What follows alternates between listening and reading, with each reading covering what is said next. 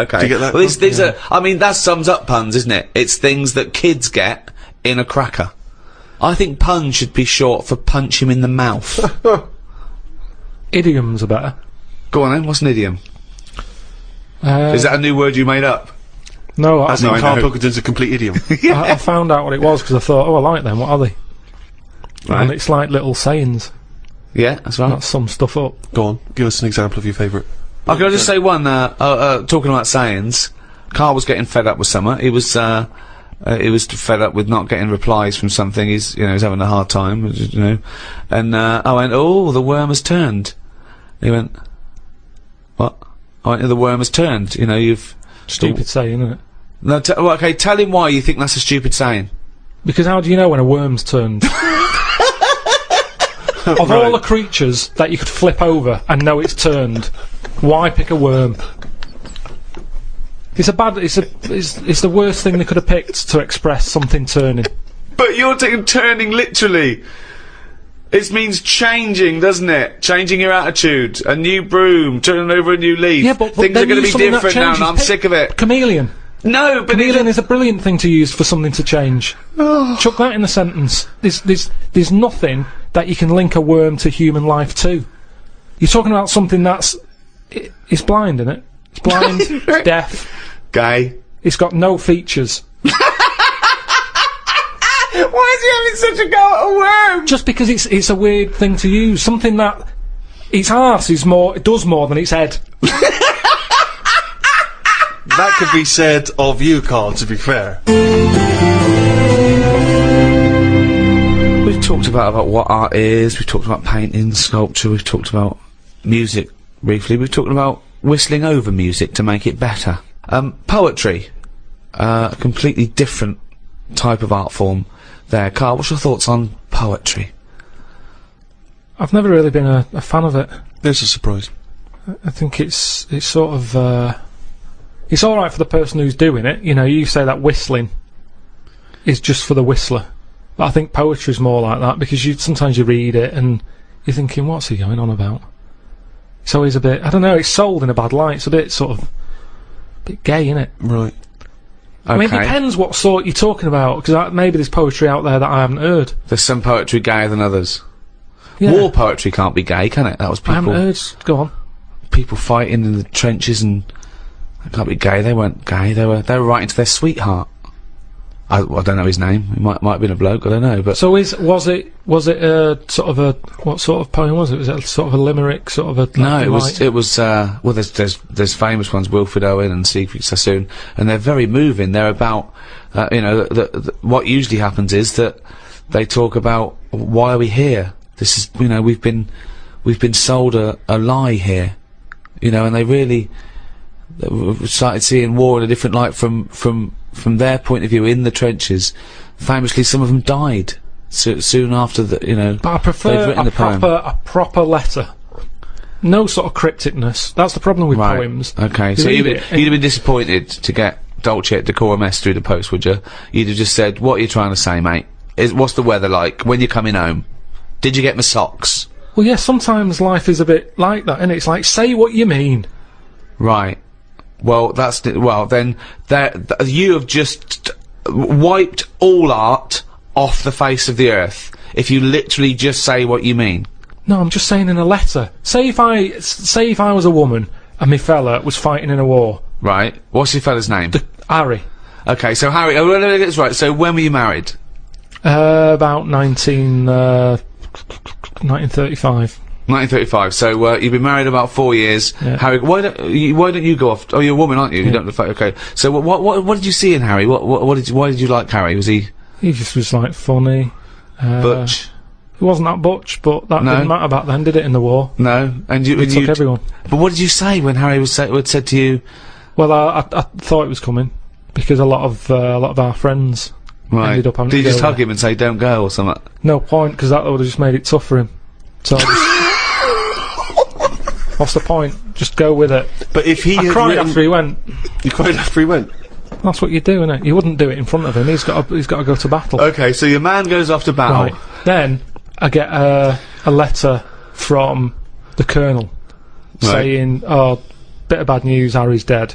Now, I get a letter in the post. He said what he meant, didn't he? In the Well, yeah, and they would do, wouldn't they? They wouldn't fanny around saying, "Oh, he was on the warpath and the cloud went dark." I go, "What? Just tell me what happened. I don't want a weather forecast." he got shot at the arse and the bullet came out his head. Right.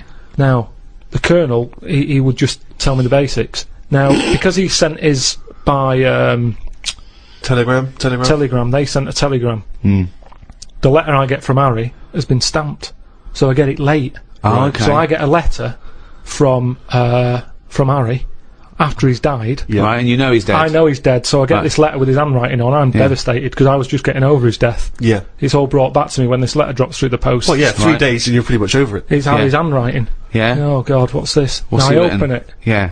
and instead of saying things are bad here, socks are damp, you know, everything's grim, it's cold, I'm sick of it, there's a poem. It wouldn't feel like it was from Harry. Well, Because it's not in his words. Poems are never in the person's words. But didn't you know Harry was a poet when you married him and made love to him No, that I only night? picked it up because other people were doing it. Something to do in the trenches. But when he carried you over the threshold, Carl, and he laid you down and gently kissed you, didn't he say any? Didn't he ever?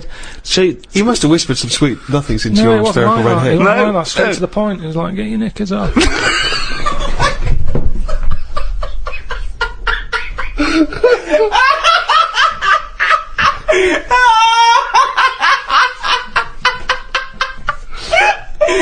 That's one of the weirdest fucking scenarios I've ever heard. Why the fuck was the telegram coming before the letter? So specific. It wasn't like Harry. The fuck's Harry? Oh God! Oh God! Oh God! There are a few things gayer than poetry, though. I want to throw one into the pot. The continental breakfast. Oh. The continental breakfast. That annoys me when I see it. Who orders that? If you've got the choice of eggs, beans, burger, chips, sausages, Bacon. all that, you've paid for it already. If I was a waiter and someone said, what do you want for breakfast, mate? And the bloke went, oh, I'll just have a little bit of grapefruit juice and a croissant. I go, do you? Do you want some cum on that? Or you can go back to the hotel and suck a cock? Yeah. So, No, I'm with you there. What else is gayer than poetry? I remember when I was at school once, right? The worst thing you could be growing up was gay. Yeah. In school, it was the worst thing. It was and I remember I was about 14, 15. I was talking to this bloke. I talk about him on my stand-up. David Beasley. He's the one that said if you get captured by cannibals, they show you pornographic pictures when you're in the pot, so you get an erection. There's more meat to go around. So he was an idiot. He made KARL look smart. Wow. Really. Wow. He said, you know that thing that kids always do, what would you rather be, blind or deaf? Yeah. We did that, and we discussed that for a while, and he went, what would you rather be, blind or queer? And I went, well, I'd rather be gay, because... Still got all your sights, yeah. And he went, oh, would you? I went, well, yeah. Well, rather than be blind. I said, yeah. I said, also, if you were gay, you'd like being gay. He went, I wouldn't. I went, no, you would. I said, if you were gay, you would like being gay. He went, I wouldn't, Gervais. Sounds like you would. I went, well, if I was gay, I would like being gay. He went, well, I wouldn't. And he looked at me accusingly, and I went, no, nor would I, but gays would. Which made no sense at all. Right, yeah. Just the idea, Yeah. but this is just like such a stonewall that I'd rather be anything than gay. Yeah. Carl, thoughts? Blind or gay? This is about art, is it? So there you have it, our comprehensive and definitive guide to the arts. Next in this series is philosophy. Well, I'm looking forward to that one enormously, Rick, because of course you have a honours degree from the University of London in philosophy. Yes, but I predict that that one will also be as big a load of bollocks as all the others we've done. Thank you. Just to remind you that you can still get the Ricky Gervais Guide to Medicine, the Ricky Gervais Guide to Natural History, and now, of course, the Ricky Gervais Guide to the Arts. And it's like how you enjoy, you know, I love munchies, Yeah. but I always enjoy the last one more than... Well, that doesn't make sense. That goes totally counter to your argument. No, because it's from one packet. What? It's from one packet. What difference does that make? The first one's surely your favourite. So No, hold it's on. not. So if you were to have one munchie, I'll go as a munchie, mate. You No. go, I'm not going to take one unless I can have all of them, particularly the last one. But what is... Well, no, I'd like to have them all, please. What? No, you can't have them all. Don't be so greedy. Have one munchie. Have the first munchie. There But you I'm go. going to have one, and I'm going to get a taste for them, and I'll probably want another. Well, no, they're my munchies, though, aren't they? I'll Do you keep them then, forget it. Well, look, so you'd rather have no munchies than one munchie? I'll go and buy a packet. I'd prefer to go, do you know what? I fancy a packet of them. But why do you enjoy the Okay, why wait. do you enjoy the last munchie more than the first? Whereas you know you that's the enjoy the last first one. curry, but not the But second you know, it's curry. the last one. Because I'm eating them all in one sitting. I'm not going, that's for Monday, that's for Tuesday, that's for Wednesday. I'm Right. talking about a packet of munchies. Right. I eat them. There's probably about 12 in a packet. Okay. I shove the first 4 in without even thinking what I'm eating. You shoved the first 4 in! Without even Right. thinking about what I'm Yeah. eating. Now, then, when you're getting towards the end, you make them last more. You might bite the top of them. You look what's inside them. You go, I'm liking this. But hold that last on, what, one- every time? What, every time you buy a packet of munchies? Yeah. Yeah. So, hold on, though. You must enjoy a packet of munchies regularly, then? Not as often as you think. You have I an don't upper know. hand. Well, No it's not opinion. as I think. I don't know. So tell me how often you enjoy a packet of munchies. Normally after sort of maybe once a month. So, every month, you look forward to a lovely packet of munchies. And the same experience. Yeah, You but like at the the first end, one. I like the last one. The only thing you know you enjoy, look forward to enjoy, and it fulfills all those expectations is a fucking packet of munchies once a month. Fuck me. What do you think happiness is? Again, you only know the happiness because of the badness. You've got to Well- have a yin and a yang. Well, I know what you mean there. I agree with you on this because it's sort of no good to be handed it on a plate. I mean, just from my own experience, working for someone does feel better because you've got a pride and a satisfaction. I genuinely think it's better to start a business, struggle, go bust, come back, than win the lottery. Yeah. I genuinely believe that, and the older I get, the more sure I am of that.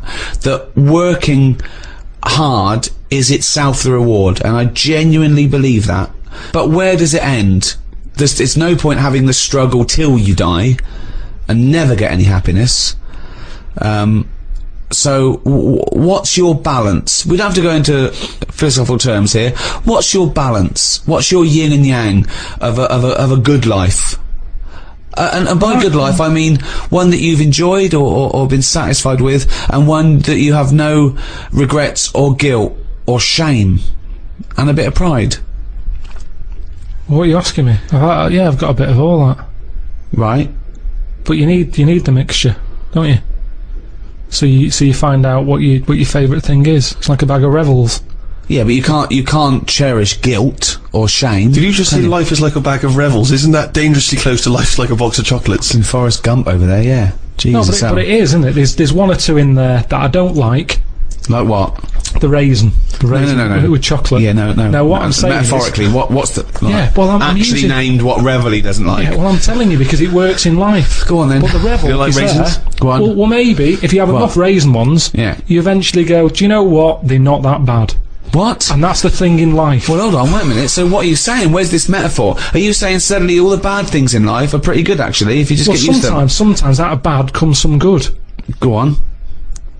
At the end of the day, the Revel thing. What happens to the munchie here? Well, again, with life, if you have too much munchies, you get sick of the munchies.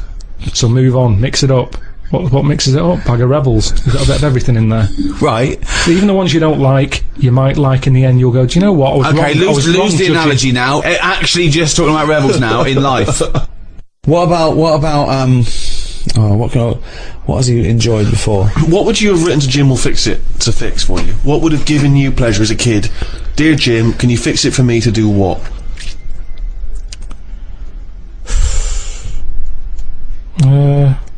When I watched Jim will Fix It as a kid, they never really lived up to what the kid wanted, did they? But what would you have requested? But I don't think I would, because I think I saw how disappointed most of the kids were. God, it's A kid exhausting. like whistling, they brought out This is Roger Whittaker. exhausting.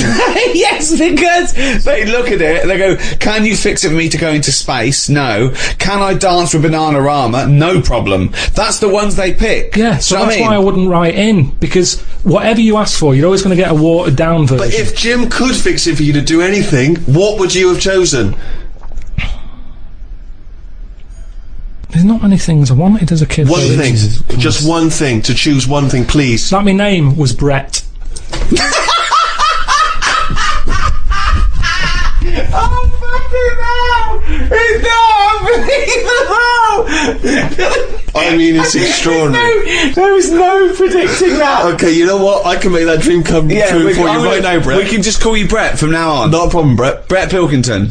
It sounds good. I love the fact that it's the Carl bit he wants to replace, not the fucking No, but Pilkington. that doesn't work either, because like then Why not, Brett? because I told my mum and dad that that's what I wanted. They started calling me that, but then I forgot that. They went along with it.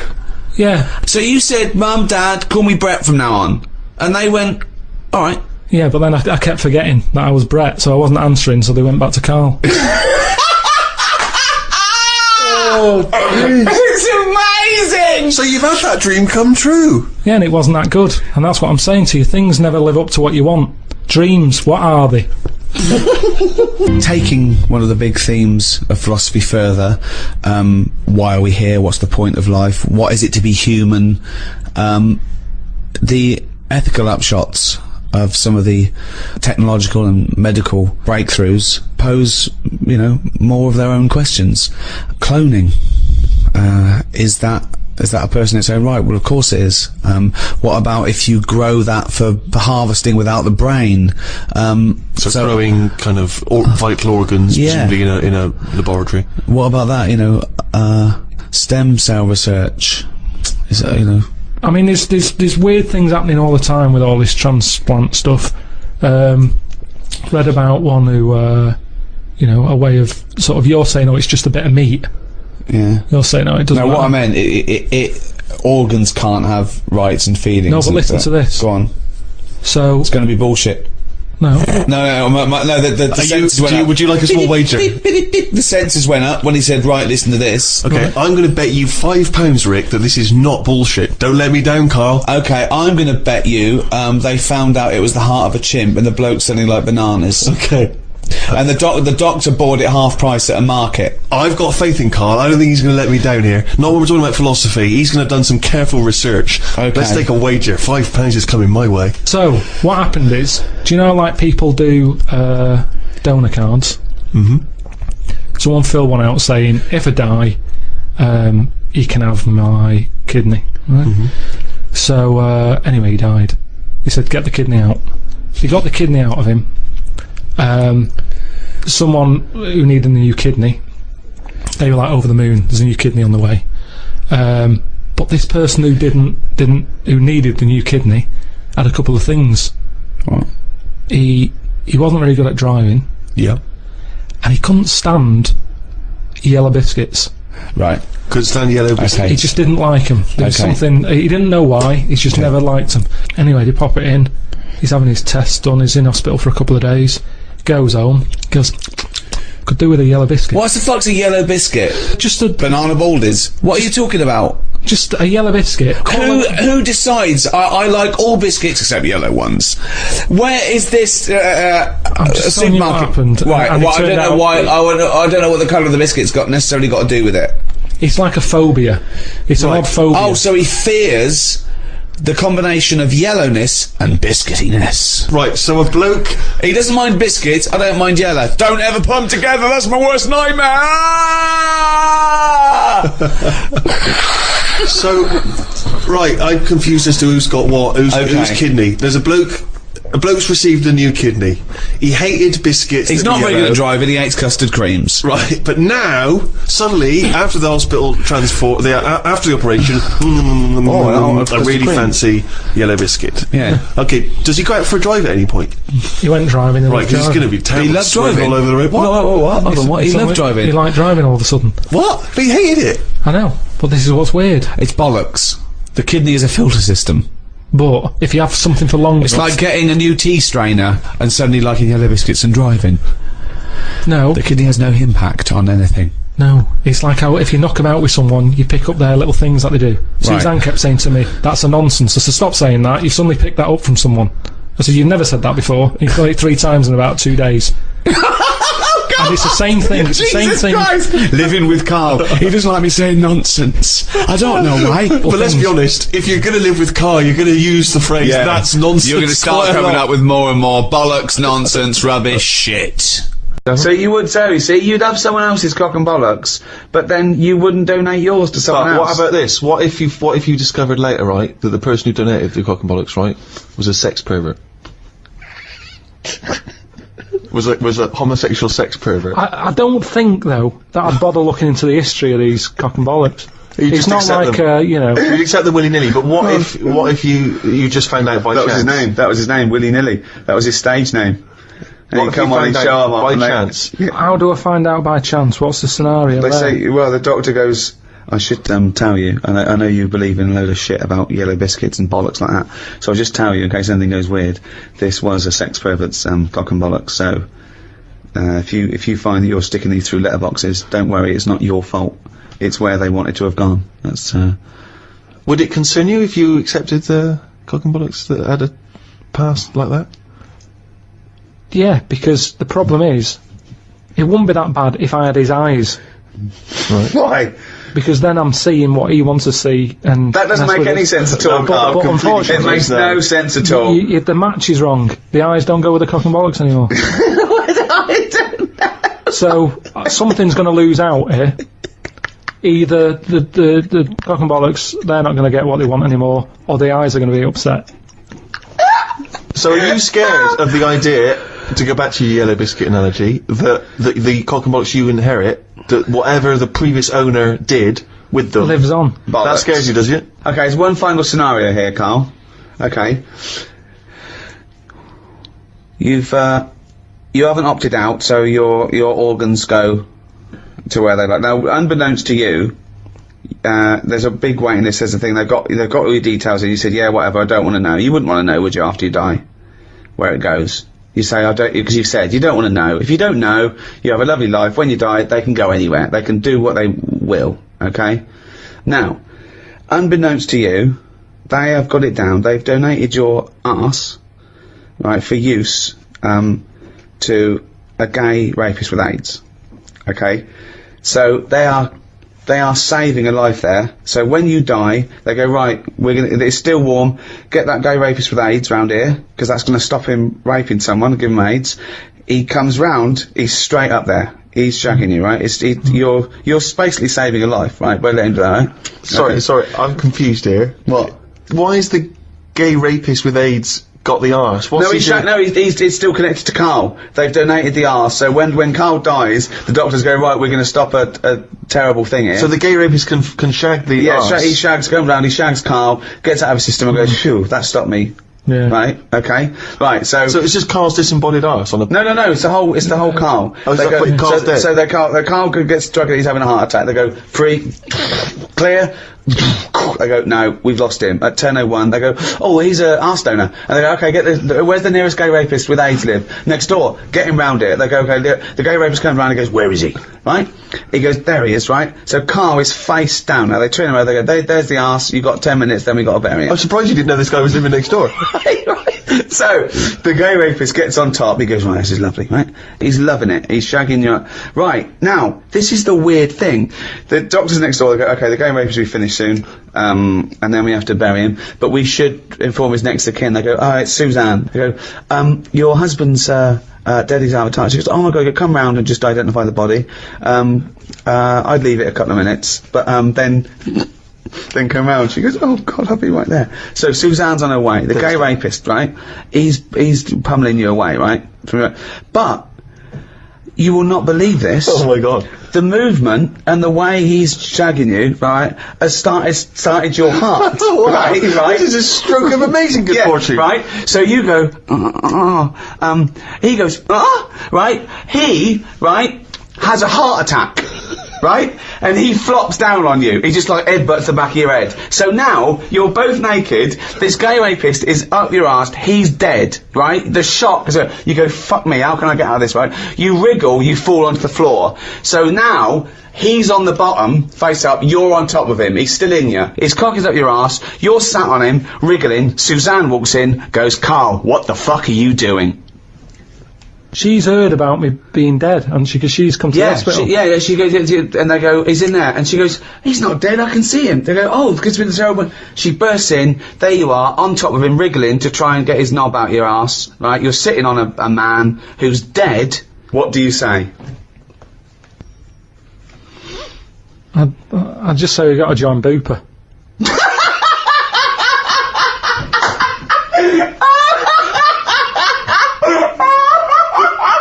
Very hard, isn't it, to imagine yourself a different period in time and how you would have reacted.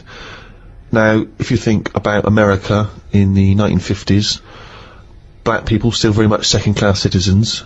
You've obviously heard of the famous Rosa Parks incident, in which she was obliged to move on the bus from where she was sat to somewhere else, and she chose not to, and she was arrested for it. Became very much a sort of figurehead of the civil rights movement. Had you been travelling on that bus, what would you do? And am I far from where I'm getting off? So once again, you can't just nip out at the next stop so you can wash your hands of the whole affair. No, you're on that bus, you've still got a number of stops. You live further away than Rosa does, because you've got a lovely big house, whereas she doesn't have a lovely place, she can't afford it.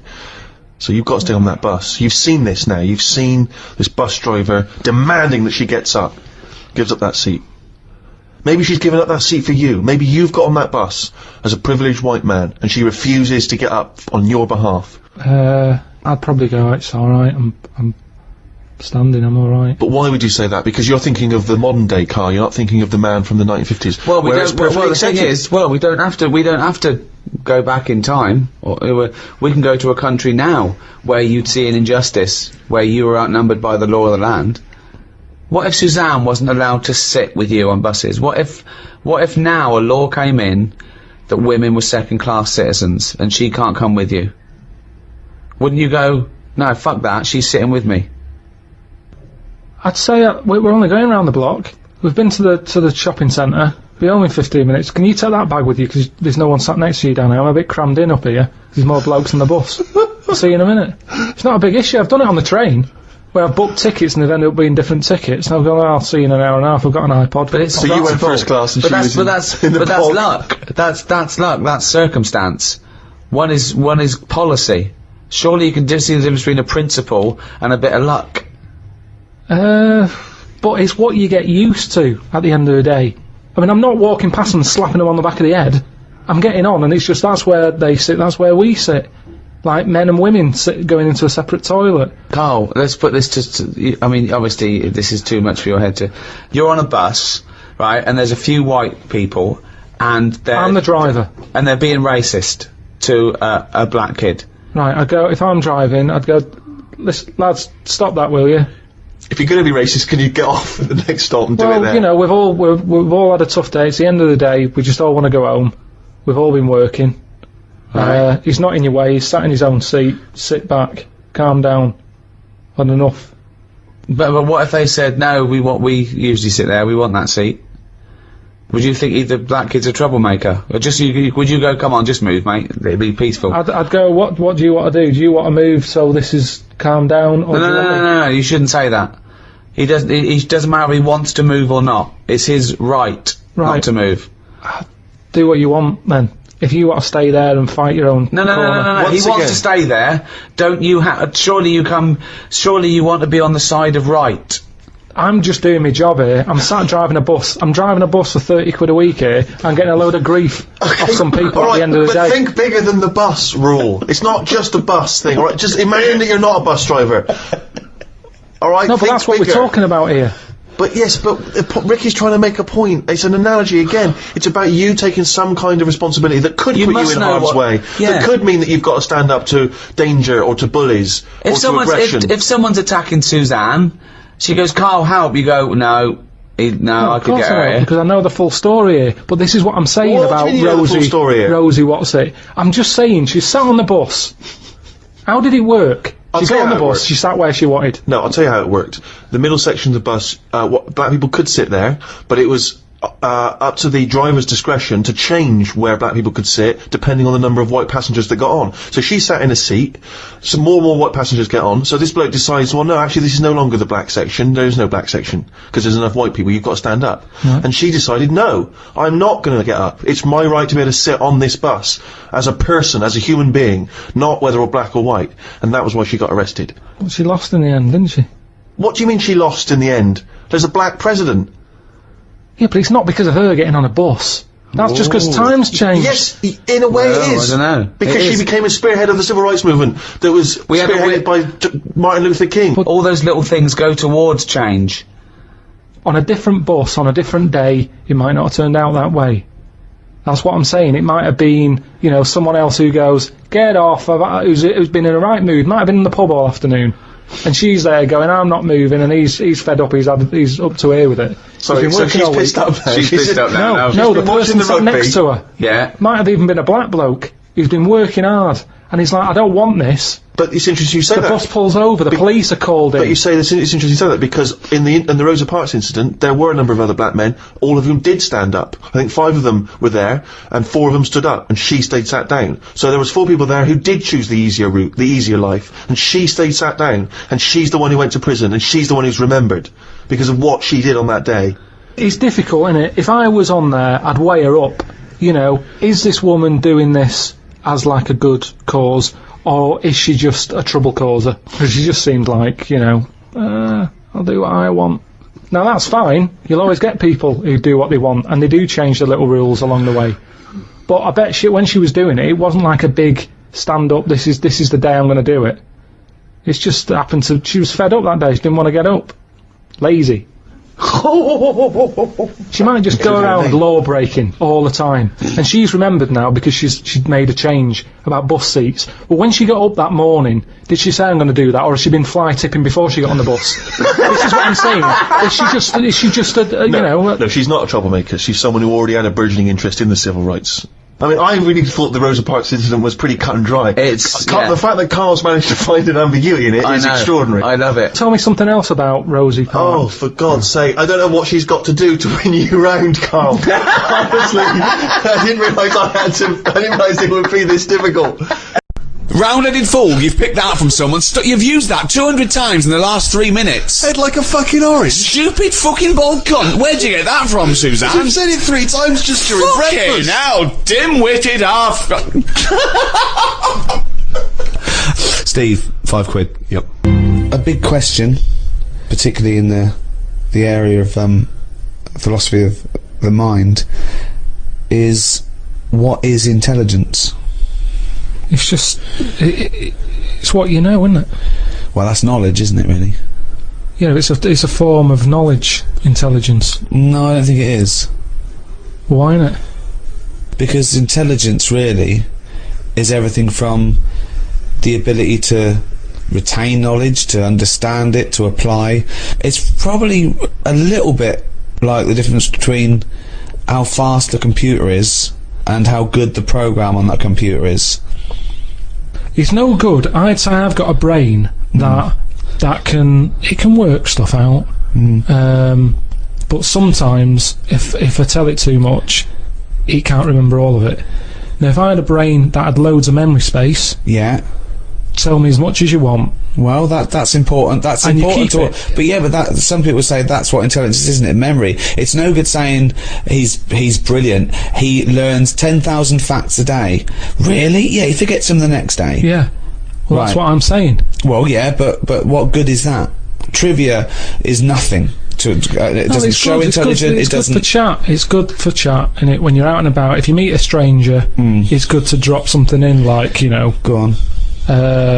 What would you drop in? To show you're intelligent. Well, just to meet you've just met me at the bus stop. You think here's a nice fella. Steve's at the bus stop. There he is.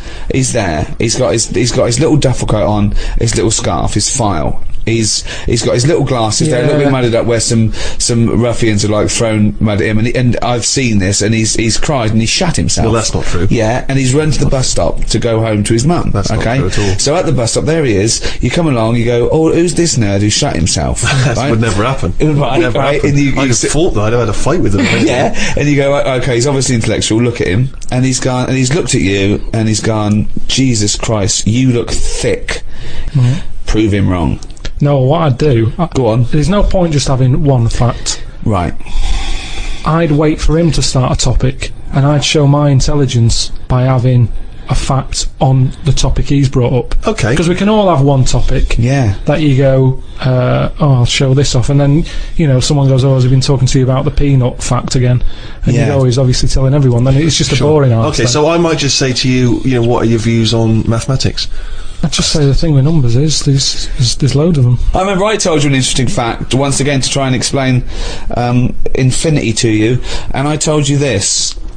There are as many even numbers as even and odd numbers put together. Yeah. What do you think of that?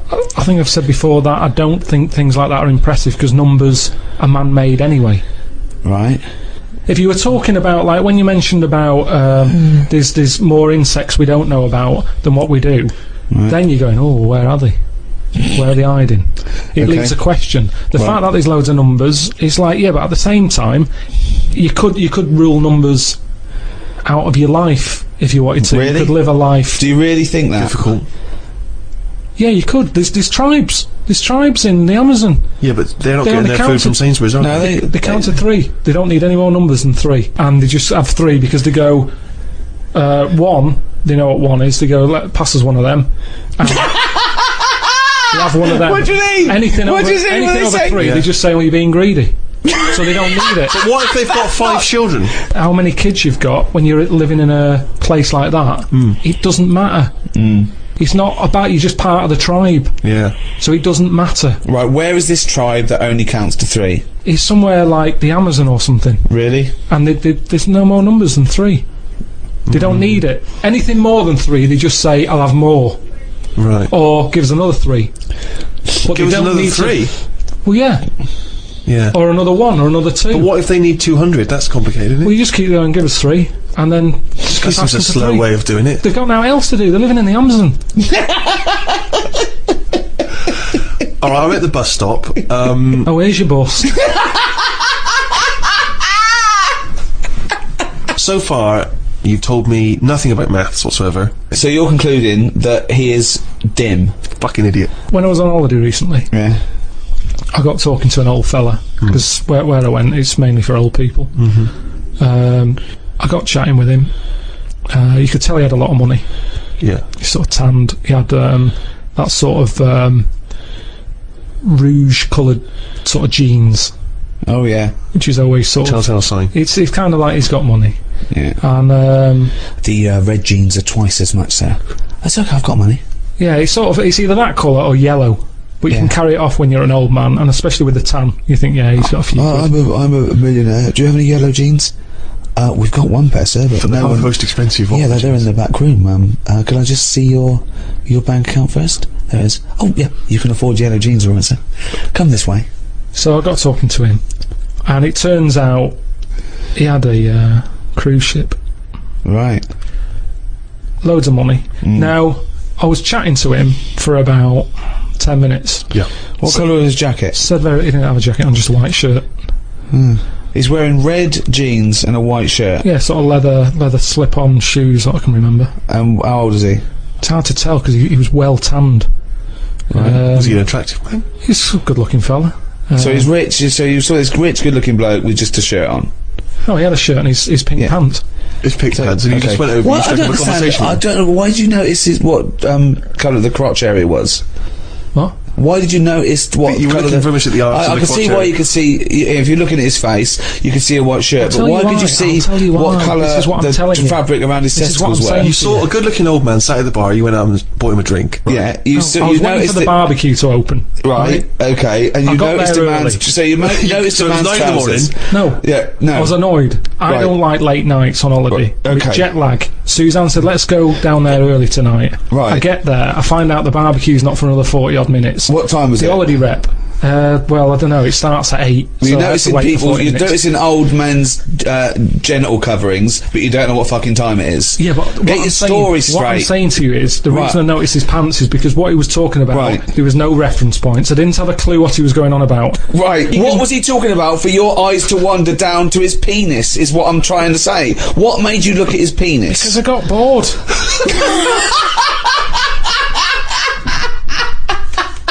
I didn't know. What I'm trying to say to you is, his reference points, I had no idea what what was he he was going on talking about. about? He was talking about how he was in some Cuban war. He told me about how he'd met President Reagan. He told me something about how he'd cut up a cow once. There was Who's this bloke? I think he's a maniac It's a fucking who had Dexter. spilt blood on his trousers Yeah. whilst hacking up his dead wife. He's gone insane. He's jithering and chatting away, claiming he owns a cruise ship. he told me he spent 36 grand on furniture. And when I sort of looked at him like, what have you been beautiful. buying? And he's going, oh, well, I needed a couple of shade lounges. And it was just, there was nothing I could relate to. Lunges. Wasn't she in a TV series? I don't understand why you have no interest in either being in a Cuban war, having met Ronald Reagan. Because- why is that not interest? Why have you got because I no didn't know reference? I don't know why the trousers were much more appealing to you. If someone was telling me, I was in a war. and then I met Che Guevara, Fidel Castro. Fidel Castro, and then why are you looking at my packet? So that's my point. It's just What's that, your point? that you can have a chat with a fella just like I'm talking to the geek at the bus stop. And He even pointed. sometimes What? you can't take part. What am I meant to say about him meeting Reagan? What am I meant to say about him being in the Aren't you Cuban interested War? to ask him questions about he was in a war? When I sort of took it back to, I wonder what meat they're doing at the barbecue, he wasn't bothered. Yeah. I love the fact that that's your contribution. He's talking about the missile crisis, and you're going, oh, He's met well, presidents and Yeah. important people. He's experienced extraordinary You things, see, which the would be language- fascinating to anyone. And you're not interested. You just want to know whether there's sausages. But I mean, there it is, you see. He's come down, he's looked at you without prejudice and thought, I don't know this guy. The language barrier probably saved you, and he thought he's probably a smart guy. I'll tell you a bit about my life. Why is he looking at my Why is he looking at my meat? Why is he looking at my meat and two veg? You don't like the barbecue, you don't need the barbecue, it's lovely little fucking sausage here. When you're talking to a stranger, aren't you meant to keep it Above the waist, keep it looking at his bollocks, to erect.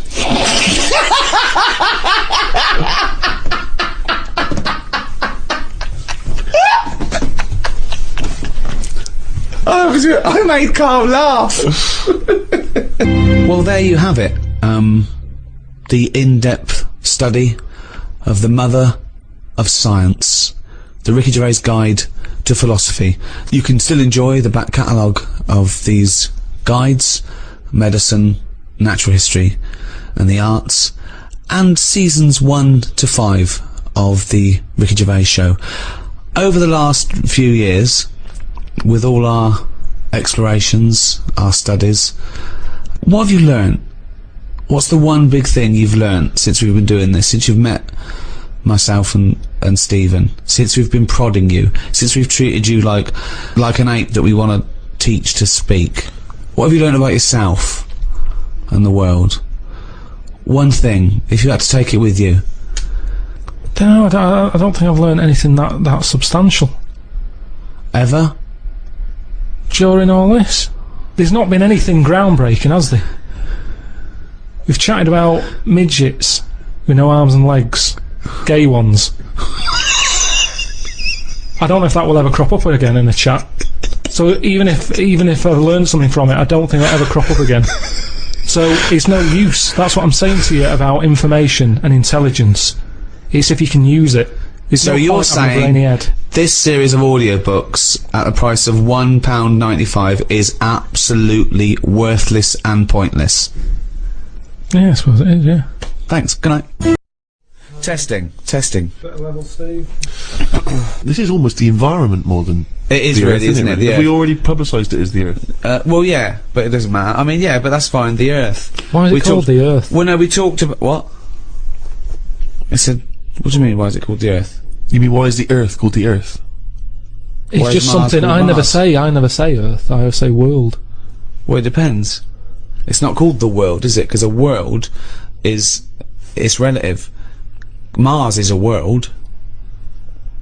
It's the world because it's our world, but there are many worlds, aren't there? You could say the world of something. You couldn't say the Earth of something. The Earth is the name of the planet.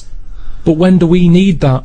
What? When do we need to say the Earth? When we're referring to the Earth. When does that ever happen? Well, for instance, What do you right mean? now, when we're talking about the Earth, being that this is the name of If this. I was in a- to distinguish it from other planets. If I was in, I know, but when's that ever going to be a problem for me? What? Well, it's not. Well, it's not all about you. If I was in a rocket, Yeah, right, here we go. I'm sat at the front.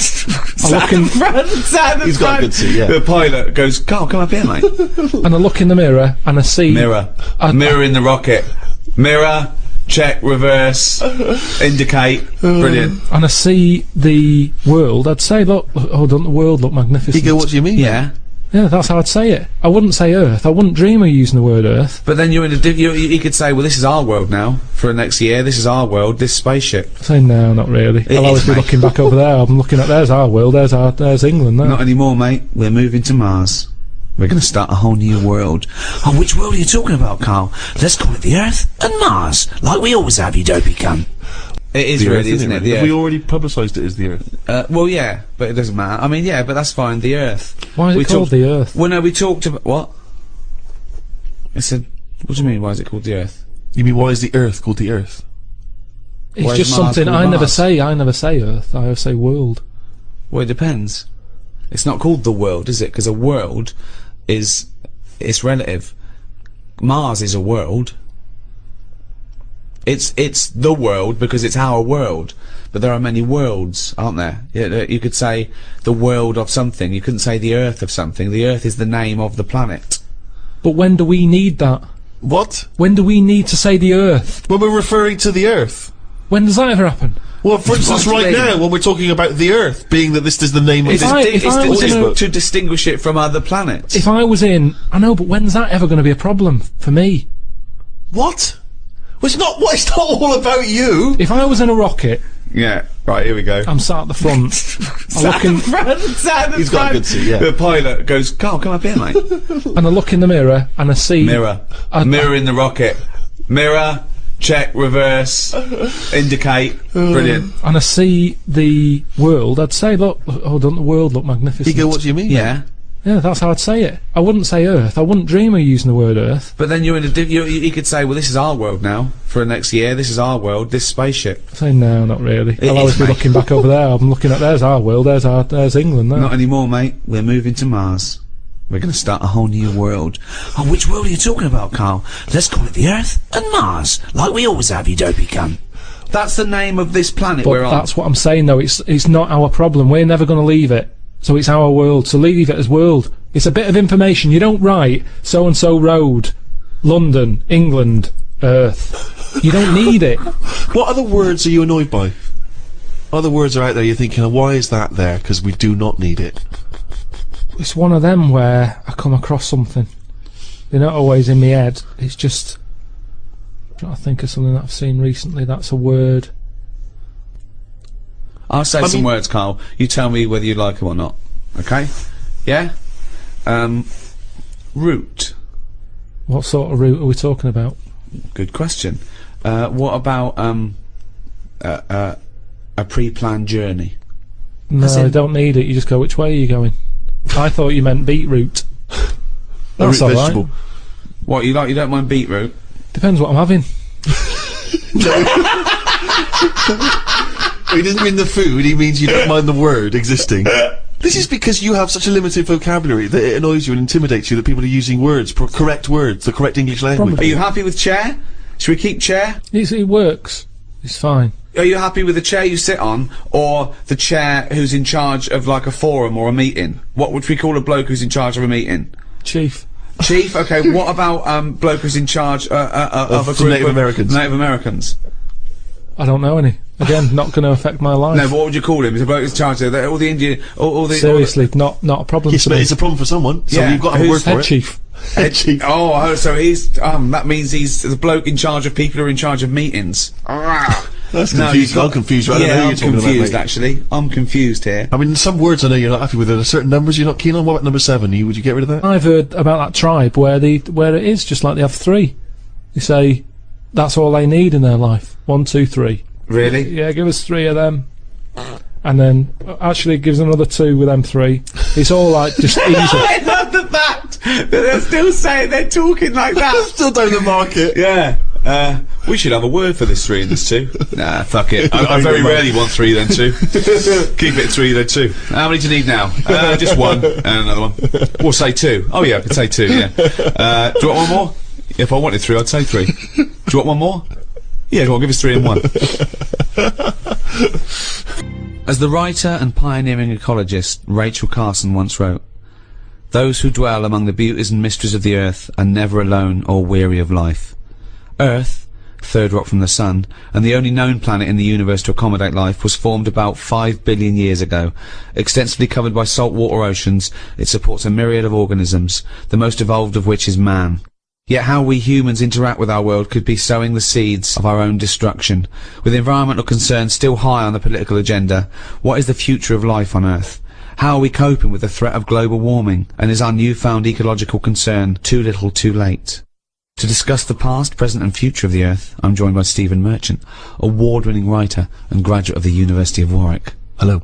And Karl Pilkington. Oh, look at his round-headed cunt! Alright. I've been hit by global warming recently, Rick, a couple of times actually. Go on. I don't want to be one of those people that's like, oh, you know, because of the snow and the rain, and that's obviously to do with global warming, but it probably is. I was flying out to the States, you know, just hopping over stateside. Yeah. And on the old plane, it was one of those bleak, kind of snowy days recently. They got us all on the plane. We sat on the runway for 4.5 hours. 4.5 hours while they de-iced the plane. Now, it's good that they de-iced it, but I don't want to be told that the plane needs de-icing. I didn't know planes could get iced in a way that they needed to be de-iced.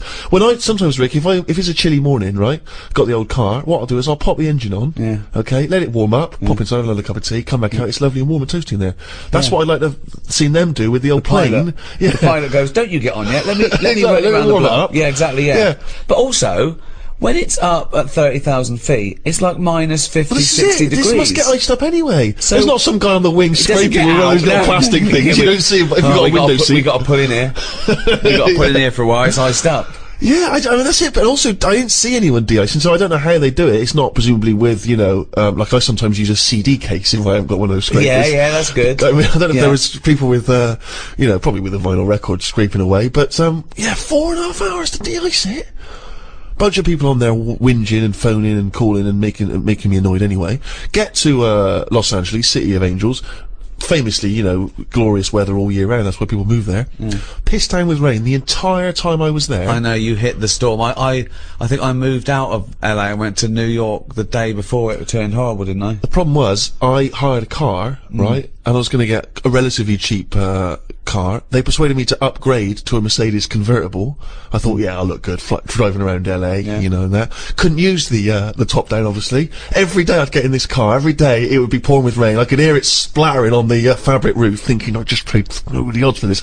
And, you know, every time there'd be a break in this cloud, I would instantly stop and lower this thing and drive around sub-zero temperatures just to have the top down. I would like to have Even though it's seen still you, cloudy and grim. like, you know, at 85 degrees, just whizzing down the freeway at 90 miles an hour, Yeah. but your glasses would fly off. They wouldn't would. This is the problem. It's what I've never really thought. Plus, I lost my sunglasses, so I have to wear a hat in order to keep the sun out of my eyes. And all I had, I thought I need to take it out with me. All I had was a kind of what I like to think is a rather fashionable Justin Timberlake style trilby. Oh, it's not But I that don't- hat that makes you look like one of Bill and Ben. See, I think it makes me look like a like Tom Waits or a sort of 1960s news reporter. Oh, right. But you, I thought Bill and Ben. You I thought Bill and Ben the Flower Pot Men. Problem with it is when I bought it, again, I was sucking into it. A bloke sold it to me, told me he was a street vendor, and he told me I looked amazing in it.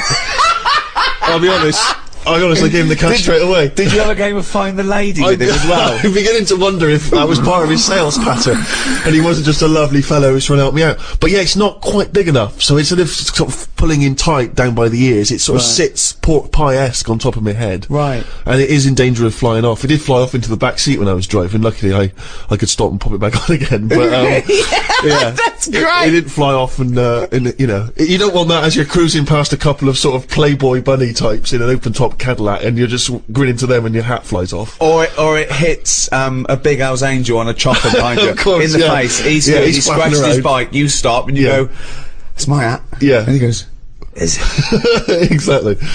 What annoyed me was, I was with my mates and we were driving around and we had a bunch of friends and, they said, "Oh, can you pick up a couple of friends of ours?" And we picked them out, a couple of girls. I thought, "Oh, ding dong, here we are. Good looking girls." They got in the car.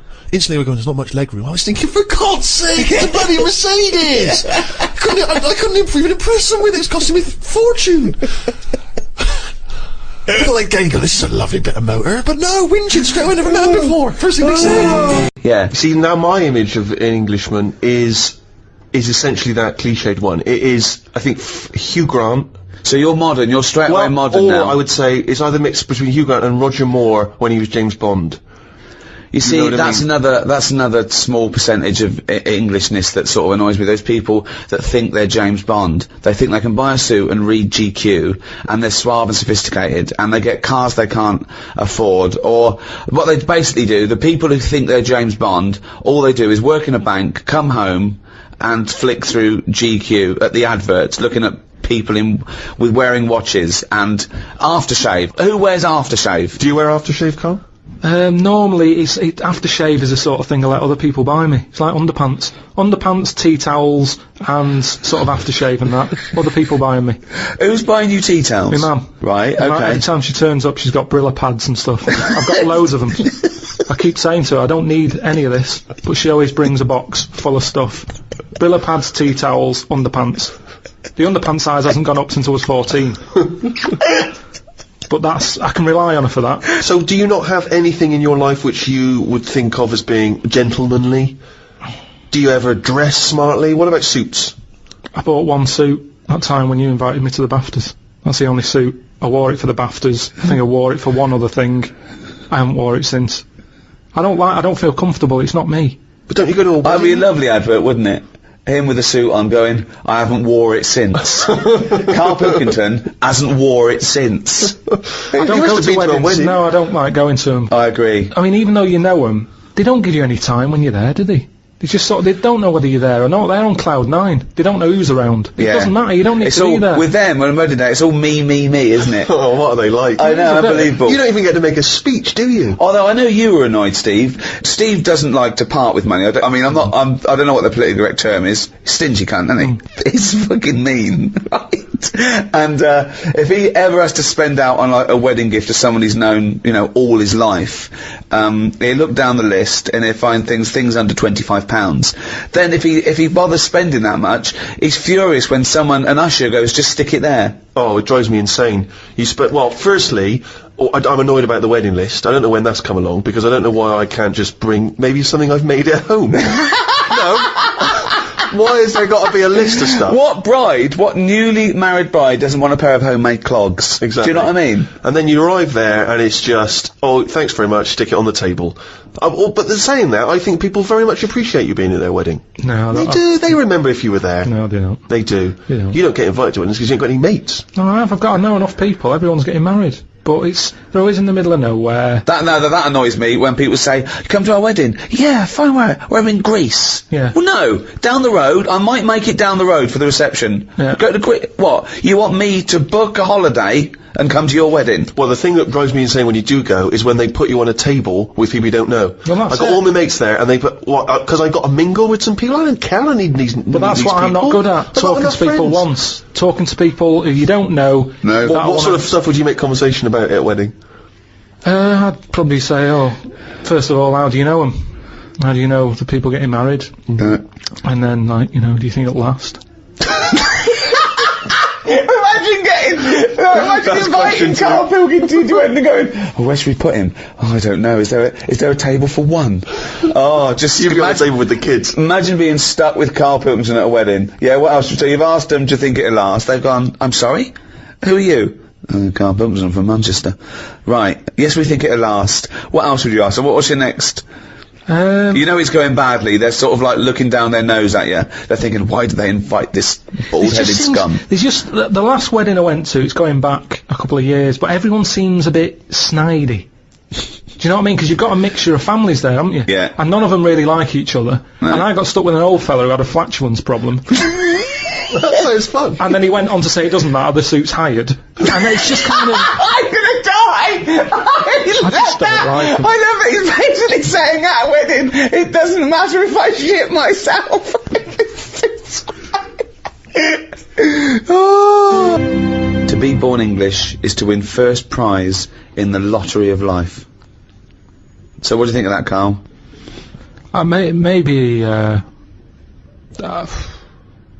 Maybe it's that thing that I don't appreciate what I've got. But to me, being English isn't anything that great. Really? Why not? Because it's just what I've been dealt with. But what would you, I mean, I know you know nothing about the world. You've travelled nowhere. You've seen nothing. Yeah. But if you could be any nationality, what would you be and why? Probably be Italian. Okay. Why? Well, just yeah, I like the idea of it. I like Italians are alright. Where would you live? Rome? I probably wouldn't want to be in the middle of Rome. It's too much hassle. Have you been to Rome? Yeah, it's nice to visit and stuff, but it's just I wouldn't want to live there. You've got to get paperwork done and that if you just want to put a picture up, because everything's old. Everything's listed. He's only been Italian about 3 minutes and he's already slacking it off. He's already No, whinging. but I like Rome. Yeah. It's good. A lot of old stuff. Why have you chosen Italy? I'm interested to know why of all the countries you've chosen Italy. I was a late comer to pasta. But it's one year round. I like it now. It's like one of my favourite things I have. Which there isn't really anything like that in England. That even though it's well, except pasta. Pasta's No, almost but it's- exactly like it. Yeah, no, it's not. we've got pasta, haven't It's we? not ours though, is it? And we No, don't know we've how got- to eat it. What do you mean we don't know how to eat it? We do it all wrong. You stick it up your arse again. Look at me, I know how to fucking eat it. No, but what I mean is, if you saw a proper Italian and they saw what we did to pasta, they would not be happy. What are we doing wrong? Tell me what we're doing wrong Well, I with don't pasta. know that, otherwise we wouldn't be doing Well, it how wrong. do you know we're doing it how do you wrong? know I've they just don't? heard we do it wrong. It's like how we have the coffee at all the wrong times. I ordered a cappuccino somewhere and the Italian fella said you shouldn't be having that now, it's a breakfast coffee. Yeah, it is, yeah. Before 12 o'clock, Yeah, but I was having it at like 11:15 at night. Oh, It looks wow. like I Well, was that's mental. absurd. How are you going to get to sleep with a lovely cup of coffee? Yeah, that's a Well, I good don't point. sleep anyway, You do shouldn't I? drink coffee anyway at night. There was cappuccino stupid. or No wonder he was frappuccino right to say that. or mocha. Doesn't matter.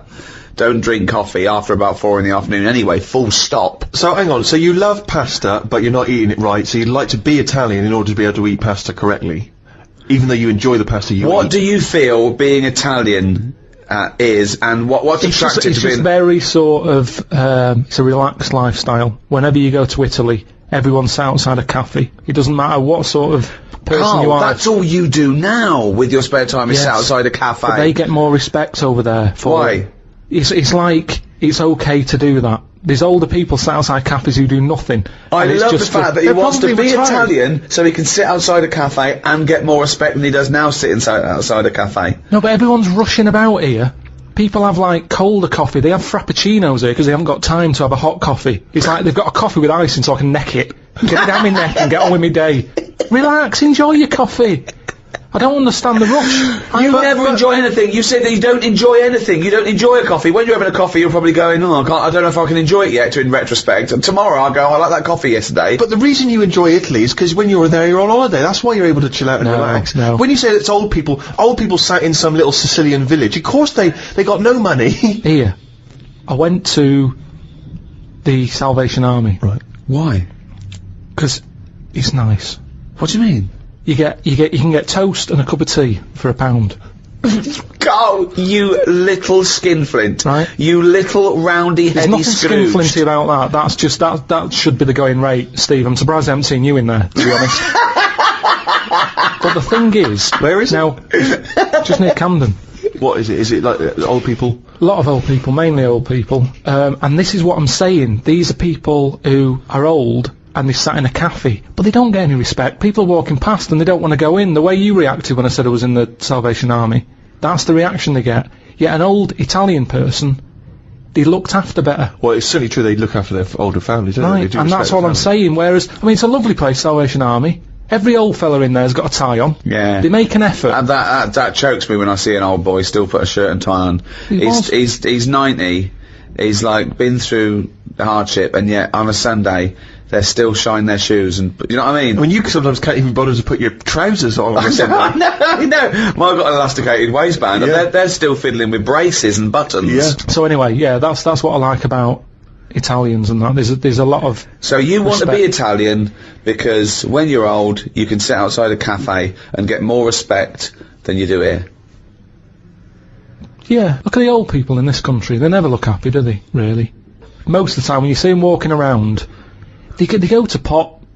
No one's keeping an eye on them. To quote the scholar and political theorist John Shah, the future is not a result of choices among alternative paths offered by the present, but a place that is created. Created first in the mind and will, created next in activity. The future is not some place we are going to, but one we are creating. From the schoolboy dreaming of big adventures to the scientist envisioning groundbreaking discoveries, we all care to imagine what the future will bring.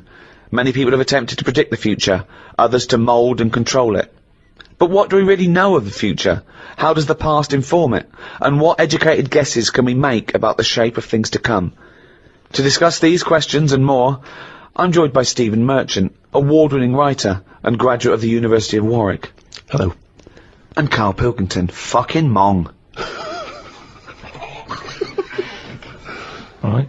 One prediction for the future, KARL, is from an academic study, what the world will be like in about 75 years from now. And a big prediction they're sort of sure of is that androgyny will rule. There'll be so little difference between men and women, apart from the biology, economically, socially. It won't matter who the biggest breadwinner is, that's already being phased out. If you're in a traditional heterosexual male-female couple, it'll be who stays home, who earns the most or whatever. It won't be governed by gender. And that's getting less and less anyway, as it is now. But soon you won't even need a female or a man in your life. You'll just need the egg or sperm. And you'll be able to have any coupling you want or not. Thoughts, KARL? That isn't what I've heard. What were you heard? I heard So that. you read an academic study, Rick, but Yeah. let's find out what KARL's been reading. I heard we're all gonna go ugly. Different point, though, isn't it? That's a Completely different point. that. Not listening to a word Ricky said. But No, go it's on. just if we all sort of go ugly, that will sort the population He gets problem an out. extra syllable in the word ugly. Ugly. Ugly.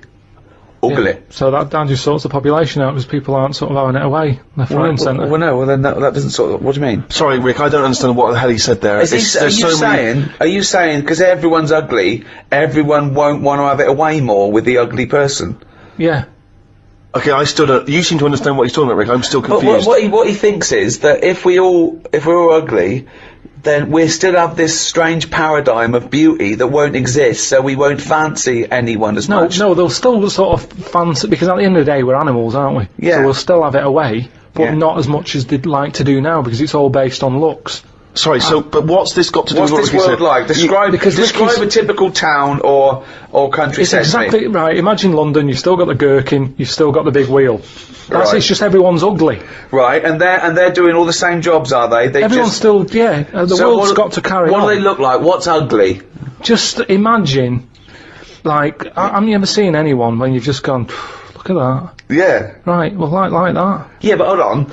It's ugly by today's standards, is it? So I throw forward to 75 years, you'll go, oh, everyone's what we call ugly.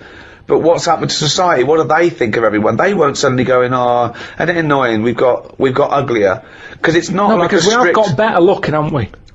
If I look back now Yeah, at a school photo, yeah.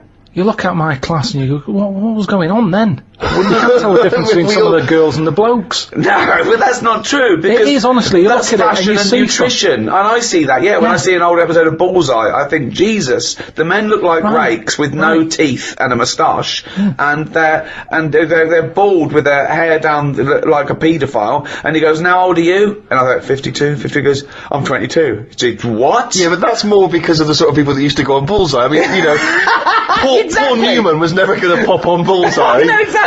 You know, because he was actually a plumber from, you know, Essex. And then think of the people that he grew up with, I mean, some of them live in holes now. Yeah. So, you know, I don't think the class of Pilkey 1982 doesn't really count. When he said, "We've got better looking," I thought he was going to talk about cavemen, not his school photo. I mean, what happened there? There's been no evolution in that time. What are you talking about, Carl? We've got better looking now, haven't we? I wonder if he's confused it with the paradigms of beauty have changed, haven't they? So in the 50s, Marilyn Monroe was considered, you know, very desirable, whereas that body shape on women, more recently has become less, you know, there's lots of skinny women are seen as a paradigm of beauty. But, so that has maybe changed. But we will change. Yeah, we'll probably change. not in There's little 75 things. years. I mentioned before about your little finger. There'll come a time when that'll go. I've watched it. I've kept an eye on what my little finger's doing. Sometimes it does nothing. It never helps out. All the others are grabbing older stuff. That one just sort of sits there watching. So you could get rid of that, and I think that will go in evolution. Think of the books he could have read when he was doing that, when he was monitoring his little finger. I've been watching my little finger. But again, it's what you mean. Like 75 years is nothing. The only thing that changes in 75 years is trend, fashion, economics. The gene pool doesn't change unless there's been some sort of really weird mutation due to an external force. That I don't know, for things of science fiction where we all accidentally drank plutonium and got 3 eyes and 1 leg. It doesn't happen that fast. I've told you before, if you shaved a caveman, he's basically us. He's basically us. Well, he's basically Carl. yeah. But, you know, the little finger will be, let me tell you, millions of years. I think what's more interesting about the future, Carl, is the fact that technology integrated with humans will be fascinating. So, for instance, they're talking, you know, about the fact that in the future we may even be able to have chips in our head that allow us to access the internet or an equivalent of it directly, mentally. So imagine that. To say, not French fries. But hang on though, at what point are we us then? Yeah, this is good. Go on. No, because if I can go on the internet at any time, then that's going to know more than me. What does that mean? Okay. When I don't know an answer to something now, which is a lot of stuff. Really? Go on. You watch University Challenge, and the stuff them kids on that know. I was just thinking, where have they stored that? Where's that gone in their head? How have they left that somewhere, and it's just sat there waiting to be used? For me, if something doesn't get used within a time period, that's it. But again, it's forgotten about. Okay, that's application and training and all that. I think But basically, you've got about the same hardware as those people. Honest to God, I haven't. I know I haven't. Your brain capacity is not the huge. same as theirs. It's not the same. Well, you might not be what's considered as academically intelligent as them, but again, an awful lot of it is, you know, nurture more than nature. Your brain's good. Your brain is up there. Don't worry about that. Well, it isn't. But listen, so what I'm saying is, if I want to know the answer to something, I go on the internet. Yeah. Right. Now, if I've got a chip in my head with Google on it, I'm never going to use my head. I'll just be forever on Google. I'm never going to use my head! Well, I'm not, because what do you what's think the your point? head is, though? Because I'm going to get it wrong. The chances are I'll get it wrong, so divert that. It's like saying... No, you can't bypass the brain straight to Google. When you're having a chat socially, it's not like they're going, "All right, Carl, how are you?" And you're not there. You're asleep, and Google's talking. I think you'll find that they're... Do you want to see naked ladies? Come this way. No, only for questions, though, that I don't know. But what I'm saying is, because I don't know a lot of the answers, I'll just say, forget it, leave it connected to Google. So then I'm not me anymore. Well, what are you doing? Where's you gone? I'm looking at Google. So it is you. No, but what Steve just said is, we'll have a chip in our head Right. that can access the internet. Right. So why bother But using you're my own still the knowledge? go-between. You, Karl, are the go-between between the internet and whatever your But you mouth can't says. beat the internet. Yes, You but can't, you're he the knows everything. No, you're accessing the information like it was part of your brain capacity, but you're still processing and using that information. But hold on, where does Google get the information from in the first place? Someone on one of them bright people on University a Challenge has human put it being. on. Yeah, a human being. So, but I'm going to get lazier. I don't watch the University Challenge and go, I want to be like them. I'm going to start reading books. I've accepted I'm never going to be like them. I can't play along. All I tend to do is I say to Suzanne, right, to every question now, I'm going to have egg as the answer. And I'm hoping that one day... What an amazing game! What an amazing Oh intellectual pursuit that is! God, what a lucky lady. What does Suzanne say to that? Well, she just sees if it works. She just plays along, and then I'm saying, oh, it might be this one or whatever. I love that, because I remember once, it was about 5 years ago, Carl and Suzanne were around near Christmas, and me and Jane were there. We were playing different parlour games, like charades and that. And then one game, you have to do that thing where you have to beat, and you have to do animals, and you have to go. First one is A, then B. So you say aardvark. Next one goes beaver. Next one goes cat. It came to Carl. He panicked, and he went egg. And he was on egg. So you're sat there watching University Challenge, and on a good night, it's, well-known jeweller of Fabergé's, well-known for his jewel-encrusted egg. Humpty Dumpty is commonly pictured as a living egg. Sometimes That's what I'm saying. It's gonna, if you keep saying the same thing, eventually, it's like a broken watch. Carl It's Pilkington's always head right, looks innit? like hay. Yeah. I've just got more chance of getting it right. Sure. But also, he told me when he plays University Challenge, he said he's given up ever trying to get an answer. So now he tries to guess who's going to answer the question. Another great game. Suzanne's roped in on. Unbelievable. How do you do with that? That's not... I'm normally alright on that. Normally, all right. There's got to be something else. There's another evolution thing though. When you watch brainy people on that, or wearing glasses, Yeah. what does that tell you? We are reading too much. We're wearing the eyes out. And that you can't argue with that. Because the evidence is you there. can. Most people on University Challenge, which is a quiz show if people don't have that in the country, it's the brainiest quiz of all time, and to be honest, I don't know why they don't go on Who Wants to Be a Millionaire or something, because they'll get a better prize than what do they win on University Challenge? Because they'll be stitched up by a question of who's in Hollyoaks. It will be the yeah. Well, that's the snobbery as well. It'll be what character does Andy Lincoln play in this life, and they won't get it, and you'll go egg, and you'll be correct. Same problem here. I've had work done recently with Dad, what? How to get rid of a body? Let me call out. had work done recently, right? Bathroom retiled. Yeah. Right. It's been a nightmare. Polish fella, Right. not a word of English, which makes it hard. I've got him in as a professional to do it. He's sticking grout down the toilet.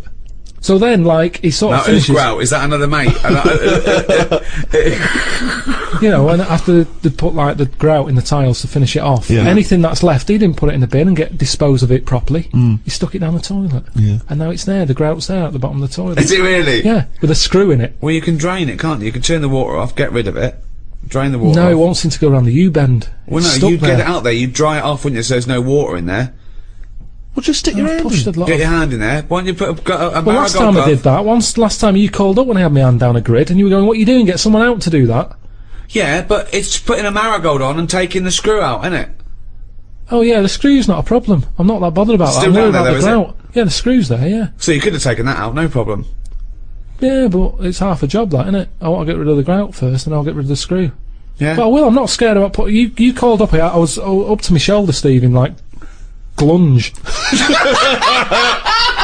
No, what annoys me, Rick, is he makes up his own words. Well, I'm going to use that for flanimals, mate. Yeah, So you're I'll up get to your out. arm in glunge. Yeah. Yeah, and Ricky called, and it was in Kent. The bloke had done the kitchen, been pouring down cement into the grid outside. I'm sort of washing up. Look outside, loads of water all over the place. I mean, what's going on here? Yeah. I go out there, all the water's like, because it runs to a grid outside. You know, that sort of system. Yeah, Yeah. It's not going down, is it? sure. There's loads of water there. So I call up the main fella who does the kitchens. There's a message there. Sorry, I'm away in Cyprus. Right. So I can't get hold of him. Right. So he's ballsed it up, but he's on holiday now. He doesn't want to know. There's all this, like I say, gloopy stuff. Lunch. I'm scooping that up with my hand. Up, seriously, it must be close to my shoulder. Right. Not my problem really, but all these people, you're saying recycle properly. Don't pour stuff. All these bottles you get now, Domestos, it has like little pictures of dolphins looking unhappy because people are pouring bleach down a sink or whatever. I've never had that problem. I've never upset a dolphin. But I know if I hadn't sorted that out, it would have caused loads of problems for me and the neighbour, and it would have been my problem. And that's what I'm saying. I'm not that selfish, really, when it comes to the environment of the people around me. using reliable tradesmen. And please. also, start caring about the dolphins, please. Because they're all we've got on this planet. Why don't you care about what's happening? What are we going to swim with if not the dolphins? I'm not going to swim with one. It's never going to happen. Never going to happen. What if you had a little div, right? Didn't have long to live. What do you want to do? And he went, swim with dolphins. So you don't want to do that? I go, oh, Uncle Carl killed them all. With Domestos. They're all bleached There'd and be some blind. other animal. Anyway, it's not about the dolphins, it's about the ocean, isn't it, that the dolphins are in. I told you, if dolphins were in the Thames, they wouldn't be that keen jumping in there saying, oh, let's swim with a dolphin. Right. Says you want to swim with a carrier bag in the Caribbean. Oh, yeah, I'd love to. It makes no difference. I'd love to see that on Noel Edmonds. We've got a little kid here. What's your name? Andrew. And, you want to go swimming? Yeah. What with? Dolphin. Okay, well we can't we can't arrange the dolphin.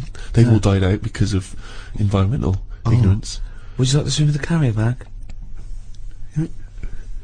Well, good, we can do that. We can chuck it in the pond, get in. And you can take him home with you after and he can be your best friend. Come on, Tesco. You know that's the problem, don't you? That's why, do you know the carrier bag problem? Sure.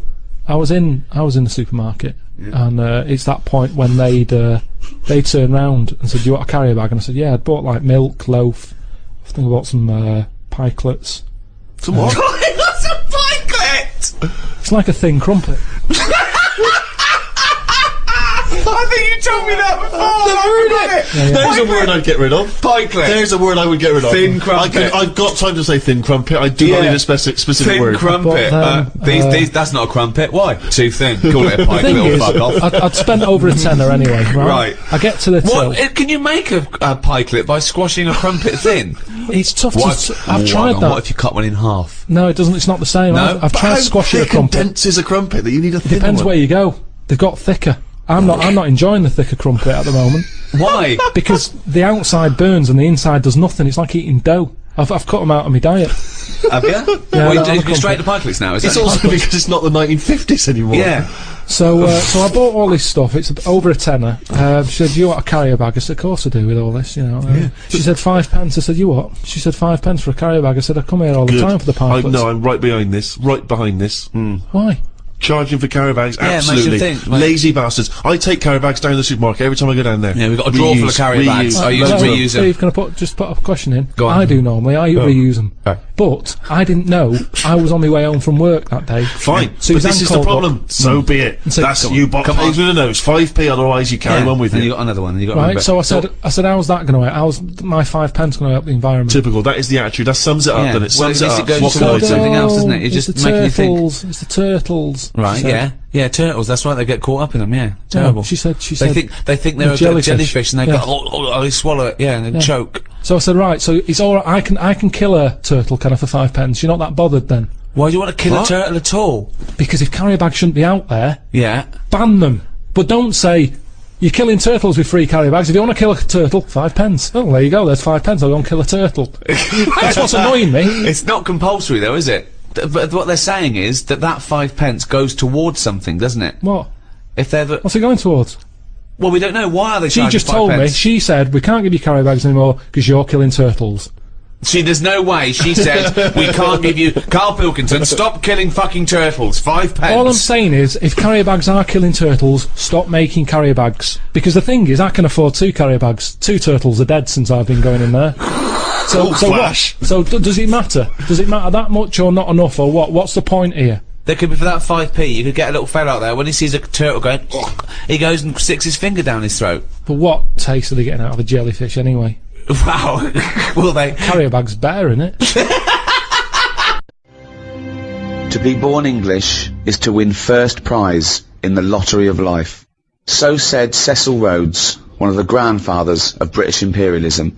At its height, the British Empire ruled over 1/4 of the world's population, and consequently exported Englishness to the furthest reaches of the globe. But what is Englishness? Is it stiff upper lips and fair play, village greens and tea and crumpets? And who are the English? Are we defined by a shared heritage, a common set of beliefs, by the language of Shakespeare? Or in a multicultural modern age, when more languages are spoken in England than in any other country in Europe, do we need to develop a new view of what it means to be English? To discuss and define the nature and characteristics of the English, I'm joined by Stephen Merchant, graduate of the University of Warwick, an award-winning writer. Thank you for having me.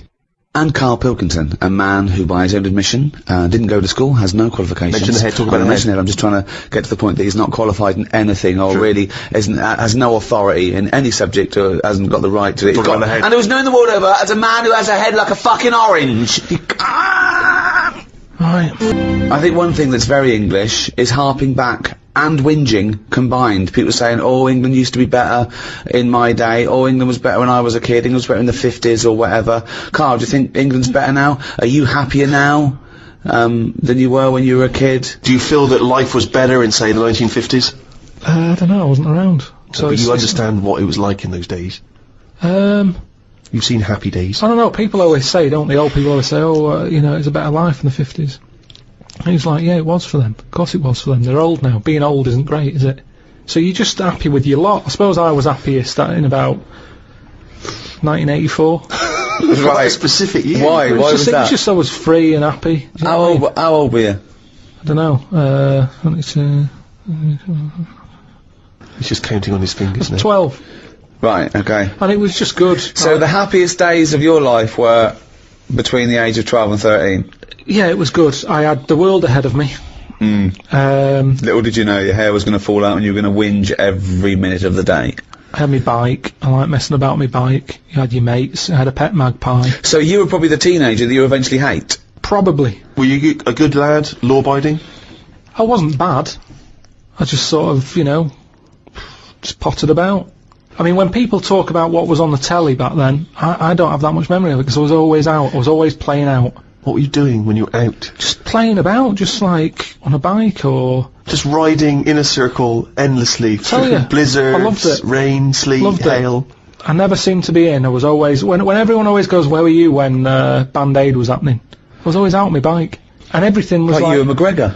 A memory's always sort of like coming in for some orange and looking at the telly and seeing Princess Diana's getting married and my mum says, have you seen this? And I'm going, oh, I'm going out on my bike. I was always doing that. The only time I was in my house... This is why you don't know anything, because you never stopped. Yeah, but this is what being a kid's about. But That's all what I the mean, being information free. you have, KARL, is as though you've gleaned it as you raced by on a bike. It's almost like, you know, every piece of information you have. Your hair blowing in the wind.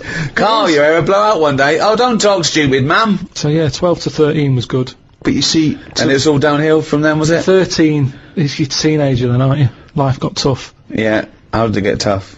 Just straight away when I was 13, my mum was like, you know, oh, it's your 13th birthday, you're a teenager now. Right. And she gave us a quid to go and get a cake to celebrate it.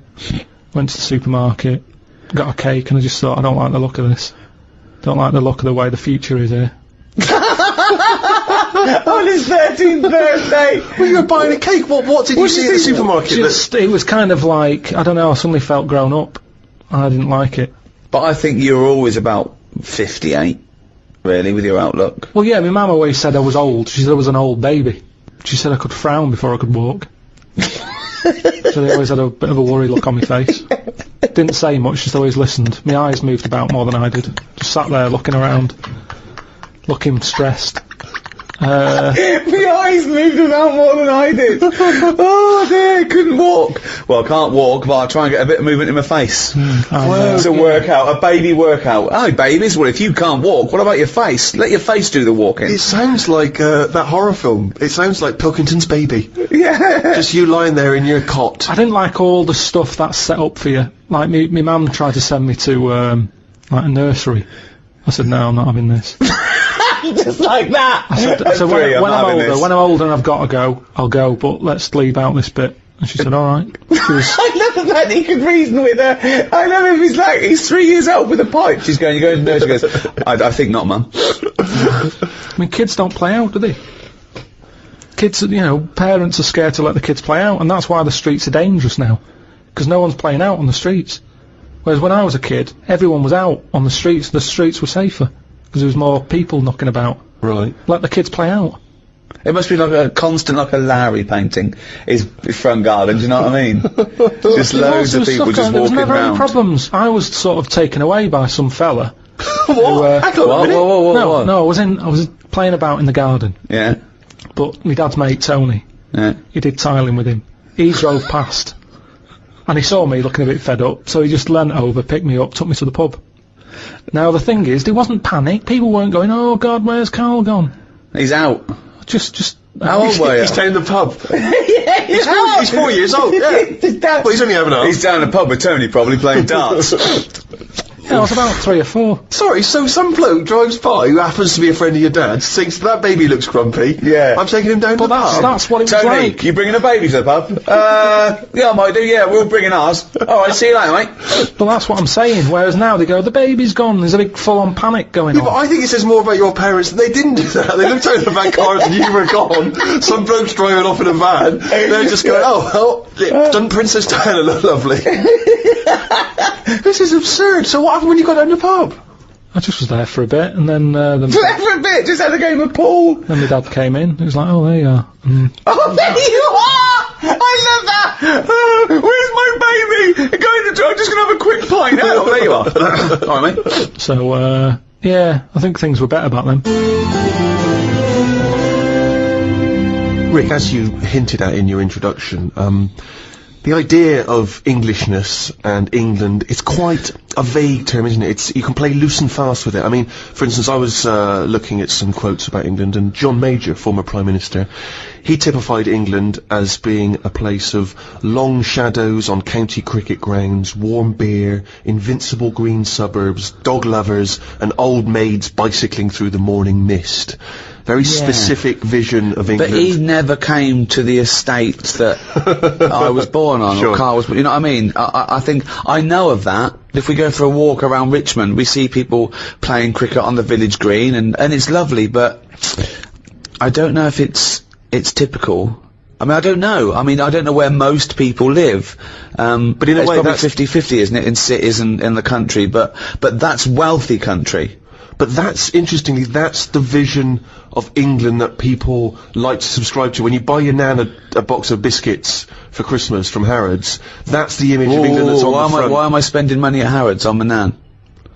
Why can't I just, she's happy with sort of like broken custard creams. You've earned a bit of money now. Well, What's I know, wrong but with that? they don't need to know that. I mean, also, both my grandmothers are dead, so it'd be. Sorry to have brought that up. Well, no, but I mean, who buys who spends good money at Harrods on biscuits where she just suck them and eat the Garibaldis and leave? I mean, I don't know why I'm wasting money on the elderly. I worry that you've taken that too literally. I was trying to get to making more of a point, like an analogy, but I don't shop at Harrods.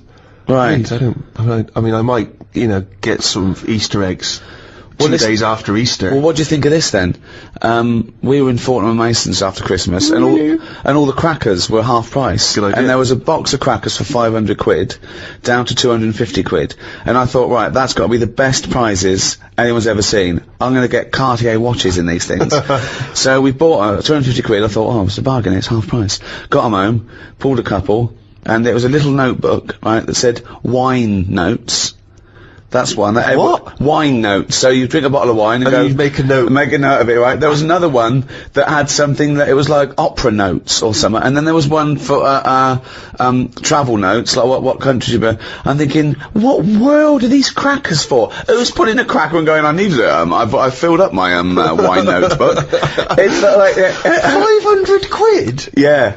I mean, For some little notebooks? yeah, I mean, if you'd have paid 500 quid, I mean, I don't know who buys those. I assume they're for presents. And but I it's mean- probably the absurd, cliched Toffington Englishman Yeah. who has no sense anymore of what of any sense of worth of anything, and it's just a crazy, you know, snotty-nosed inbreeding. There was a silver-plated like mussel, you know, like the clam, the mussel, right? You know when you eat mussels, you scoop them out with an open mussel. Sure. There's a silver-plated one. Who carries that with them? You get that out. You go, all mussels. Good. I brought it with me. My silver-plated mussel to eat mussels. Wait, this wine's delicious. Let me make a note. That's absurd. Again, it's interesting you said that, because those are little images of what we would like England to be, aren't they? They're pandering to that image of what we'd all like to be, that sort of upper-class English person who's worried about fine wine and good food. And again, I mean, does this England still exist? I'm presuming there's a small minority that does. But Well, there are some people that are in that world that are posher than the royal family. Yeah. You know, I can understand what the Queen and Prince Charles are saying, but there are some people.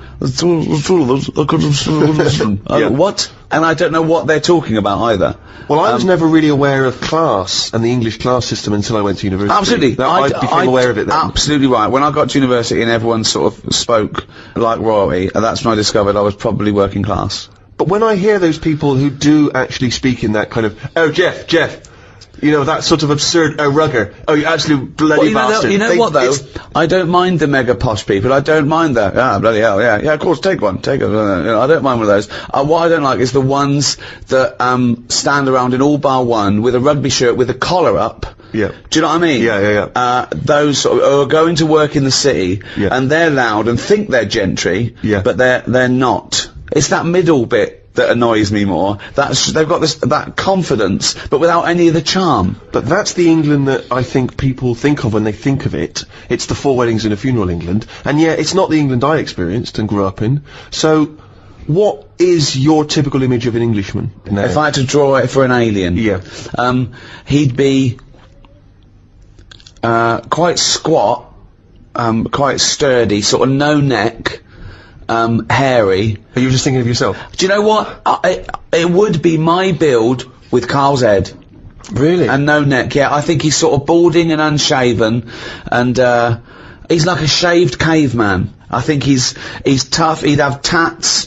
He'd eat like a dog. A Ray Winston type. A sort of, yeah, that sort of, And he's Bob so- Hoskins, just squat, strong, tough, doesn't take any messing, built like a giant wombat. It's the bulldog breed. It is the bulldog breed. I am thinking of the bulldog breed. But that's the thing, isn't it? This snobbery on like braininess. The way that if you're a specialist in I don't know what something. Well, no, don't help him. Go on. Finish. You've started a conversation. You're halfway through a sentence. You've got a point. Can't to make. bail out now.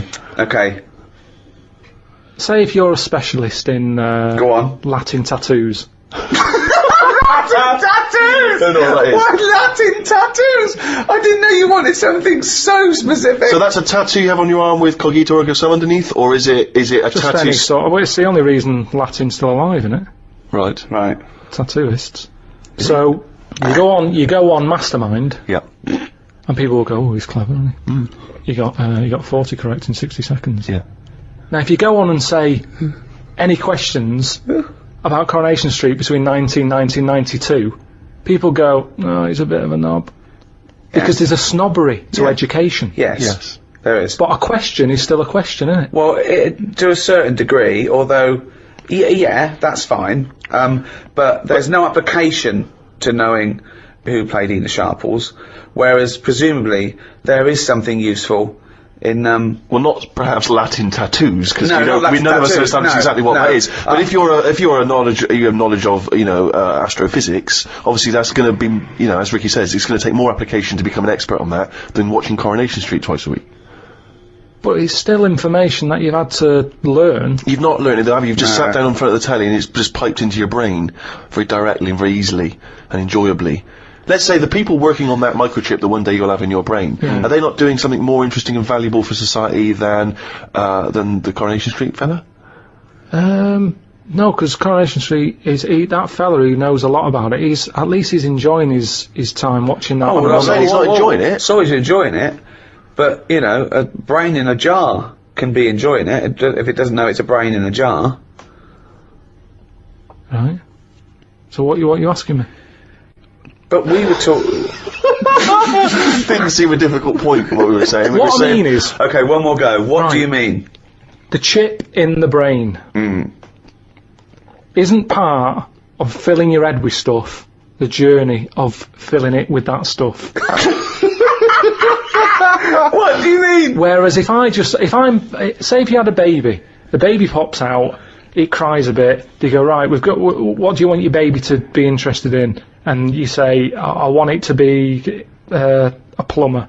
You go, right, when it's 2, we're going to stick a plumber chip in its head. Right. Yeah. It's not right, is it? No. No. I don't know why you chose plumber either. Well, we still need plumbing. Yeah, I don't we? know we do, but It's odd that they would have chosen, but they've got such yeah. such kind of small It's what his ambitions for it's their what his babies. granddad did, and they want the sort of the thing to go through the business. They own a plumbing business.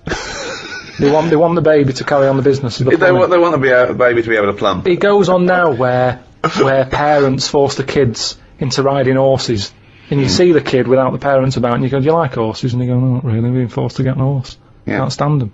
Yeah. And people would go, "That's wrong. The kid should have the freedom to decide if he wants to get on a horse or not." That's right. Yeah.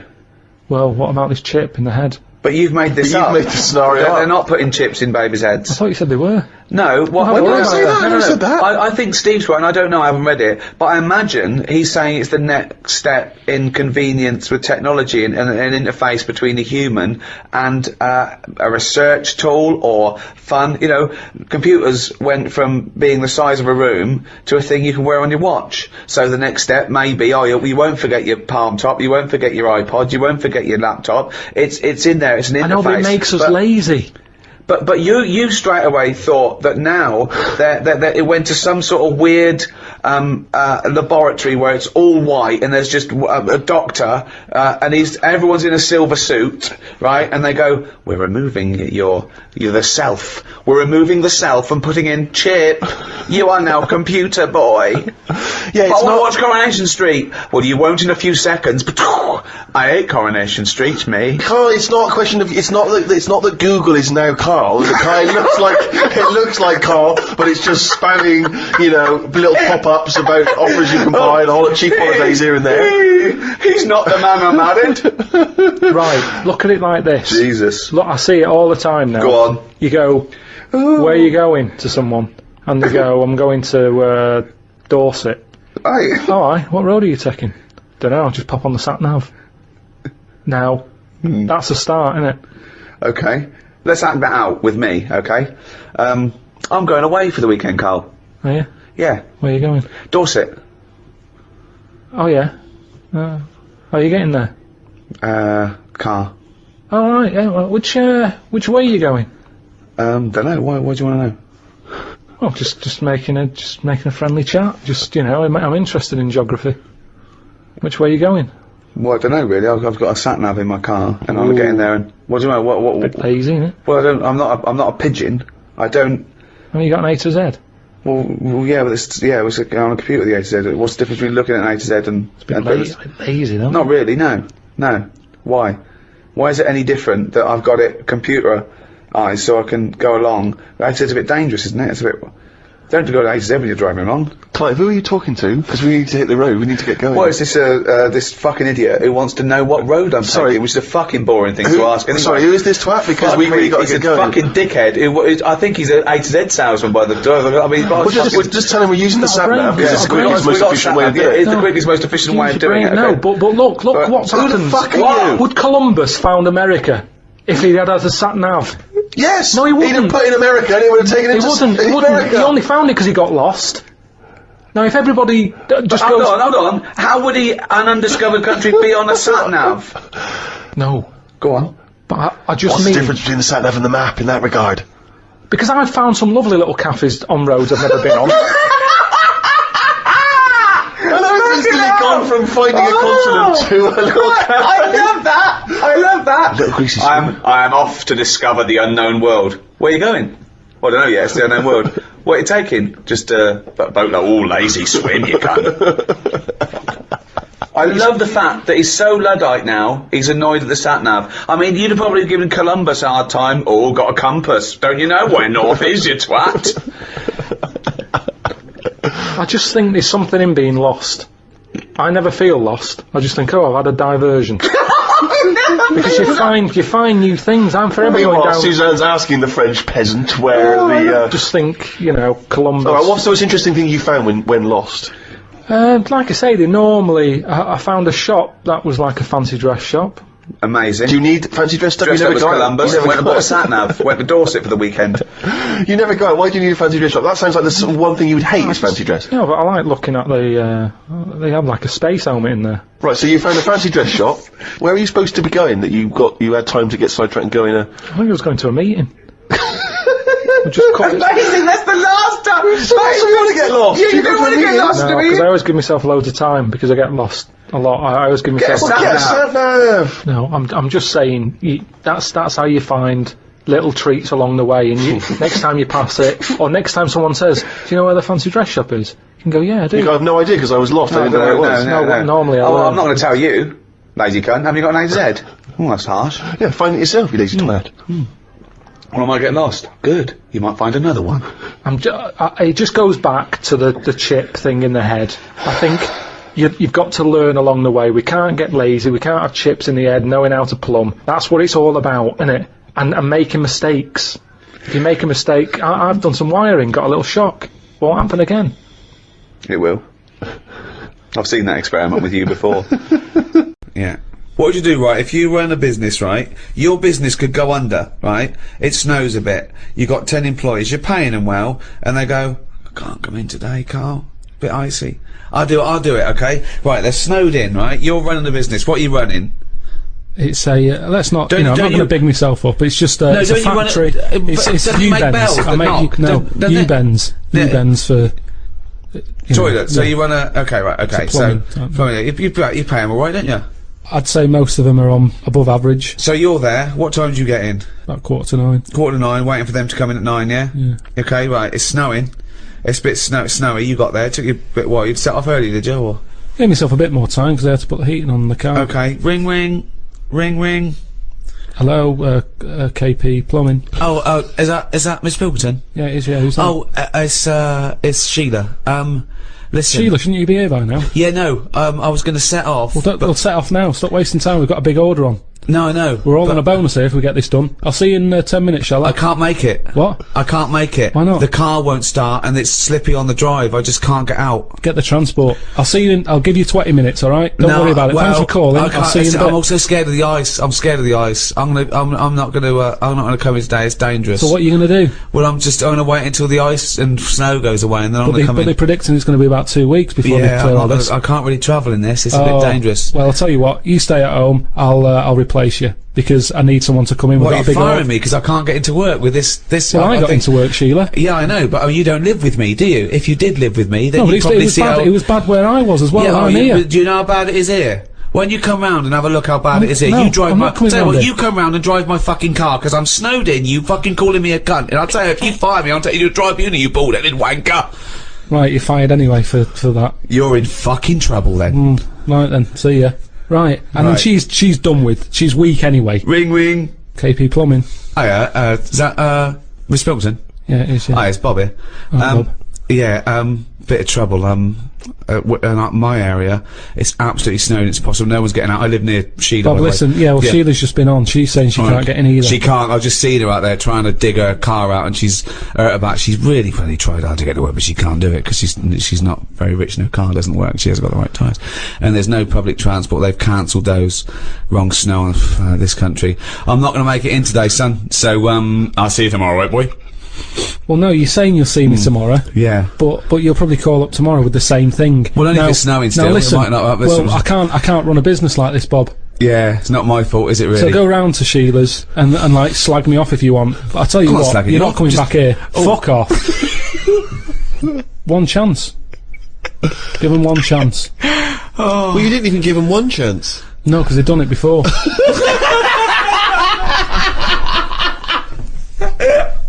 Oh, fucking hell. Just annoys me. Do you recycle? I give a lot of stuff to Oxfam.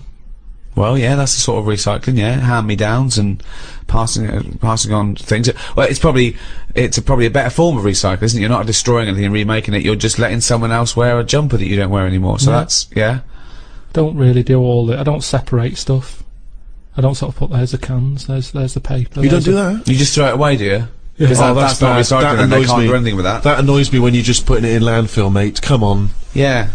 But I haven't got all the annoys bins, me, there that. isn't enough room for all the bins. Yeah, we have to do... You've got a recycle box you stick outside. Yeah. What are you on about? Recycle box, yeah. I haven't got one. Well, no, you got to ask for one. I tried to get rid of a sofa, right? I was getting a new sofa, had the old one. You try and get rid of one of them, it's murder, right? I called up the council, said I want to get rid of it. They said we're not coming round there till Friday. It was like a Monday. I said it's in the way. So I put it outside. They said you put it outside, you'll get a fine. I said yeah, but you don't know where I'm going to put it outside. Yeah. It's not outside my house. No. So they said, well, you do that. We've got your number. What's the now. sofa like? It's a beige one. Well, if we see that... So they said if you want to pay to have it collected, we can come and get it tomorrow. 30 quid. I said I'm not paying for it. It's madness. Yeah. So hung up, annoyed. Called my dad up. He said, "Oh, I saw this thing on the telly saying that you can donate your furniture to people who haven't got a sofa. Look it up on the internet." So I looked it up. There's a firm that does it. Right. Right, cheeky sods. Called them up. Said I've got this sofa here. I want to donate it to someone who hasn't got a sofa. He said, "Oh, what's it like? Is it in good condition?" "Yeah, it's all right. Yeah." "Well, why are you getting rid of it?" I said, "Because we've moved into a bit of a bigger place, and the sofa looks daft in the corner. It's too small, so I'm getting a bigger one. There's nothing wrong with it. How big is it? How many people does it sit?" So it depends how big you are.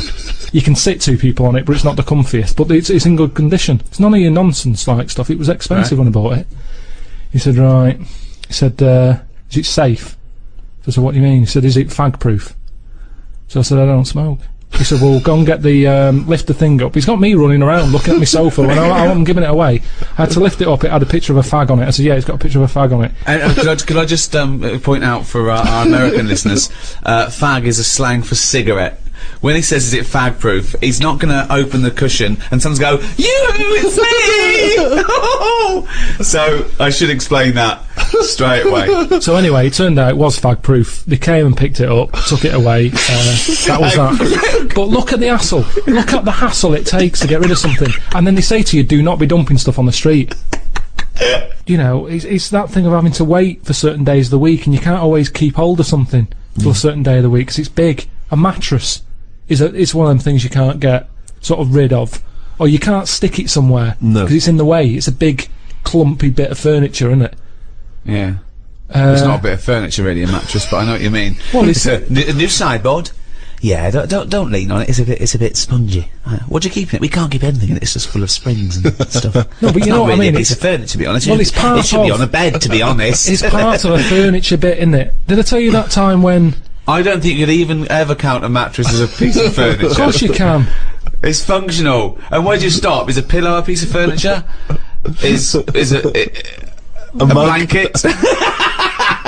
Oh, a nice bit of furniture you're wearing. They'll be trousers. They're furniture if you pop them up against a wall. Did I tell you that time when we first bought a flat?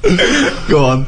We bought a flat in Manchester, right? And Yeah. you know, when you first buy a place, it's expensive, isn't it? And it's a big bit of furniture, a flat, isn't it? So, you know, we bought a sofa, we got a table.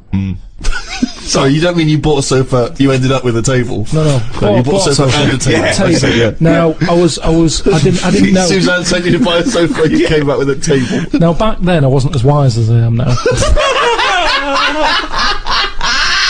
Fucking hell! Oh, what was he? Some snot in a jar.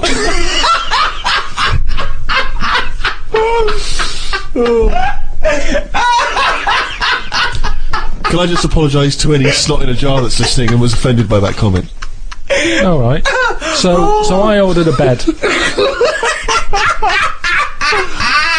I ordered a bed. Yeah. It turned up. Oh, well done. Fucking hell, that's a victory! I thought Nothing went down shit creek this That's not the end of the story, is it? so I thought I'm gonna get this in the bedroom, set it all up. Suzanne comes home from work, the bed's done, she'll be well happy. Yeah. So I get it all up there in the lift and what have you. I think it seems like I'm missing something here.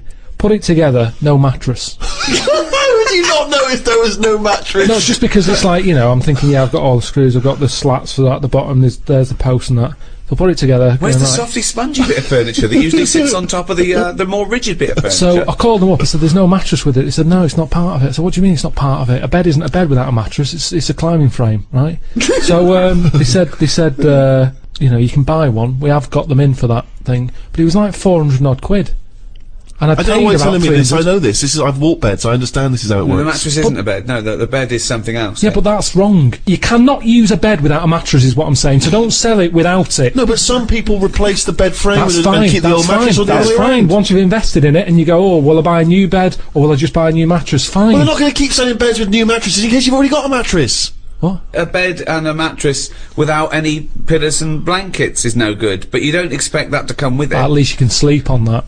You can sleep on a spongy bit. You can chuck a coat over you. You can use a They're cushion not off a thinking sofa. some fuckwit might buy it without the mattress. We better include it. So anyway, so I was like, oh, I didn't think of this. I didn't think of this. So I called my dad I up. didn't think. So I called me dad. Dad, it's your foot quit's on again. All right, son, how's it going? What have you done? Bought a bed without a mattress? Oh, So I said, listen, I bought that bed. There's no mattress on it. Can you get us one? So he said, oh, I'll have a word. I'll call around, right? So he calls back like an hour and a half later. He said, got your mattress, go round to Alf's. Alf is me sort of uncle who isn't an uncle. all right. He's the one who I've told you about who had two tellies. We've talked about it on the podcast. He had two tellies, one that worked picture-wise, one that worked on the sound. Perfect. Slept in a rubber dinghy, right? Now the thing is, I remember Alf. Yeah. he said, yeah, I've got a mattress, come and get it. So I go Why round does there. he sleep on the fucking mattress if he's got one? said Why it's does he not sleep in a fucking boat if he's got a mattress? He's terrified of flooding. Yeah. So anyway, I get there and it's in his van. Right. Dragged the Sorry, he's mattress driving off. around with a mattress in the back of a van. What is he, a Out- fucking out- serial killer? Fucking hell. So I thought Suzanne's going to be happy. Dragged it out of the van, chucked it in the car. Thought she won't even know. Do you know what I mean? No. So I dragged that back. Thinking, oh, am I going to make it's rush hour by this point? Thinking, oh, she's going to get home. Anyway, get home, drag it into the lift and what have you. Drag it up, drag it into the bedroom, stick Dead it on, prostitute falls off it. put a sheet on it and that. Suzanne comes in. She goes, "What is that smell?" Oh. So I said, "What?" She said, "It's like oil and diesel." Hold and on, why didn't you smell it? No, it doesn't make sense. I think I just sort of got used to, maybe because I got in the back of the van, smelt that, thought that's in the van, then I got used to that smell. Yeah. It's in the back of my car, folded up. I'm concentrating on trying to get this bed made before she gets in. Sure. Plus, he used to wear a blindfold instead of sunglasses in those days. So anyway, she's going, "What is it?" I said, "I've got this off Alf." She said, "We can't have that." She said, "You know, it's a new flat, nice clean flat and everything. We've got this old thing that stinks. Get rid of it." It was murder getting rid of that. And I had to tip it. I went round the back of some supermarket and left it there. Because you call Fly around... tipping. Illegal fly tipping. Well, no, because I think it's illegal and bad when you're chucking it out, say at a bus stop or somewhere on a high street or something, and people are going, "That looks a mess." I chucked it near the bins at a supermarket.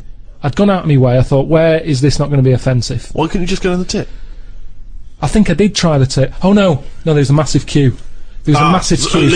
Laziness, Rick, A queue sorry. at the tip? A massive queue. I Where remember was it this? now. Oh, it was laziness then. Stretford. That was. Why I is there remember. a queue for the tip? Don't know. I remember. Yeah, I remember driving past it. Thinking, I haven't got time for that. And So don't go on about you couldn't get rid of it. It's because you couldn't be asked to queue up, you lazy bastard.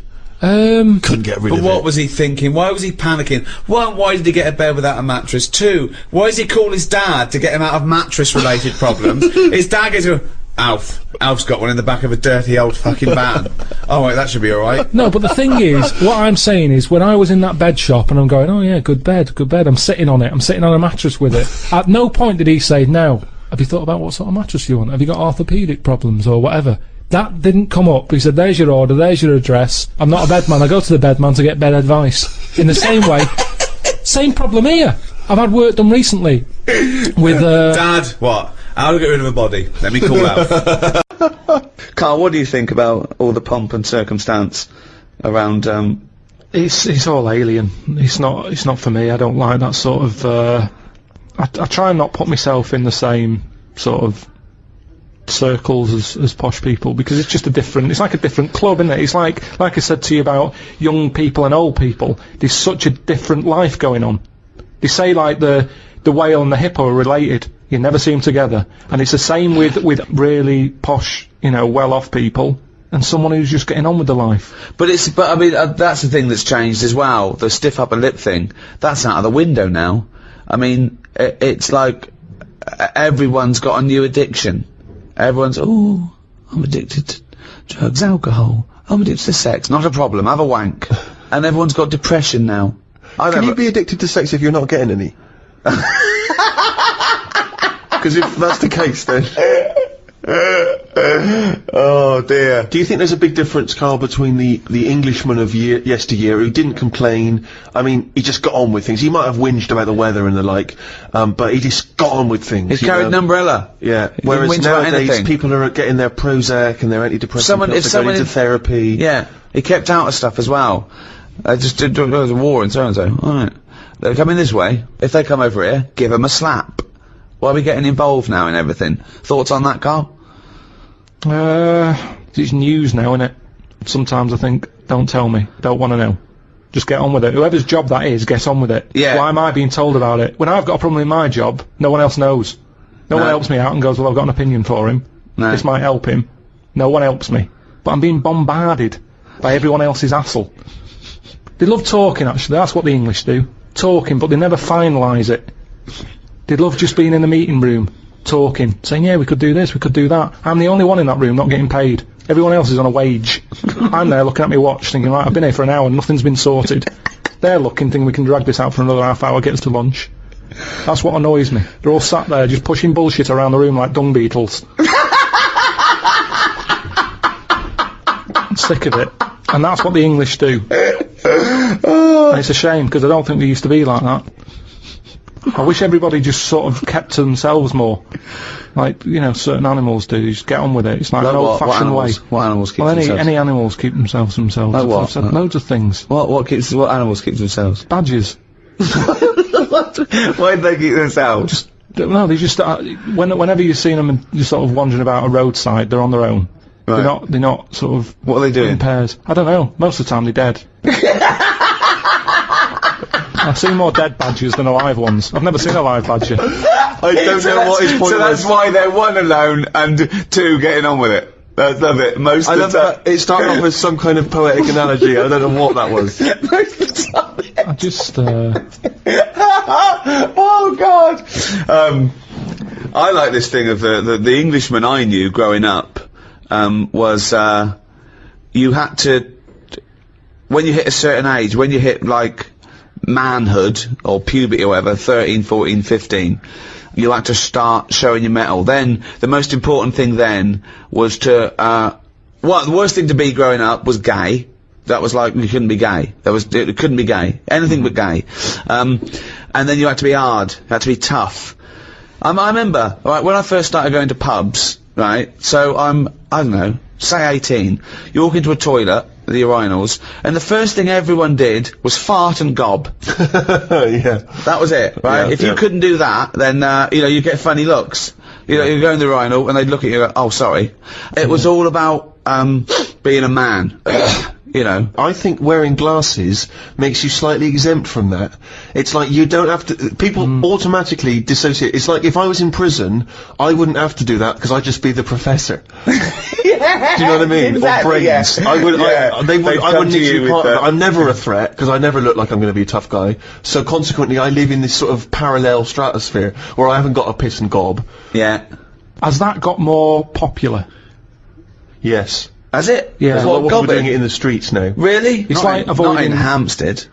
It still is, When I walk the only here, person gobbing in Hampstead is me. Jane says, don't gob. People are looking. Well, it is. It's your trail that I'm seeing then. It's like a load of sort of washed up jellyfish in London. Just big blobs of it. I mean, I don't know how they're coughing this stuff up. I mean, they shouldn't still be alive. Some of them have, like, organs in them. There's just big lumps of stuff. I mean, that list of idyllic, antiquated England of, tea and cakes and cricket, I mean, is valid. But I think the things that sum up Englishness, I mean, talking of the weather, I think drinking, war, we love a ruck. Yeah. We're built on war. We're a warrior We're race. pretty good at war. Or we used to We be. are good. We used to be good. I don't Yeah, know if no, we we're are very anymore. good. We're good. We're very good. I mean, I think we reached our peak with Churchill, Probably that's probably our greatest hour. Our finest hour. according to him. Yeah. Well, he should know he was there. He should know. And he'd like to drink, didn't he? He'd have to brandy. He's not afraid of a drink. He'd like to. He'd get pissed up, and no wonder he'd fight him on the beaches. He'd fight him anywhere. Yeah. See, there's an example of a posh bloke. It was like I was saying. He'd lead you into battle.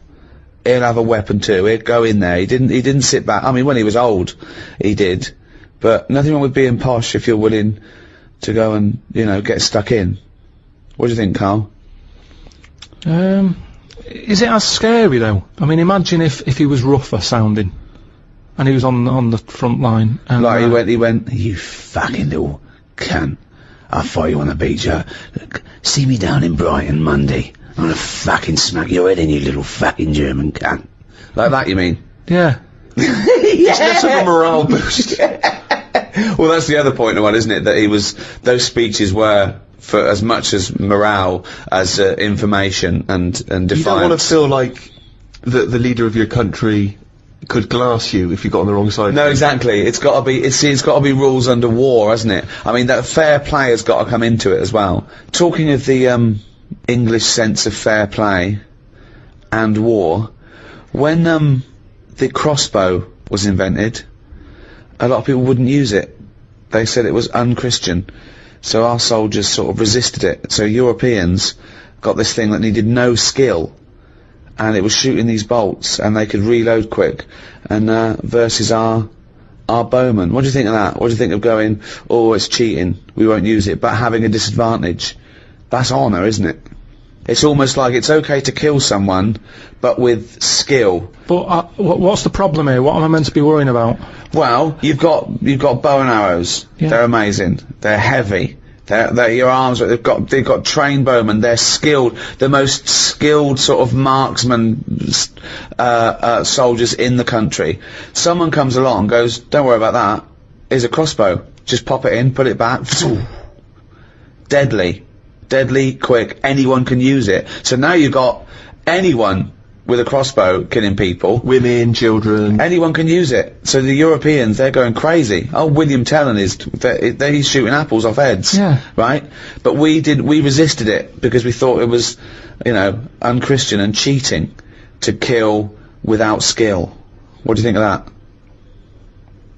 But where were the actual bows and that being made? Because that's the thing, isn't it? The company who's making them, they just want to get out to a big market. Brilliant. That's what they do now with the iPod and everything. It's not about people wanting more music than ever before. That's not the case. It's about having the accessory.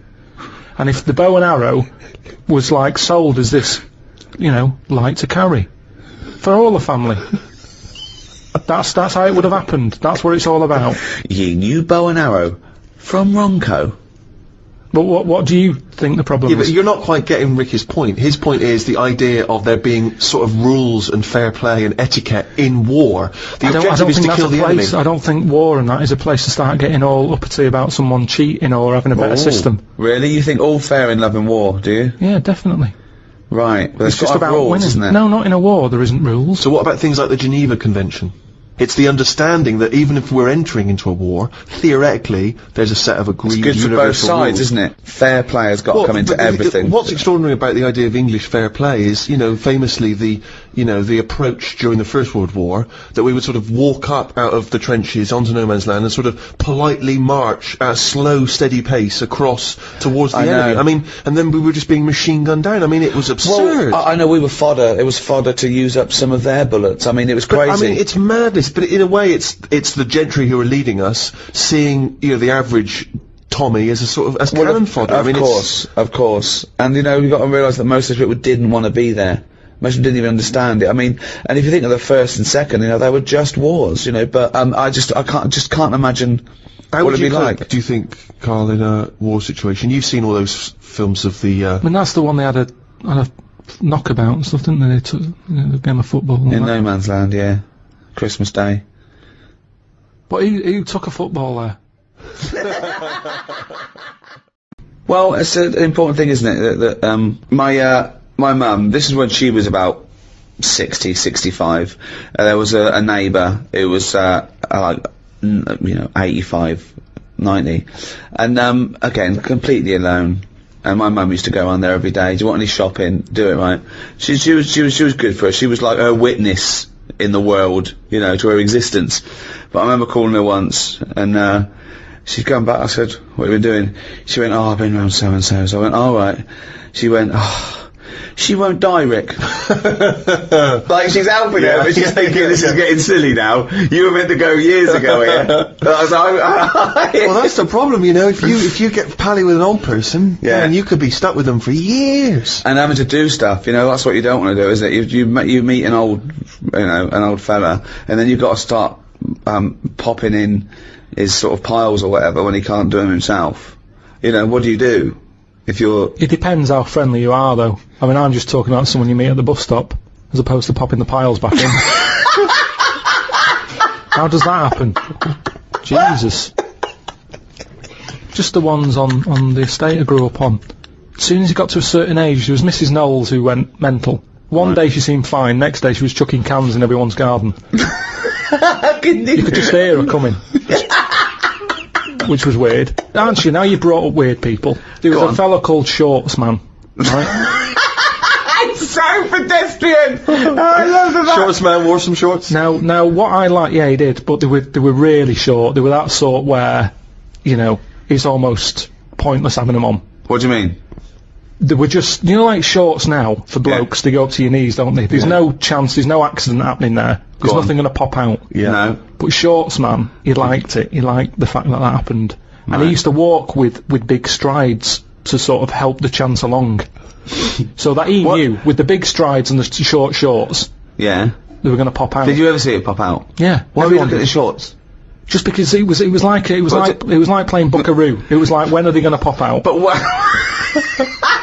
It's just what happened. So, right, but Shorts man, so he was an exhibitionist, he basically wanted people to see his veg. Yeah. And they were out more than they were in. I mean, they had a tan. Right? Now, the thing is, what we like in England, I think we like that. We like local characters. The eccentric. Yeah. Eccentric's that's very British. Eccentric, yeah. I'm glad I grew up round there with all them people, because So they're am I. interesting. Well, there is a certain mindset about the great English, certainly the older English people. I mean, my grandparents are, my grandfather died recently, but they're amazing, kind of eccentric, very English, seemingly no friends, from what I can identify. I don't know if this is unique to them or true of a lot of English people, older people, terrified of what the neighbours might say. They always did that thing of speaking like that in case Jack's in next door. Yeah. Like the neighbours are constantly listening in. Yeah. They've got glasses against the wall. They're constantly listening into what my gran's got to say. Yeah. They had about 3 teeth between them. It was extraordinary. My grandfather had a plate of false teeth during the war that had a wooden pallet. A wooden upper pallet with teeth on it, and those teeth slowly fell off during the course of the years. Never got replaced. So they'd sort of invite you to Sunday roast, and they would wake up at 6 in the morning to put the beef on, and they wouldn't have it till 6 in the evening. They would cook it. The biggest compliment you could have if you made some food for my gran, if it was some beef, would be, "Oh, you're so lovely, this, so tender, you can suck it away." If you could suck your Sunday roast through a straw, she was happy. Well, because you didn't have any teeth. Right, exactly. Basically, they got to about the age of 60 or something, and it was as though they were just waiting to die. It was strange. They lived for my grandfather lived for at least another 25 years. So he must have been gutted.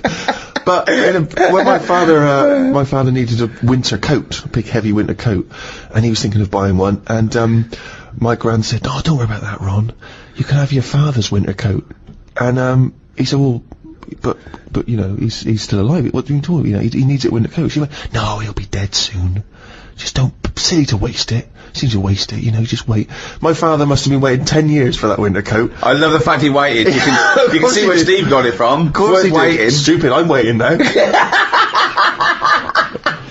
Steve, you must be freezing. I am cold, but I'll tell you, it's a lovely coat. In English society, traditionally and now, is manners. I mean, obviously manners change, but what is etiquette? What is good manners? I think that a lot of that has been lost. Well, I was thinking the other day, have you ever heard of the finishing school? Yeah. Yeah, of course. Do you know that? No. The idea is that, you know, the sort of gentrified ladies, after they finished their education, they would go to finishing school, where they would literally be taught, you know, how Knives to... and forks, walking with a book on your head, just things like that, what to say. I mean, that's I mean, it's like a year of being Eliza Doolittle, isn't it? Don't put your elbows on the table. You start from outwards, going inwards with cutlery. You know, you eat soup, the spoon goes away. There's things like the fork. You're never meant to face those prongs up. So you either stab your peas, or you know. There's ways of eating soup. You know, the spoon needs to be moving away from you. Yeah. And scooping it up and bring it back to your mouth. I mean, it's crazy, but, you know, the people that subscribe to that stuff would look at the way you live your life, the way you eat your food, Carl, and would be appalled. Yeah, but in the same way we think that's absurd, they would think you're a disgrace. But as long as you're enjoying it. No, they would say no. Well, no, there are certain things that I can't stand. I can't stand eating with the mouth open. I think that's rude. I ban chewing gum on the set of a film, because I think it's rude. I think it's rude. Those people who stand there talking, Yeah, but we all know you're a preposterous hypocrite. I mean, the way you eat food, come on. No, I don't eat with my mouth open. I don't. I do eat with just my right hand, mash it and scoop it in. But I see nothing wrong with that. I would say it was slightly rude when you're ordering the bill and getting up to leave when I'm still finishing my main course. Yeah. I'd say there was a touch of rudeness But I go about into that. a restaurant to eat. Yeah, but you're supposed to wait when you're with the other people and let them finish as well. This is my ideal restaurant. It is empty. They know what I want, and it's waiting for me when I walk in. I leave, still chewing, and I go put it on my bill. That's the ideal restaurant for me. Yeah, you're pretty much there. from Yeah, what I can tell. try and that's what I try and do. Yeah, but yeah, there are certain things. I am one for manners. I think I hate rudeness. I hate lateness. I hate all those things. But some of them are ridiculous. The elbows on the table is arbitrary. Why? I mean, there's a reason you say please and thank you, because it shows courtesy. Those make sense. There's a reason you don't talk when you're eating, because it goes over and it's disgusting. There's a reason you don't lick your fingers and then put it back in the chips, because someone else has got to share that. But don't put your elbows on the table or start with that fork. I think it's ludicrous. You know, there's those rules when you meet a member of the royal family. For instance, if you were at the Royal Variety Performance and you met the Queen, there's various rules they tell you about. You don't fart, I'll call her love. Exactly, for one. But also, you don't speak until you're spoken to. You have to do a slight bow. I was invited to the palace a couple of times. The first time was after the office sort of broke, and I got an invite. Company of Her Majesty the Queen would like you to come to one of those dinner parties, and I know what you're thinking. Why didn't you get one? Yeah, that's exactly what I'm thinking. Well, wait. I was a big shot quicker than you, because I was in it. Don't forget, you didn't appear until Even series so, 2. If we'd split the atom, they would invite both of us. I know. Not just the guy who does the press conference. So the thing came through, and I thought, I was worried about it, to be honest. But it just said, I will be attending, I will not be attending. Tick the box. And I couldn't bear to just tick, I will not be attending, because it was too harsh. So there was a RSPV number, and I phoned up, and it was obviously the head of the house, or a butler, or I don't know, someone, and he went, hello, Buckingham Palace. And I said, hello, it's Ricky Gervais, I just got an invite to come and I said, it sounds weird, but I couldn't bear to just tick, I will not be attending. He went, well, you're the first person ever to bother to do that. Thank you so much. I went, my pleasure, sorry I can't make it. But don't you think that's weird? It is strangely brutal. It is strangely brutal, isn't it? I wonder if they've changed it by now. Yeah, there's a little asterisk. Thanks to Ricky Gervais, it now says, I am too fat and lazy and busy eating cheese to visit your majesty. What I think is this, that no one's ever ticked, I will not be attending. Right, yeah. So it was never a problem. So why did you not want to go? I don't know, I just thought it was a bit intense, and I turned down all those things. I think I would like to go now, just to look around. Yeah. I don't know, I just felt a bit funny, just being invited there. I was invited to all those things at the Downing Street as well, and I just thought, you're inviting me because I'm on the telly now, because I'm famous. Well, where was my invite when I was on the dole? Yeah. Do you know what I mean? With respect, I wouldn't have invited you. Circa 1983. No, I haven't got a problem with, you know, going to Palace or, except I do have a problem with sort of being wheeled around as a celebrity. Because I used to think if I was ever invited to get given an MBE or a knighthood or something, I'd be like, nah, I'm not part of the system, you know, I'm a rebel, I'm outside.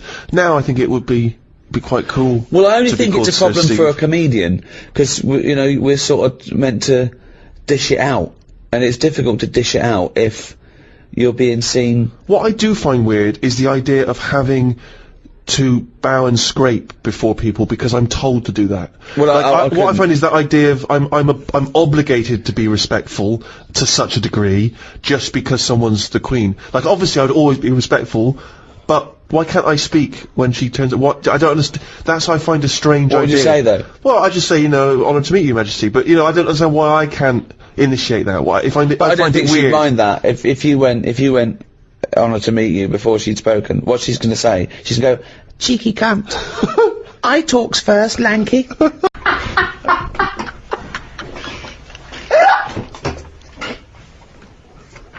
Now, obviously, the future is relative. Us talking now, the future is one thing, the past is another. But to someone in the past, we are in the future.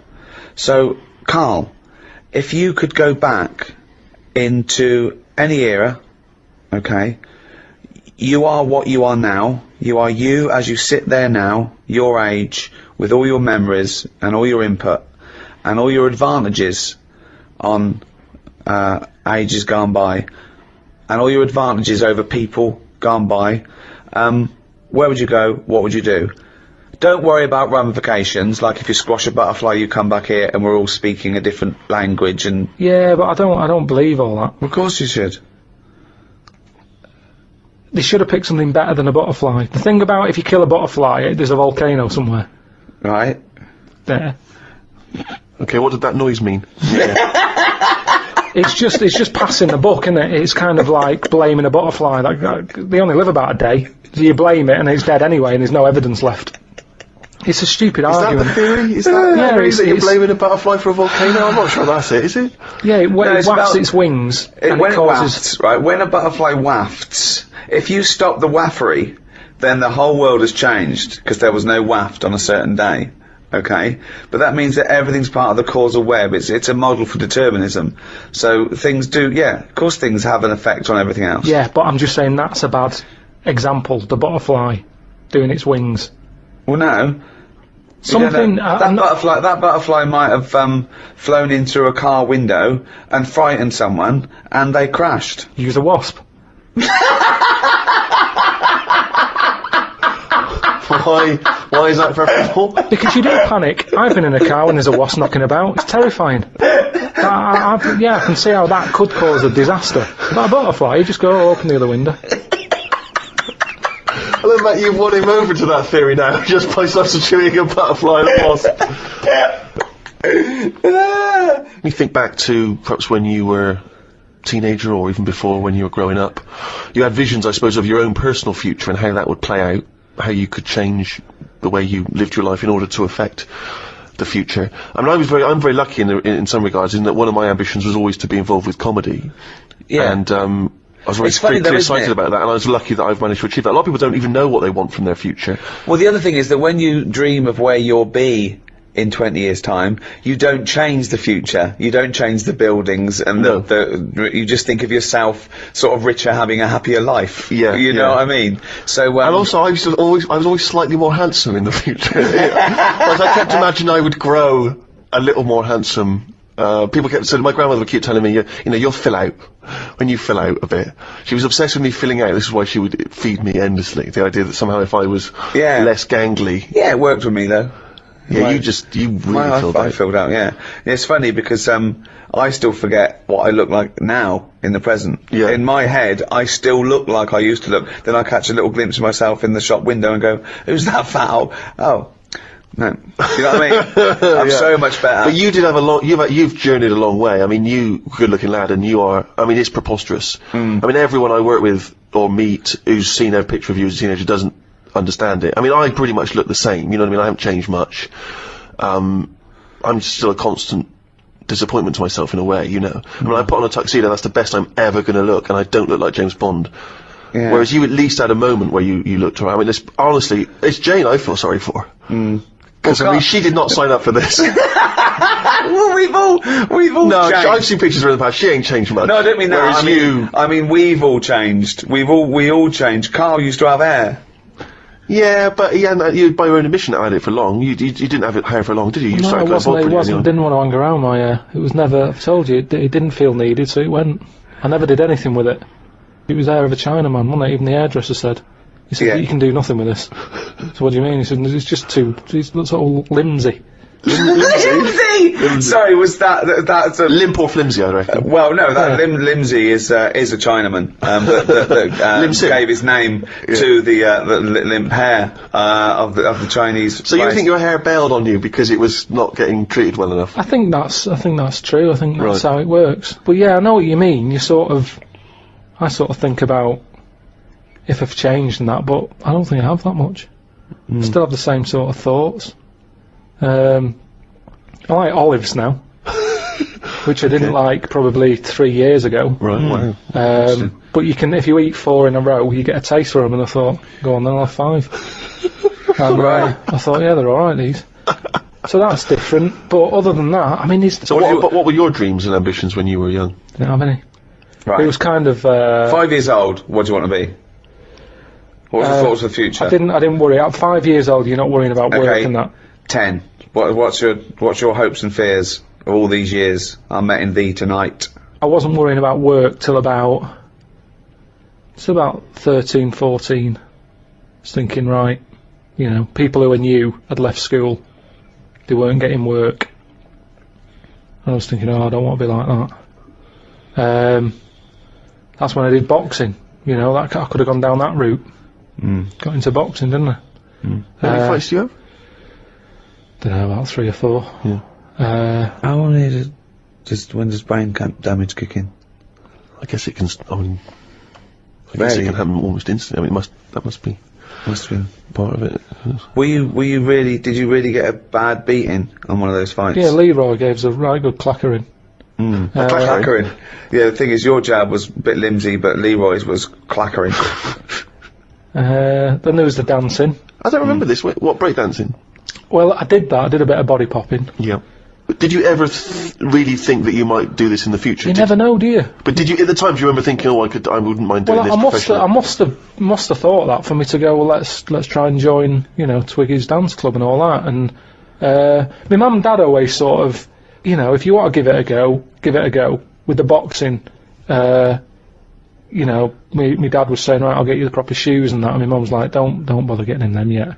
Let's see if he sticks at it for like 4 months, because they were about 30 quid for Let the him shoes. carry on in my furry slippers. Then with the dancing, it was the same thing. I said, I need some leg warmers and that. And These tights are just as good. Come on. No, my dad- pop on your hands tights. my dad gave me like he cut like the sleeves off a shirt. Amazing. And that were your leg warmers. Yeah, Amazing. but it's funny when you're a kid, it don't bother you. But surely cut them off a jumper. No, I don't know why. I know it looked daft. I had cuffs on leg warmers. That's amazing! But when you're That's a kid, amazing! What did they you think roll about them up. Twiggies? It must have looked like Lansdale and Bowen doing a handstand. But then, you know, that didn't last long, and then my dad, you know, I was getting older now, and he's like, Dad needed his shirt back for a wedding. Yeah, as long as he didn't take his jacket off, it was fine. Yeah.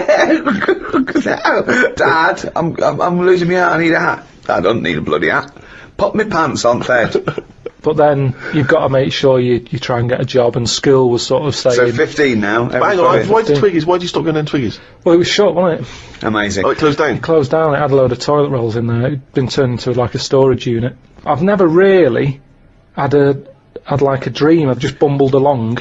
Because, like I've said, it's that thing of Clackered, sort of... bumbled, limsy. It's like, call my fucking bluff. there's no point sort of wishing for too much, because if you don't get it, you'll be fed up. So it's better just to sort of go, well, let's see what's around the corner. This is what I've said to you about a sat-nav system. Right. Isn't it? It's the same thing. Yeah, sure, I have the sat-nav. Type in where you want to go, and it'll take you straight there. But what I say is, use the back streets. have a look around, turn off, don't go straight ahead, turn right, the little dead ends. Yeah. Have a Well, you look, might get mugged. have a look. Don't go down the dead ends. Why not? You've got to reverse back out. There's nothing there. Dead end. No, but have a look. Well, there's nothing there. It's dead end. What's the road doing there then? Well, it's a dead end. There's Yeah, but dead there must be ends. something down there. There's nothing. It's dead. It's just ends. Just a wall. Right, so it's not a problem. Reverse. Well, don't go down in the first place if you know it's a dead end. Don't tell people to go down a dead end. They've got to reverse out. Difficult. Well, I'd say just have a look. You see, that's the difference between me and you. I'd have a look down the dead It's end. dead end. No, don't worry. It's What's dead down end. there? There's nothing, mate. Dead end. Rubbish? Just Yeah, no, rubbish? nothing. Dead Nothing end. at all? Yeah, no, put going there. Dead end. Right, so I'll go, well, I'll just have a look for myself because I don't believe you. Okay. Well, go on then. Right, I'll have a look. Yeah. Oh, look at this I found. What have you found? Box of money that you didn't know about. All I'm saying is it could be He has still anything. got the brain of a 10-year-old, hasn't of he? money. He's still got the brain of a 10-year-old. I'm just, set your stall out. Right. So where's the store? Where are you setting the store? Not the Dead end, 'cause there's no through traffic. thoroughfare. Yeah, you want to be on This a is sort of crazy. public highway. Where are you setting the stall out? What are you selling? What are you selling? Well, this is what I'm saying to you. What are you selling I'm first? selling a mixture of stuff. What? Like what? All sorts. What have you bought it with? A bag of money you found in the dead end? Leg warmers. So you got new leg warmers with do you want do you want cufflinks for them? What? Do you want cufflinks for them leg warmers? Well, no. Why would I do that? Well, you got to fucking look smart, ain't you, you cunt? So you're selling, what are you selling? So, Yeah. you set your stall out. Yeah. Right. Now, Yes. isn't it dangerous to sell all the same product in that shop? Right. Okay, I don't know where's what you're talking the about. analogy going? This is Yeah. a metaphor. I think it's a metaphor. Yeah. Or simile. It's a Yeah, What are you selling? What are you selling first? Bang. Two, hang on. three, four. No, but Quick, this is it's what the I'm saying apprentice. to you. This is what I'm saying Go to you, on. though. I Right. just said to you, Yeah. well, Yeah. I don't know what you wanted to do. You haven't told me. But Right. I'm Do you want me saying, to tell you what I wanted to do when I wanted to be at 5 years old? I wanted to own a sweet shop until my mum said, you know, you got to buy the sweets first. Right. From 10, I wanted to be like a scientist. 15, a vet kicked in. But at Carry some on. point you jettisoned all of that to try and pursue a pop career. 20, I wanted to be a pop star. 25, I thought I'd better get a job. well, At 30, I did. me saying turn off the main road and do a right Yes. is saying just have a look around in the same way that if you go into a It's a shop, metaphor, wasn't it? yeah, Right. it was, yeah. Yeah. In the same way that if you go into a shop, you're thinking I'm getting a quarter of bombs. Right, bombs. Bombs. But by the time you get to the counter You're clackered. and you get some licorice all sorts instead because you thought, actually, I forgot about them. Sorry, no, this isn't a metaphor, is it? This is a real shop now, isn't it? I just mean you're gonna be let down. You're gonna be very, very disappointed with life if you know I haven't been disappointed If with what? If what? if what? if If what? the thing you're aiming for Yeah. doesn't happen. But what if it does happen? I'd like to take issue with this because there's a lot of young people who listen to our podcasts, and if they listen to this tripe that if you try for something in life it won't happen, so don't bother, I think it's a bloody disgrace. No. Imagine if Leona Lewis had thought that when she went on the bloody X Factor. She wouldn't have got punched by that bloke in that. Alright, that doesn't make sense. But you know what I mean? She would not be living her dreams. Yeah, but we don't know what Leona wanted to do. She might She have had wanted a to be a backup singer, plan. that's why she's done it. She might have had a backup plan. Yeah, but she fulfilled the main ambition, which was to sing. That's why she went on the show. She didn't go there because she thought I might want to work down a branch of Waterstones. You think she went in there and said, quarter bombs? She's like, oh, this is X Factor. But she went, oh, go on then. What I was saying? But what about the girl who looked like a fat baby? She went on there with a dream. It's not going to happen. Oh, yeah! But the point is, I'm not saying you all have to go on the X Factor if you're a hopeless idiot. I'm saying if you've got a little bit of talent and you pursue it, it might take you somewhere. If you want to be a vet or a doctor or pop star, you might have a chance. You may as well Yeah. have a stab for it than say, no, it's alright, I'll just sit around in the underpants. Yeah, they're doing a new one, the X-ray Factor, where you can actually, you know, become a top radiologist. But I've said this for an idea. I think Go on. they should do that. Because how many singers do we need in the world? You see, that's the thing. We're talking Yeah. about the future. Yeah. I think we're not going to talk anymore. I think it's going to be like living in an opera. The way Yeah. things are going on now, everyone wants to sing. Yeah. Whereas, if you did a TV programme to try and get a doctor, you know... X-ray Factor, You know, it's yeah. all about, you know, getting in young kids, do live surgery. You know, there's big queues anyway. People are queuing up to have operations done. Yeah. So you say, look, Hilda, you have got a problem with your left bunion. You can either wait for your proper doctor and hospital, but it's going to be a 2-year waiting list. Or you can have Jedward do it Are for you you. free Saturday night, live? Because we've got two 17-year-olds who are going to do it. Hilda! She comes out, they sort Little voice. I've never heard him do a little voice before. So Do hang it on, again. wait, Okay. So this is okay. What is this? This is a talent show where people can have a go at being a doctor. Right? Well, this They is need- like something from the Middle Ages. But they need volunteers who would rather have an apprentice, someone have a go. It's not even an apprentice, it's someone with no training at all. Yeah. They learn how to do major operations in a week. But no, not major ones. That's for the final. You do a Of course, you yeah, do a you've got to heart build up to that, transplant, sure. But you're A building heart up. transplant for the final. That's So anyway, amazing. so it's Hilda, and Hilda's not the person, she's not operating, she's just the person who needs a No, bunion she's removed. she's the foot problem. Yeah. So she comes in, they have a quick chat Have with a her. chat with her. How's your life been? Bit of Coldplay under her. She's Yeah. going, oh, it's terrible. I can hardly walk and all that. And they go, right. Here's a fowl who looks like a baby. And then And you think this is a good, you don't see any problems with this so far? You've not identified any concerns yet? if it means you get younger people into other jobs other than singing, I agree with you. I think it's crazy that everyone now just wants to be famous, a singer or something, and we don't need them. They're just contriving sick it. of- I'm sick All of they're doing singers. is knocking the last one off the top number one spot. It's just a factory. But I'm not talking about everyone should try and be a singer, am I? What I'm saying is, sometimes you're allowed to pursue your dreams, and they might be, you may fulfil those dreams. There's nothing wrong with that. Steve. It may be that you want to operate on a woman called Hilda or a bunion. Steve. Pursue that dream. on. But according to your negative views, we shouldn't even try and do that either. what Go I'm on. saying is, Go on. What's he saying? Leona was an example. I'm not saying everyone should try and be like Leona. no, but No, listen, listen to his point, Stephen, because he's got a very good point coming up. Here it now. comes. This is it. Okay. He hasn't said a normal word yet, but he's going to say some now, and they're all going to be profound. people's dreams aren't their own dreams. Oh, hold on. What do you mean by that? Okay, keep going. No, keep going. Keep going. Let him, no. He'll explain. You don't need to ask any questions. He'll explain.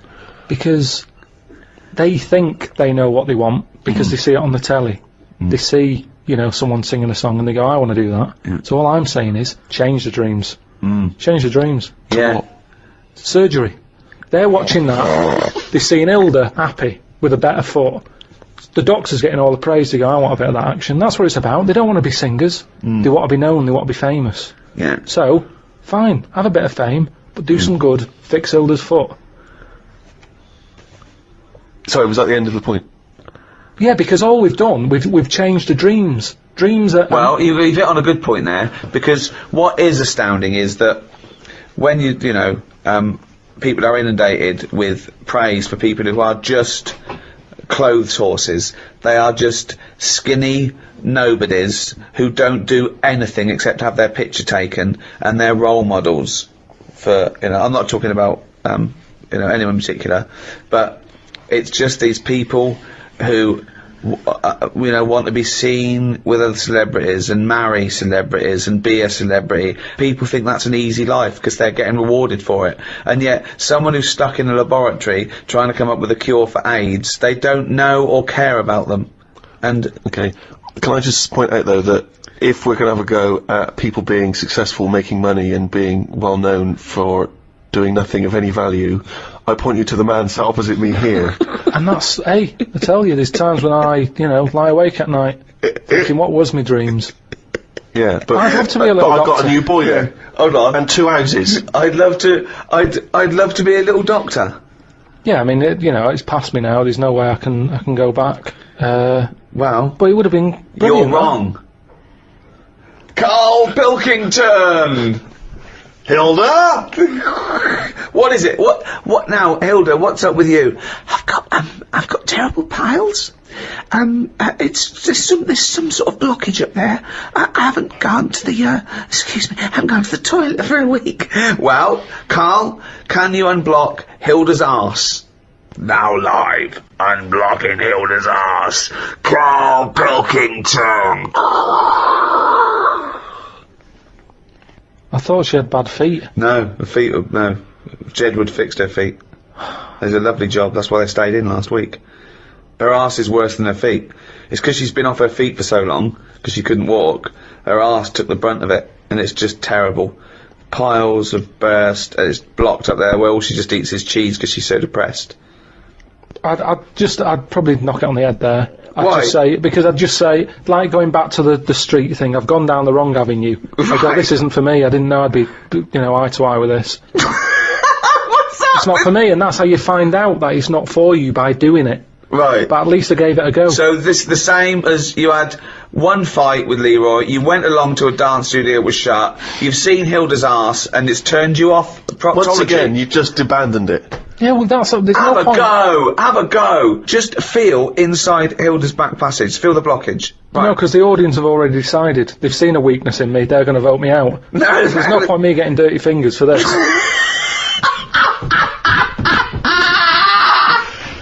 Well, that's about it for the Ricky Gervais Guide to the Future. The next audiobook in this series is the Ricky Gervais Guide to the Human Body.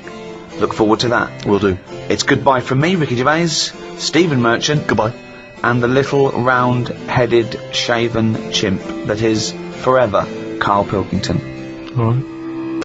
So, What have you learned? You keep going on about all this learning. What have you learned? What have you learned? Okay, sum up. Sum up. Let's accept, right, that at some point, about 13, 14 billion years ago, there was nothing. There was no space for the nothing to be in. There was no darkness, no light, nothing. Okay, literally nothing. Except what is nearly a point in space that contained everything in the known universe, okay? Suddenly, that exploded. And in a matter of minutes, the universe was pretty much as it is now. And in all the debris, in all the dust, things started to cling together. One of which was the Earth. Can I have Carl pick up the story from there? Yeah! So, there we are. We've got the Earth. We've got this big What happened next? planet. probably nothing for quite a bit. Okay. Yeah. Just sort of floated about. Yeah. But it wasn't causing a problem because it wasn't annoying anyone. No. You see, we don't get a chance of that these days. No. You pop something down, someone says, move that. Dangerous, what is it? Yeah. Back then, nothing. So it's hanging around, and if you leave something somewhere, something will sit on it. Right. Okay, if you leave something somewhere, something will sit on it. Yeah. We'll say like a bin bag. I can put a bin bag outside.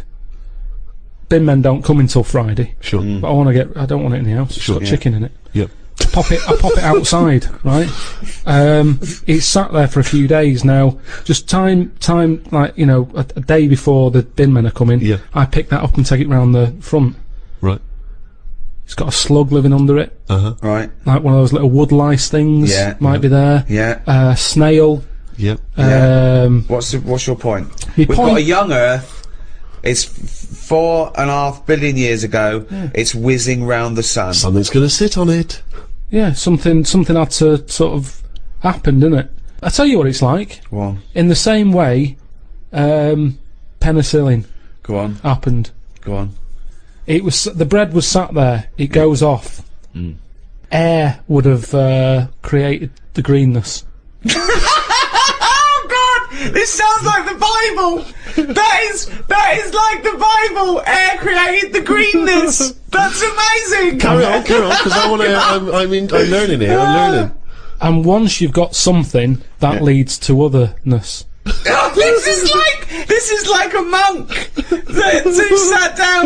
Oh, We're all that's sat amazing. cross-legged listening to the wise old man. I know. What are you gonna do? I'm gonna write a thing of how everything was created. But hang on, carry on, because Really? I'm interested. Yeah. So where What- are we? so- So we had greenness, and now we've got So something. the air created the greenness, and then what is it? Then we have what was Just it? otherness from the otherness. greenness. Because once you've got From greenness comes otherness. once you've got one thing, others come. Yes. The air created the greenness, then you got otherness. If you create something, others will come. Build it and they will But come. it's sort of right. Yeah, no, I'm not saying I agree. No, so, but tell me, take me on. Continue this story, because this is fascinating. So, where are we now then? What if I was to stand on the Earth at this moment in time? What would I see? Not that much. You wouldn't want to stay. But there's greenness. Little patches Little of greenness. patches of greenness. Okay. Little bit of rubble knocking around. Bit of rubble. There was a bit of rubble. Okay.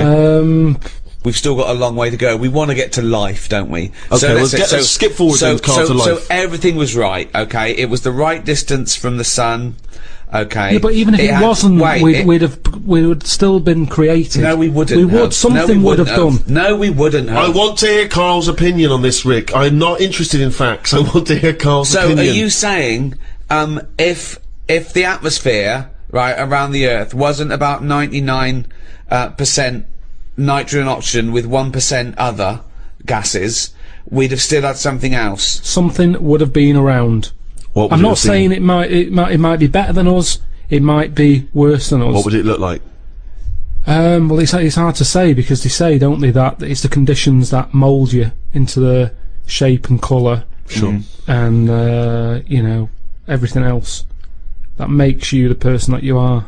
Okay, let's take Pluto. We know that's the farthest away. So it is dark and cold there. Right. How do you imagine the creatures that will develop there will Big look eyes like? and hairy. But how did they evolve? How did they evolve, though? Because we they evolved. can't just- Hang on. You always say animals change to suit the conditions. I'd have thought if planet's dark, you don't need eyes, because things that live underground or at the bottom of the ocean, they don't have eyes or colour, because there's no point. Yeah, but what I'm talking about, are we saying we're living inside Pluto or on the top of it like we do here? Why would we live inside Pluto? There's Well, no, I wouldn't- it couldn't support life, full stop. But this is one of the most ridiculous conversations we've ever had. He's seriously considering whether we Everything live is based inside on or outside. a ridiculously false premise. No, Carl, we're listen. saying now that the world's overcrowded. Right, There's too many people on it. right. We're running out of houses. People are living in basements. Now that's only one step away from being molish. We're already going underground because we're running out of space. Being molish. Okay, Yeah, right, come on, let him, I want to hear his point. Is that Here. like being Amish? So Go what see you're the saying? Polish people. They don't acknowledge the crust of the earth. So you're saying within 5 years there's going to be sort of mole-like people living in basement flats with no eyes? But hold on, though. According to you, the lower they go, the colder and darker they go, the hairier and better eyes they'll have. Well, it depends now. I was only saying they'd have better eyes if they were on a dark planet where they're outside, so they still have to look out for things that they could trip over. If we're going underground, That's their sole concern. That's the whole evolution. Is about what we don't want to trip over. I don't want to graze my knees. You've got knees. They got them on Earth. Coincidence, isn't it? Hub, hub. what I'm saying is, right, and I've always said this, Go on. we are not the same as the first man that nature made. No, we're not. No. And that's where we went wrong. And if we didn't interfere, we might have been more suited to the conditions now. Auntie Nora, I'm cold. She doesn't want double glazing. Why not? Just because she's worried that when people come round and sort of knock on the door, she won't hear them, because it's all sort of double glazed. But they're knocking on the door. No, but she said that she didn't like a bell. It makes her jump too much. Well, how do they get in now? Well, it's a thin door and thin glass. You hear it. It's not like soundproof like double glazing is. What? So they have to knock. They knock like that on the door, and she can hear that because But it's why like are a they going wooden to double door. glaze the door? Is it a glass door? No, they want to put that PVC door in with Hang the on, thicker so glass. she's scared by, you don't want a doorbell because that alarms her, but the knocking is fine. The knocking's fine because you get to know Why don't knocks they have a bell that when you press it, it makes that noise? because they haven't done that yet. Well, Maybe that's an idea. you could do a sample of a like that. So when they press the doorbell, she hears. That's easy. That's done. You could sort that out for her.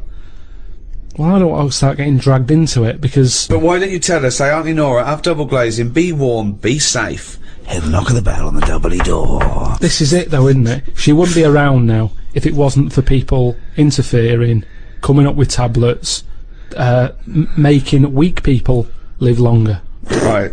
You're annoyed at that. You're I annoyed. know, he's such a fascist, isn't he? Auntie Yeah. Nora, a weak person who has been allowed Yeah. to live.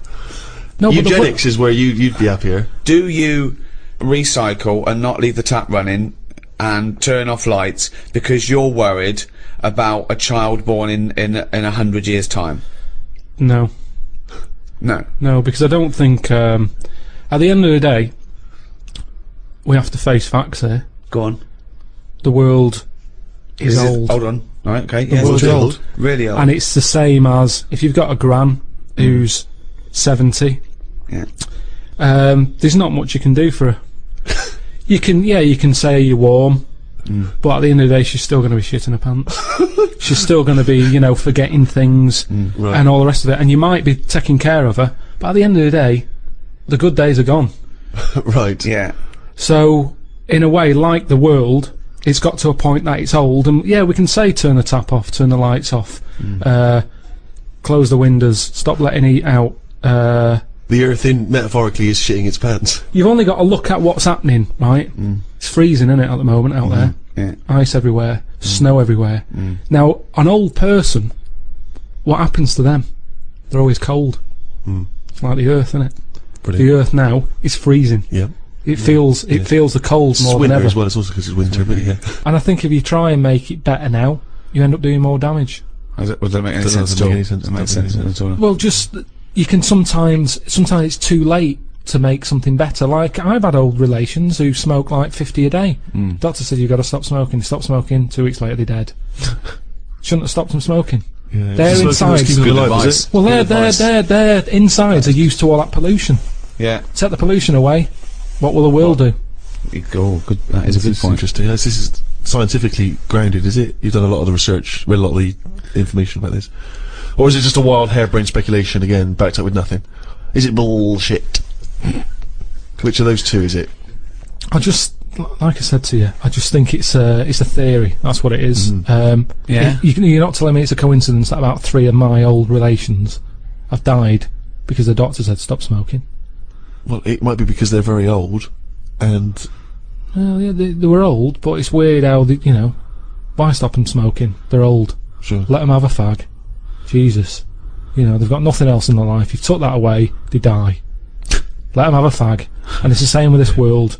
It's polluted now. There's rubbish everywhere, isn't there? You just mean in the streets and stuff. Just different levels of. I've noticed how rubbish changes depending where you live. Just like when I lived in the centre of town, it was rank. It was like human sort of poo. Oh, what? Yeah, honestly, Where? down alleys and that. What, tramps, you mean? It must be. I don't know. I didn't sort of hang around drug see who's addicts, doing it. It's just, but very human. It wasn't dog-like. How do you know it's human? Just the way it looked. What do you mean? Well, you'd walk past it and you go, look at that there, Susan. Yeah. So look at that. Oh, That looks okay. human.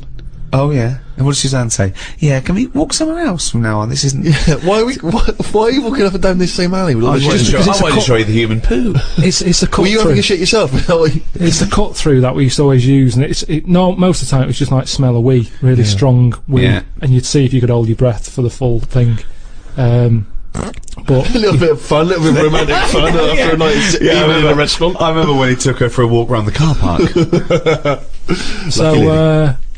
but now I've moved to like, a posher bit of London. You still get litter, but it's I saw like a rice cake. That's what I chucked on the floor. Yeah. That's like, It's just hummus tubs and... yeah. But it's still rubbish, isn't it? Yeah, It's still rubbish. Who left this crouton maker lying around? So, don't you see what I'm saying though? The way the world, we've changed more than the world has. We can't handle anything now, can we? Look at it, like I say, a bit of snow, a bit of cold, everything comes to a standstill. Yeah. Oh, I can't go out, it's dangerous, you'll slip over, people having time off work. Mankind's foray into the future. I want this. This will be the introduction to a book about the future. It will then be read in 100 years' time and go, Karl Pilkington was the most prophetic genius that's ever walked the earth. These are his words from 2010. Just some predictions. Just sum it up. Just sum it up. I believe. Start off with. I, Karl Pilkington, believe that mankind in the future will. Okay, start off with that sentence. Just have like a top 5? Well, no, or just. Well, maybe just predictions. Just Yeah, yeah. So and then a little thing to remember. And remember ye this. So I, Karl Pilkington, predict that in the future mankind will. Start off with that. Start off with that sentence. I've given you that one. Alright, I'm Karl, and the future. He's already gone off road. It's a scary place. But the future's got to happen. Right? There's no getting away from that. Yep. Okay, your predictions are... Well, we're all. It's not a soundbite. Keep going. Hang on a minute. Give him space. Give him space. Give This him is in a time. book. I've got to think about. I don't want to get it Think. wrong. Okay. Think first. Think, and then say it. Okay. Starting from now, these words of wisdom will be inscribed on a wall of a museum one day. Proceed. Wall of a lavatory, won't it?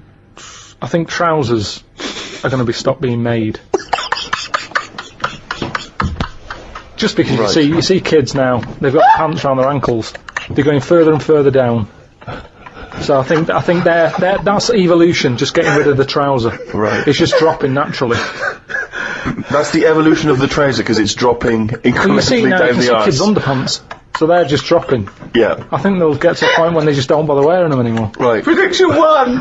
Okay, That's an amazing one. They'll stop making trousers in the future. Good, Okay. We're going to get weaker. That's already happened. Mhm. They used to say, an apple a day keeps the doctor away. Now they're saying eat 5 fruits. Right. So we've definitely that's evidence. You can't argue with that. I'll probably put that first because the guy is right. What's number 2? So swap that round. Okay. That's number Give 1. him the pants second. Yep. I'm gonna die. Okay, They number used 3. to say, an apple a day, keep the doctor away. They used to say, pull your trousers up. Now they say, put them down, you can. I've never heard such fucking dribble. Number 3. Right, number 3. Oh, the scholars are now waiting with bated breath when they find this old scroll, and they go, ooh, what can number 3 be?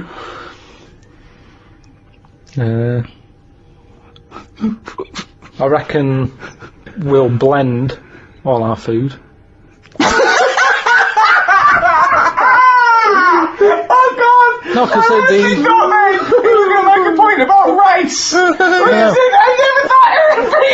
We'll blend all our food.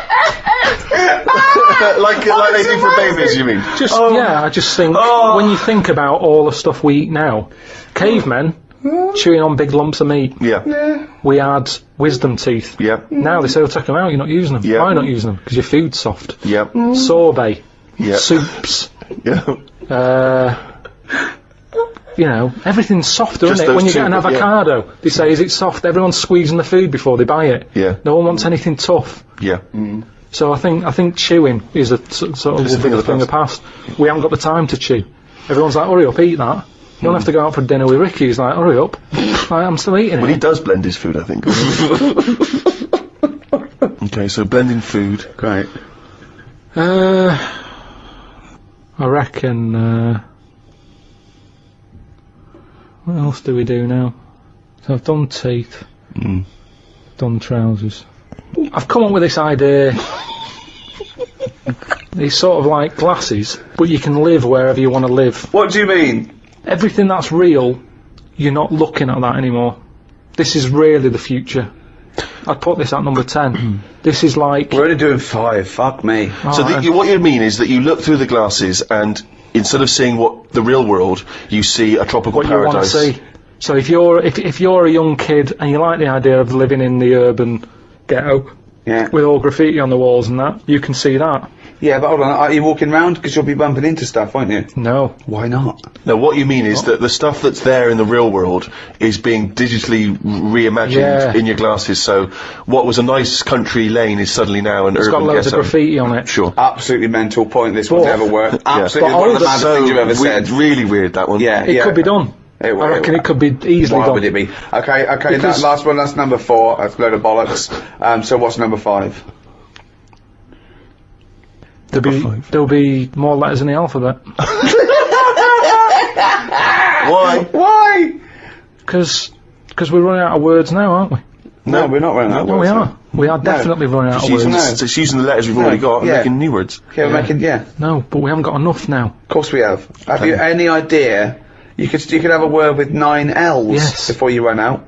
Yeah, and they do in Wales and what have you. That's because their alphabet is shorter than ours, they've only got something like 24 letters over there. Right. But they go mental with the L. now, what we do is, we've got 26 letters, but we are now struggling. We're not struggling at all. We are. We're not. No, it's a stupid... Boswallocks. In shampoo. Now there's a word where they've gone, well, we've invented something here. We've got something we're putting in shampoo. Boswallocks? Boswallocks. You just made that up? No, it's now they go, new with Boswallocks and ceramide R. Yeah, but that's a new word because they have to they come up with a new word. But it's a terrible word. Why? Boswallocks. Isn't that the word? Is that real? You've missed out, is it? That's a real word. Yeah. Now this is what I'm saying. So years ago when they came up with all the sensible ingredients, Go on. sodium. That sounds all right. He likes sodium. He doesn't like Because it Boswallocks. sounds like something in it, like an ingredient. Well, yeah, but that's because you're used to it. Is this a load of Boswallocks? Are you winding me up? No, the two of it's you? real. It's real, and that's because 26 letters. We've wasted them. Years ago, we went mental with the, pneumonia, sticking a P on it, and there's loads of words where you go, "What's that letter doing in there?" Whereas now, they can't do that. They've gone, "Whoa, pull that back. Why is that letter there?" And now you've got stuff like abbreviations and stuff. Yeah. Let's not waste letters. Let's just control it a little bit. Cars are called things like, GTI or something, because they're going, well, I can't think of the word to call this. So they're giving them letters. Think of a word now. Think of a word that hasn't been made up. What do you mean? Well, tell me a word that hasn't been made up. All words have been made up. No, one that hasn't. That could be used. Say if I invent something now to put in shampoo, what can I call it? Quick. Cranberry. No, it's too close to that. No, we can't get that past the advertising person. Scrimpton. Scrimpton. Yeah. It took Ricky 2 goes and you accepted his second one. Well, I think we've sorted out the future. Wow. Since, obviously, the days of Nostradamus, there's been many people who've tried to foresee the future. Karl, I'm not sure if you're familiar, but there's endless, predictions. Apparently there are other planets that may collide with ours. There's some scientific basis on this. And obviously, I don't know if you've seen the posters for that recent film 2012. Well, that's based on this notion of some kind of Mayan calendar, which supposedly predicts the end of the world as being 2012. But if you knew with certainty that today was the end of the world, how would you spend that final day? I mean, this seems weird to me, but I think I'd like to experience a lot of the extremes of existence. So, for instance, I've always wanted to smash up a bar. Do you know what I mean? It's strange, but I've always wanted the exhilaration of just smashing all those bottles, like you see in a film. But would you enjoy it as much, knowing that you're going to die in 8 hours? I don't know, I suppose it's the sense of abandon, I mean, maybe I'd murder a person. Wow. Just see, I don't know, but I think I'd probably go mental. Because I've always been a very reserved person, I've never got into a fight, I've never caused a rumpus. Yeah, but that's a worrying thought, because we don't have to have the end of the world for it to be the end of your world, because a lot of people know that they're terminally ill, so they don't go around smashing up bars and killing people. But I suppose I know there'll be no repercussions ultimately, because They're gonna the next die anyway. day everyone's gone, so Yeah, there's not going to be mourning families. But then how dare you deprive that person of his last 8 hours or 10 hours of life? I don't care, because it's the last day on Earth. Well, so that's true. I know the moral guilt that I'll feel is over in a few hours. Morality isn't relative just to repercussion, is it?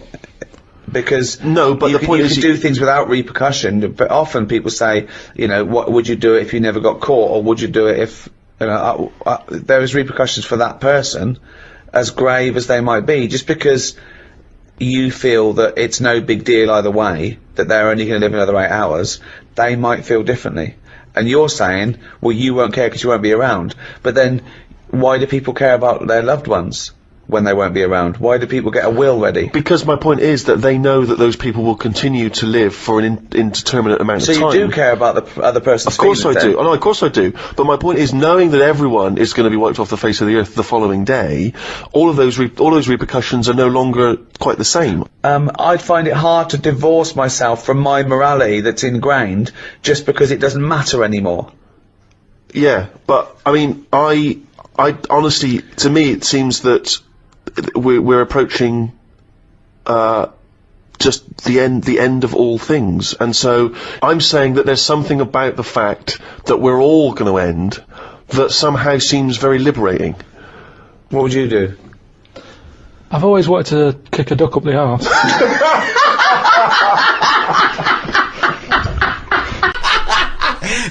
It gives. Oh, it's pikelet. Someone threw a perfectly good pikelet away.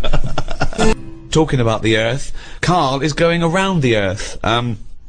Myself and Stephen have set KARL up with a dream job. Not only have we got him a TV programme on Sky, but he's going to see the world. It came out of KARL not being impressed by anything, and Steve had this idea, we've talked to the producers, and we're basically sending around seeing the 7 wonders. Okay, the 7 most amazing things on Earth. According to polls and opinion, it's a bit of fun. We know they might not be the most amazing things on Earth, but if KARL finds all 7 of them unimpressive and boring, there is something fundamentally wrong with him, we think. I've only done Egypt so far. And what do you think of it? They're probably the greatest and earliest civilizations. Yeah, but they harp on about that a lot. Well, and it's like that's slowing them down, I think. Unlike the English, we don't drone on about our great past. No, but we shouldn't. I don't think we should. KARL, move on. You go on about doing boxing when you turned up once and got battered by Leroy. Yeah, because you asked me about it. But Right. the thing is, they're constantly, it's like they haven't moved on. Everywhere you go, you see the Sphinx or a pyramid on something, and it builds it up too much, so that when you actually get there, you feel like you've seen it so many times that it doesn't impress you that much. But I like the, you know, it's different. I liked all the, you know, locals and stuff, and the way they are, and that's good, isn't it? Oh, are they? Just a lot of old people. Yeah. A lot of old and the young mix more than our lot do. There was only a couple of things that I didn't like, and that was the toilets. Toilets are pretty depressing. Sure. Why? What's up with them? Just it's just a hole in the ground, isn't it? Right. And I like the toilet. It's sort of, you know, me time, and to sort of go in one of them, you don't want to hang around. It's sort of, you just want to do the job and get out. But my insides don't work like that. They like to sort of relax a bit. And you can't do that there because you've got flies whizzing around your head. And there was one time when we were out and about, and I'd had a bit of hummus or something, because that's, you can't get away from all that. I'd been dipping my bread in it, and I suddenly thought, oh, my belly feels funny. Got to find the toilet. Cut through this market. Didn't know one was there, but you sort of smell it. It's like, I'm getting close to one. Yeah, it stinks. Go in, there's like a fella sat there, really old. He must have been about 93, about 2 teeth. Sat there with a rag, and you have to pay him to use the toilet. What's the rag for? He doesn't wipe your ass for you. I don't know, but Well, the toilet's never been cleaned by the looks of it. I had to give him like £5 Egyptian, whatever that is. I don't know how much that is, but I don't know what he's doing for that money, because the place has never seen a mop. So I go in there, open the door, and it's like one of them holes in the ground. I go, oh god, can't use that. Push the next door open, that's the same. You know, get to the end one, open it, normal toilet. Alright. Ding dong. Brilliant. Sit down there, do what I do, look round, no toilet paper. Oh no. He's waving the rag over the top of the cubicle. Yeah. More money. £10. So I'm thinking, oh god, I'm thinking, can I just get up? Because it was quite a clean, you know, I thought It was quite a clean drop, sure. yeah. So I'm thinking, Don't they use water though? Don't they use water? well, they have a hose pipe, yeah, Yeah. but I didn't fancy that. Well, that's cleaner though, isn't it? A hose pipe, really getting a proper it's wash. heck, it's Why? heck. How can it be? Why? Because that's just gonna, that's not gonna clean it properly. It's gonna get rid of some bits, isn't it? It's like when you clean a car, yeah, use a hose, but where's a sponge? Sure. So, Yeah, So- that's true. Oh God! You rinse off a plate, but then you always give it a little wipe as well. Exactly, but I like it. That's when the bloke knocks on the door and goes, "You need sponge?" Yes. so I'm in there, I look at the door, there's no handle on the door. So I'm trapped in there anyway. Someone's nicked the handle. So I can't open the door. I'm sat there, there's no toilet paper. I'm calling like the people who I'm out there with. Yeah. They've got the phones off because we're meant to be filming. So I'm thinking, well, if I just wait, eventually they'll call. They'll panic, yeah. And they did after about 20. Hello. Oh, it's KARL. What do you need? A handle and some toilet paper, please. So they called up and they had to come down. That fella don't let you in unless you pay £5 Egyptian. So They all had to pay £5. I mean, I don't know why they all had to come in to see me. Like it's a bit embarrassing. Yeah. Did they bring you some toilet paper then? No, they got it from the fella with the. You pay the money to. He had you a should have supply. paid for some on the way in. So I think that's what you do. But they don't give you a full roll. They give you like a strip. Right. which I'm pretty wasteful with toilet paper. well, it's I made you prefer learn, to do a good job, use it up, replace it, rather than 5 sheets. I've never done that in my life. Right. So my brother taught me something. When he was in the army, he said you used to have to sort of put your hand through it, get it all, then use that paper to get it off your hand. What? When you're in the army, Yeah. they taught survival techniques. Right. And they said if you're caught with very little toilet paper, It's a survival technique. Yeah. not like- What did he die? Died of a dirty arse. Hold on, wait a minute. Right, what is this technique? you get the toilet paper, Right. use 2 sheets, Right. fold it over, so you've got, normally to 1 sheet is 2 ply. You've Right. got 4 ply. Right. So Two it's a sort of, sheets. it's like a bog glove, a bog paper glove. Yeah, so you put your hand through it, so you make a hole. Yeah. What do you mean? Make a hole? Make a hole so your hand goes through it. Yeah. Then you can wipe your arse with that. What, And with then- your hand? Yeah, and then the toilet paper that's left, you pull it off like that, and you wipe your fingers with it. So you've still got shit on your hand? This is horrible. Yeah, Why, but don't you you wiped just it off. why don't you just wipe your ass with the toilet paper? Because you've only got a couple of sheets because you're in the jungle, right? And it's Hold on, survival. though. It's all about survival, Rick. So what's the difference between don't know. wiping Maybe you your got it ass wrong. with your hand and trying to get shit off your hand, or wiping your ass with the toilet paper and putting your fucking trousers up? I don't know why this is a technique. That's some sort of mad sergeant's idea. What I do, boys, is I like to smear shit all over my face and then use the one sheet of toilet to wash my face off. It doesn't make any sense at all.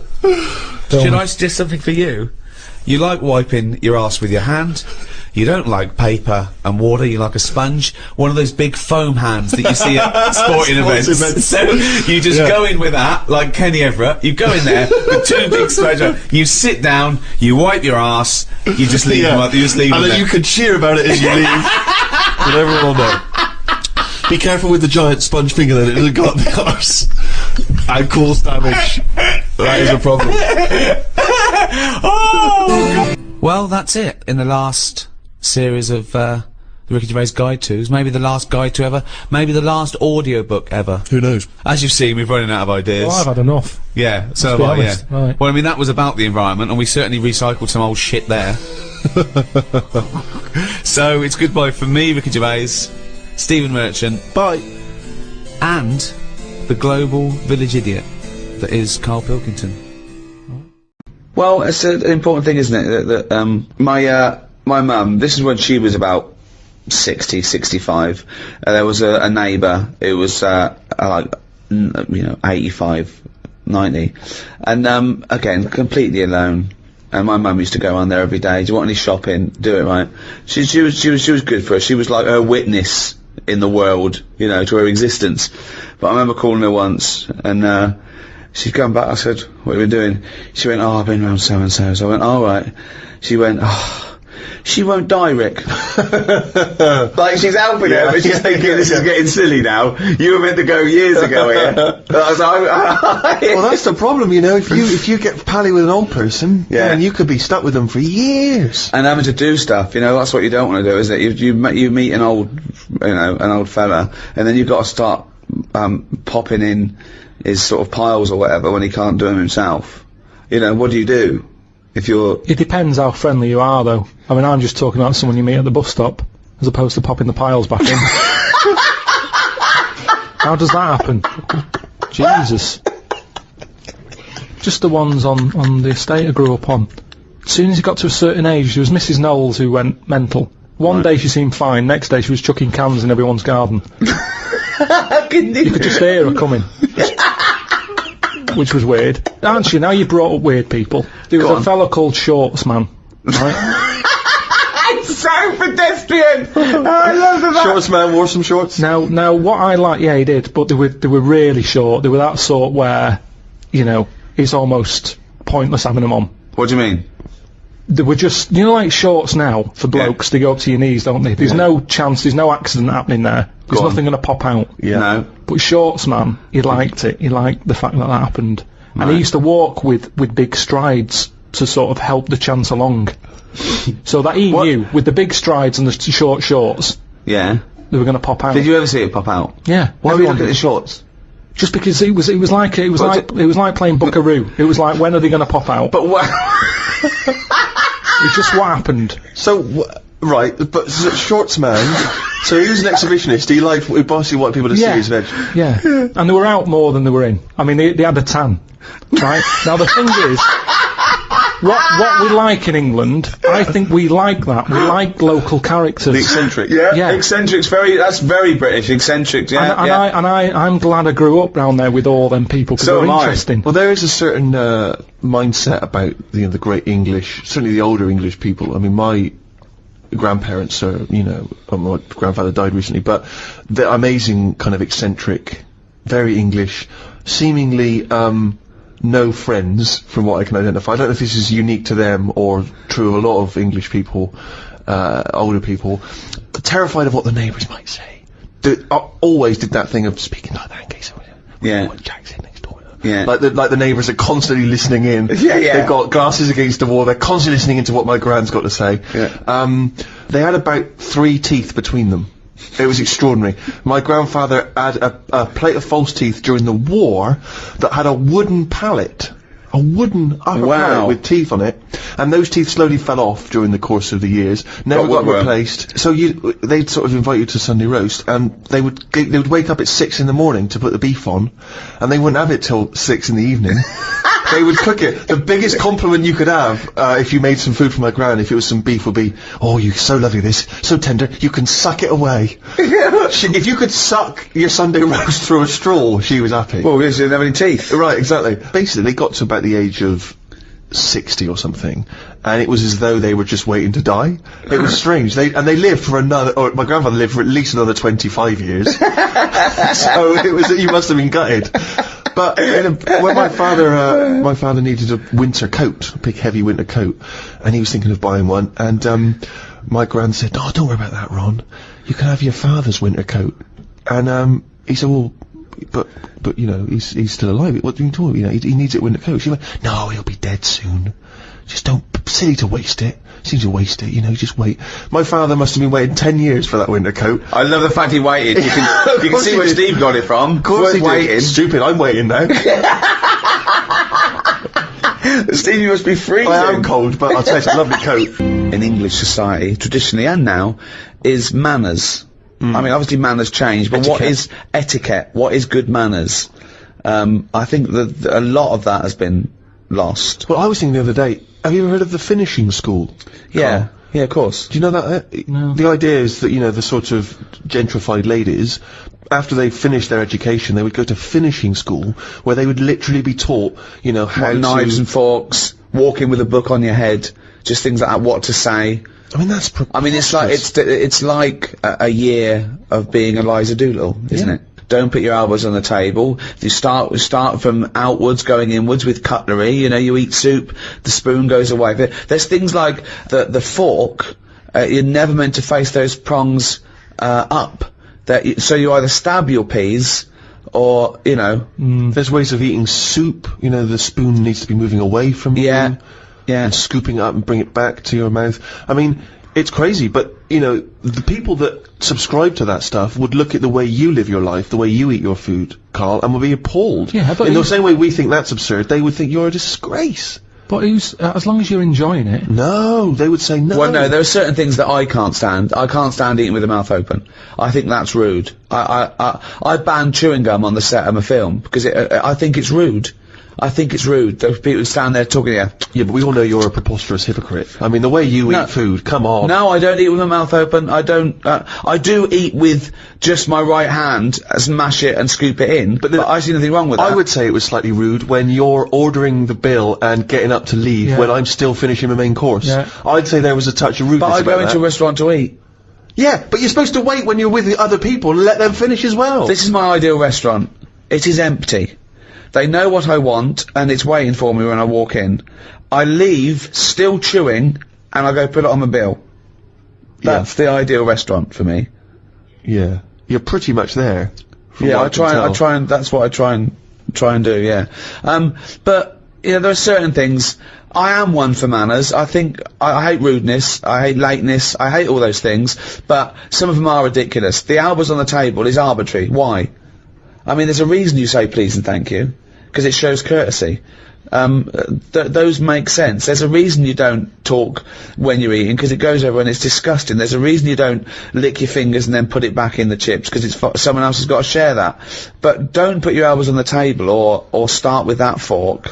I think it's ludicrous. You know, there's those rules when you meet a member of the royal family. For instance, if you were at the Royal Variety Performance and you met the Queen, there's various rules they tell you about. You don't fart or call her love. Exactly, for one.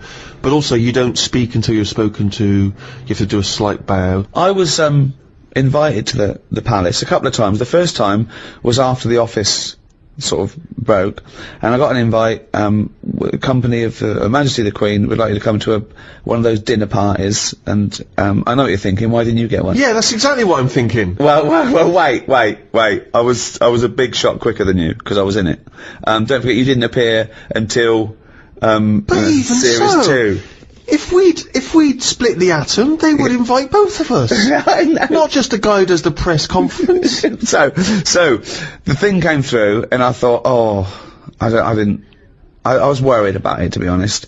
But it just said, I will be attending, I will not be attending. Tick the box. And I couldn't bear to just tick, I will not be attending, because it was too harsh.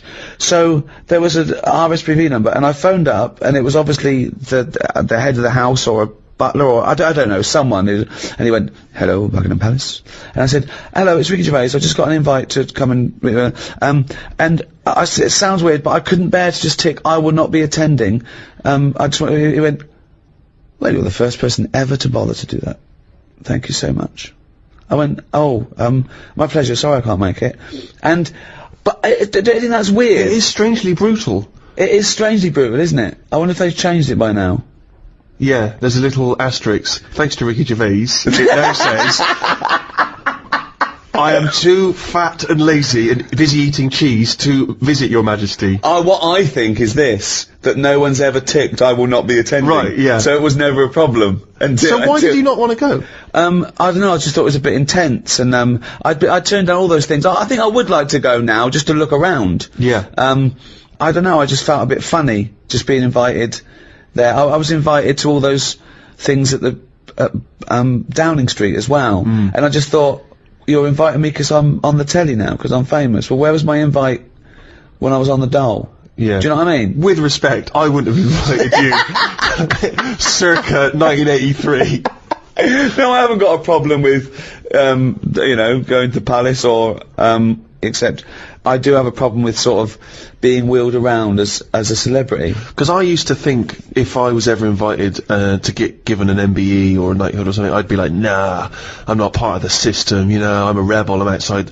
Now I think it would be quite cool. Well, I only think it's a problem for a comedian, because, you know, we're sort of meant to dish it out, and it's difficult to dish it out if you're being seen. What I do find weird is the idea of having to bow and scrape before people because I'm told to do that. Well, like, what I find is that idea of I'm obligated to be respectful to such a degree just because someone's the Queen. Like, obviously I'd always be respectful, but why can't I speak when she turns? What I don't understand. That's what I find a strange idea. What would you say though? Well, I just say, you know, honoured to meet you, Majesty. But you know, I don't understand why I can't initiate that. Why? If I don't think she'd she'd mind that. If you went, honoured to meet you before she'd spoken. What she's going to say? She's going to go, cheeky cunt. I talks first, lanky. Same problem here. I've had work done recently with Dad, what? How to get rid of a body? Let me call out. had work done recently, right? Bathroom retiled. Yeah. Right. It's been a nightmare. Polish fella. Right. Not a word of English, which makes it hard. I've got him in as a professional to do it. He's sticking grout down the toilet. So then, like, he sort of finishes... grout? Is that another mate? You know, and after they put, like, the grout in the tiles to finish it off, Yeah. anything that's left, he didn't put it in the bin and dispose of it properly. He stuck it down the toilet. Yeah. And now it's there, the grout's there at the bottom of the toilet. Is it really? Yeah, with a screw in it. Well, you can drain it, can't you? You can turn the water off, get rid of it, drain the water No, off. it won't seem to go around the U-bend. Well, no, It's stuck you there. get it out there, you dry it off, wouldn't you, so there's no water in there. Well, just stick your I've hand pushed in. a lot Get of... your hand in there. Why don't you put a Well, last marigold time I glove? did that, last time you called up when I had my hand down a grid, and you were going, what are you doing? Get someone out to do that. Yeah, but it's putting a marigold on and taking the screw out, isn't it? Oh yeah, the screw's not a problem. I'm not that bothered about that. Still I'm down worried there about though, the is it? grout. Yeah, the screw's there, yeah. So you could have taken that out, no problem. Yeah, but it's half a job, that, isn't it? I want to get rid of the grout first, and I'll get rid of the screw. Yeah. But I will, I'm not scared about putting... You called up here, I was up to my shoulder, Steve, in, like, glunge. No, what annoys me, Rick, is he makes up his own words. Well, I'm going to use that for Flanimals, mate. Yeah, So you're up to your arm in. in glunge. Yeah. Yeah, and Ricky called, and it was in Kent. The bloke had done the kitchen, been pouring down cement into the grid outside. I'm sort of washing up, look outside, loads of water all over the place. I mean, what's going on here? Yeah. I go out there, all the water's like, because it runs to a grid outside, you know, that sort of system. Yeah, Yeah. It's not going down, is it? sure. There's loads of water there. Right. So I call up the main fella who does the kitchens. There's a message there. Sorry, I'm away in Cyprus. Right. So I can't get hold of him. Right. So he's ballsed it up, but he's on holiday now. He doesn't want to know. There's all this, like I say, gloopy stuff. Glunge. I'm scooping that up with my hand. Up, seriously, it must be close to my shoulder. Right. Not my problem really, but all these people, you're saying recycle properly, don't pour stuff, all these bottles you get now, Domestos, it has like little pictures of dolphins looking unhappy, because people are pouring bleach down a sink or whatever. I've never had that problem, I've never upset a dolphin, but I know, if I hadn't sorted that out, it would have caused loads of problems for me and the neighbour, and it would have been my problem. And that's what I'm saying, I'm not that selfish really when it comes to the environment Start of the people around me. using reliable tradesmen, And please. also, He do was. start caring about the dolphins, please. Because they're all we've got on this planet. Why don't you care about what's happening? What are we going to swim with if not the dolphins? I'm not going to swim with one. It's never going to happen. Never Well- going to happen. What if you had a little div, right? Didn't have long to live. What do you want to do? And he went, swim with dolphins. So you don't want to do that? I go, oh, Uncle Carl killed them all. With Domestos. They're all bleached There'd and be some blind. other animal. Anyway, it's not about the dolphins, it's about the ocean, isn't it, that the dolphins are in. I told you, if dolphins were in the Thames, they wouldn't be that keen jumping in there saying, oh, let's swim with a dolphin. Right. Says you want to swim with a carrier bag in the Caribbean. Oh, yeah, I'd love to.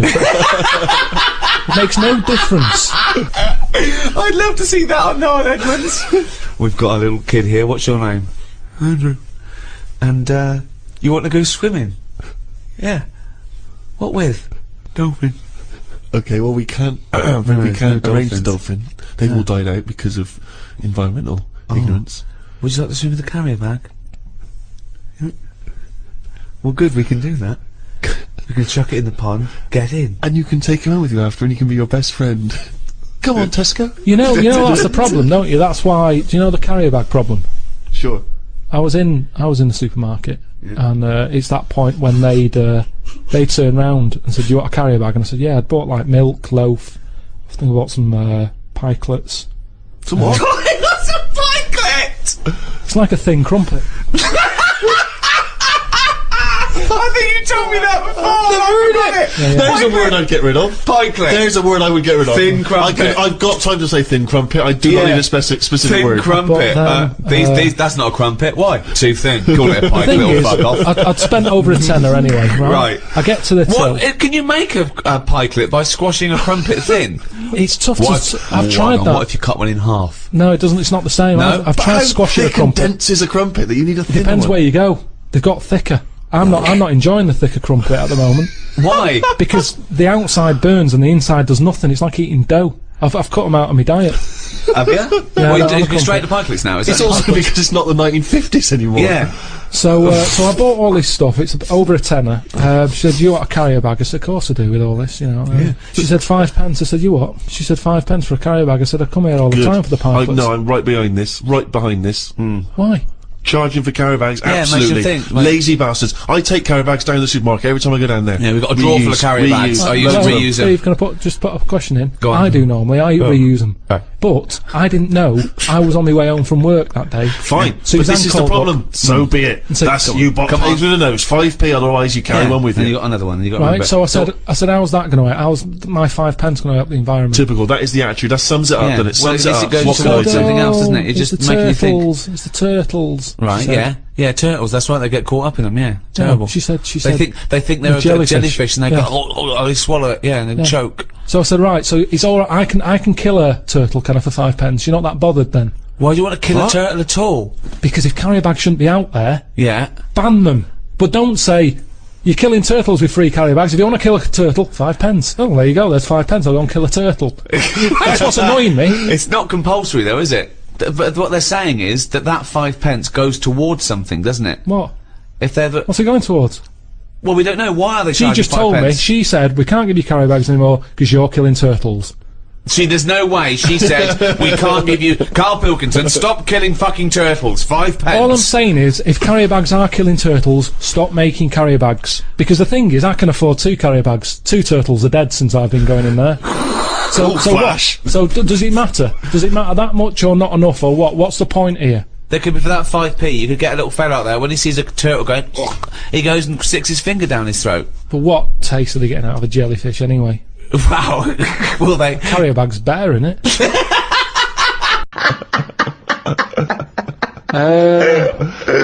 If I was on the front line, I would not be getting out the rule book. I can tell you that much. I'd be going mental. Are you saying there should be some rules or no rules? I mean, you've got to have some rules, otherwise it's just going to be like Grand Theft Auto, isn't it? I'm just going to go about battering everyone. Yeah. And you soon get bored of that. So I think you've got to have some rules. Right. Which rules would you repeal that already exist that you don't like? It's a shame you can't tip as much as you used to be able to. You mean in a restaurant? No, just when you're getting rid of a mattress or something. So fly tipping, you'd like to see more fly tipping. What do you mean? This is something so personal. He's fed up. He had to take something. No, it's just that they used to put stuff outside the house, and just like you had mattresses, you had sideboards, sewing machines. The thing is, it was a good way of recycling. Now they say recycle, but we're not recycling. It's just being put in a bin. So you'd like to see more fly tipping? No, not you see. That's all we need in London. More rubbish. This is the problem. You see, look what's happened. Look what's happened to what I've said. It's been taken the wrong way. Right. I'm not saying tip. I'm not saying chuck your bin bags out the door and let crisp packets go everywhere. I'm saying if you've got old furniture, you should be allowed to leave it outside your house without the council going, move that, it's dangerous, someone's going to trip over it. Well, if they trip over it, you should have been looking where they're going. Well, what if they're blind? Huh? What if they're blind?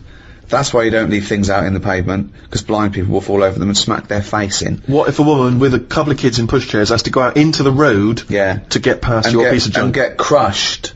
No, because I'm leaving it. I'm not leaving it on the pavement. What you just said you were. Where are you leaving it? Sort of outside the house. Right. In your front garden? Well, who's going to take it from there? That's just thieving. No, sort of. Just Where are you stop- leaving it? Where are you leaving it, Carl? You haven't established where you're leaving this yet. Because so far, a blind person's fallen over and broken his nose. I've never and seen lost a 2 blind teeth. person trip over anything. You've never seen a blind person trip over anything? Definitely not. They're better on the feet than some people because they're more cautious, aren't they? So Make it more fun for them, if anything. why can't you just have this stuff collected by a second-hand shop or Because they send it won't. to They a don't come, charity? Steve. Honestly, they don't. They will. I've called up people and they're saying, "Yeah, we'll be there in an hour." And I say, "Right, I'm going to put it out on the street. And are you going to come and get it?" "Yeah, we'll be there." An hour passes by. They haven't been. Just Suddenly, blind the people council all over goes the past. place. On the floor, bloodied noses. Then the council say, I call them up, do you want to shift it? Well, we might, but don't know when. Well, it's outside the house now. Well, you can't leave it there. It's your responsibility. You'll have to stay with it. Suddenly, I'm wasting time sat outside the house with rubbish that someone else might want. But you're not allowed to leave there because a blind person might come along. What's the dog doing? What do you make of St. George, the patron saint? What's your take on that? Is he the one who killed a dragon? Right. Tell us the story. There was a dragon problem. Must have been in England. Right. George took it on. He took on the job. He was like a rent-a-kill.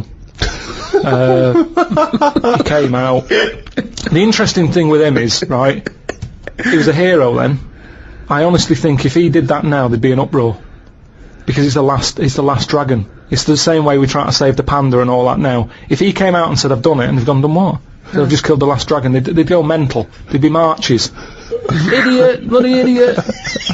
And that's what's interesting. But it was going around burning people. Doesn't matter, we shouldn't have killed the last one. It's the last one. And that's No, what we'd but be do- like. do- So do you you should have think- saved it, you should have captured it and put it in a cage so we can all look at it There's and no stuff. point. It couldn't have bred anyway. It was the last one. Was it definitely the last one? Well, you were saying it was the last one. I'm not bothered either way. Hang on, to what? me, Sorry, hang on, whoa, whoa, whoa. So you think that there were dragons? Well, what are we celebrating then? Well, it could be a metaphor, a dragon slayer. It could be a bad thing amongst us. It could be a foreign threat. It could be things that threaten. It could be anything. It's not to be taken literally, is But it? the real legend of George was that he was a figure who stood up for Christianity. Have Doesn't you ever get- done anything brave? There was a kid at school who used to have epileptic fits a lot, and the teacher used to always say, if it happens, grab his tongue. And I sort of had a go at what? that once. His tongue. His tongue. Yeah. What do you have a tongue for? To pick stuff up? What do you mean a tongue? His tongue in his mouth. Oh, his tongue. Oh, his tongue. Right, go on. And they used to say, He's English, if he starts doing it, grab his tongue and that. And I sort of had a go at that once, and it wasn't nice. What? How'd you grab it? You grabbed his tongue, did you? Well, I tried to. It's like grabbing a slug. And plus his mouth's going up and down. That you think he's going to have me handy. So you sort of do that thing where you go. So you were trying to grab hold of a kid's tongue, yeah? And he was. He's throwing himself all over the place. It was in a physics lesson. I sort of had a go, and then I thought, this isn't happening. So I just sort of kept putting my hand in, like I'm having a go. But in my head, I was going, I'm not going to get hold of it. What you could have used is a pair of tongs. Well, firstly, I don't see why this is brave.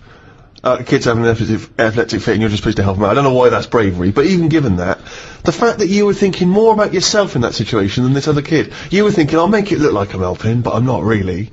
And yet this is kid having Well, an I did epileptic at fit. the beginning. Doesn't I that tried. sum you up, Carl? Selfish. No, it doesn't. Because no one else was having a go. At least I did try and grab it You at one weren't doing point. anything. You were just making it look like you were. Have you ever tried to grab a tongue? It's like chasing a chicken. It's murder. And after a while, it wears you out. And it was weird anyway, because it was like a What was he doing it for? I don't know. Why do you know? After hours of chasing this kid's tongue. I love the idea. Have you ever tried grabbing a tongue? It's a valid question. I love that he's annoyed. He's annoyed that this What, poor kid's what having was your an epileptic fit. technique? Were you trying to grab it? just with your thumb and your what's it finger, like a pincher thing. Yeah. But it was because his mouth's going down and. What's and all was that. he shouting or just? No, just throwing himself around. So that's your one attempt at bravery. Well, hang on a minute. Let me just think. Trying to grab a tongue. There was a time you were chased by a bee and you scored a goal. I forgot about that. That isn't really bravery, is it? As you were running away from a bee, and the ball happened to hit your foot and go in. Does that count as bravery? I love it when he goes up to the pearly gates and goes, well, you know, have you done the act of courage? I pretended to grab a tongue. A what? A tongue, yeah. Got chased by a bee, scored a goal. It doesn't count as brave at all. Well, what have you ever done? Well, it's a good question. I thought of some of them when I was a kid on the beach. There was a baby, like a toddler. I was about 12, and they were out. Their little boat was going out. The mother missed it, and they were miles out. And the mother was sort of distraught. And I swam out, and I was a good swimmer then. And I pulled it in, right? And she bought me a box of chocolates. It's not enough, is it? What? It's not enough, a box of chocolates. I'd have been furious. Really? I'd have wanted a lot more. I didn't expect anything. No, it was like when I found that old lady's purse and I sent it back to her, and she sent me a little thank you note, but nothing. No cash, nothing. I was furious. I thought, come on, I could have kept that purse. I sent it Really? back to you.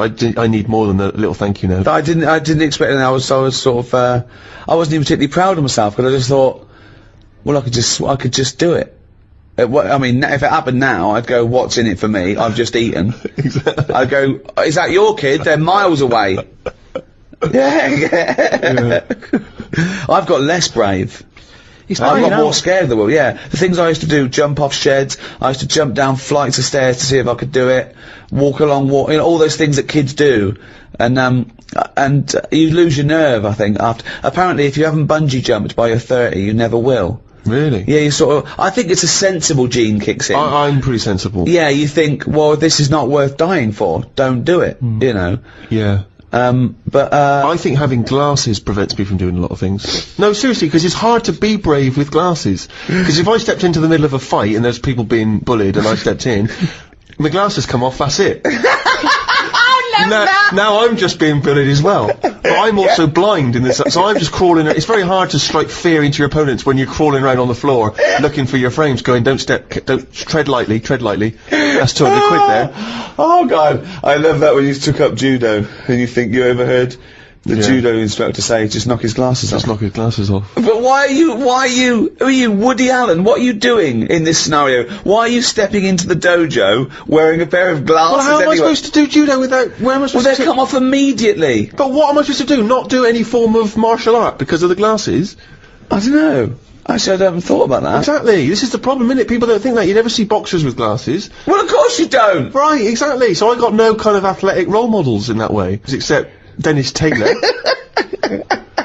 Oh God, a man with glasses, me and my glasses. It's to tell you this, I could write a book on the difficulties of having glasses. But I suppose it's completely affected your life, hasn't course it has. Everything you do. Of course it has. Absolutely. Fashion. Yeah. Sort of sport, dancing, moshing.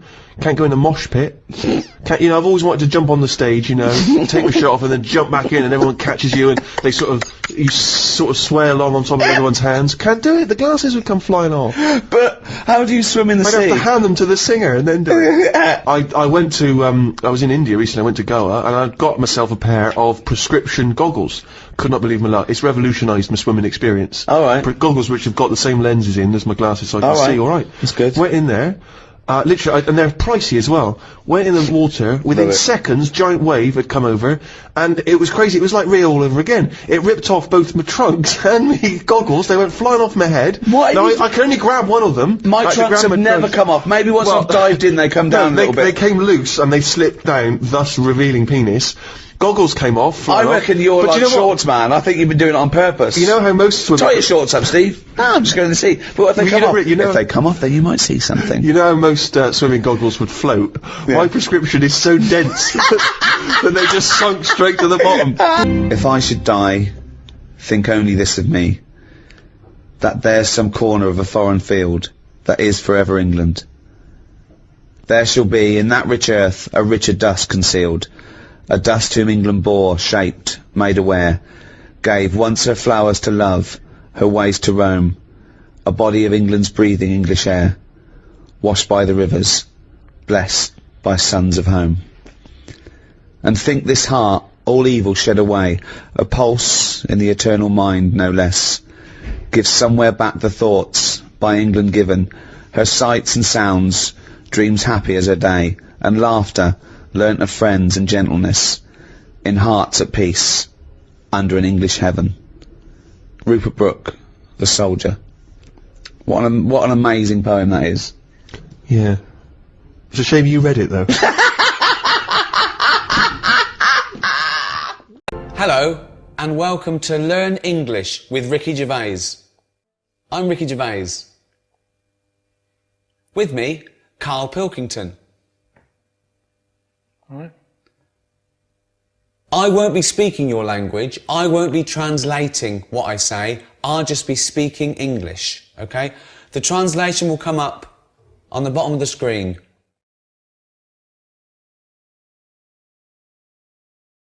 This is my friend, KARL Pilkington.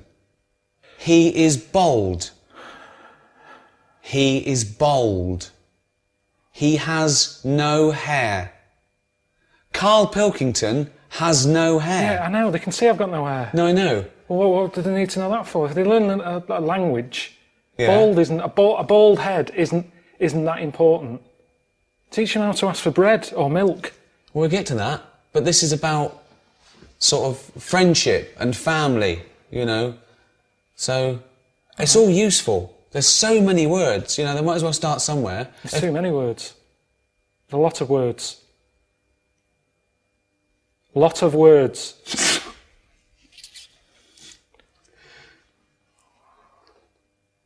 So you say it. KARL Pilkington is bold. KARL Pilkington has got a head like a fucking orange. Right, I really don't know why they need to learn this. Because they might need to say that one day. No, but I get enough abuse now from English people. I don't want Chinese suddenly turning up going, "About fucking orange." Teach them how to say milk. I need milk. Milk for tea. Coffee. Teach them useful stuff. Okay, well, go on, teach them something then. Who am I talking to? People around the world, they can't speak English yet. So what are they... Well, so, Chinese well, are the doesn't ones it that- do, okay, what? I've been to China, and none of them know English.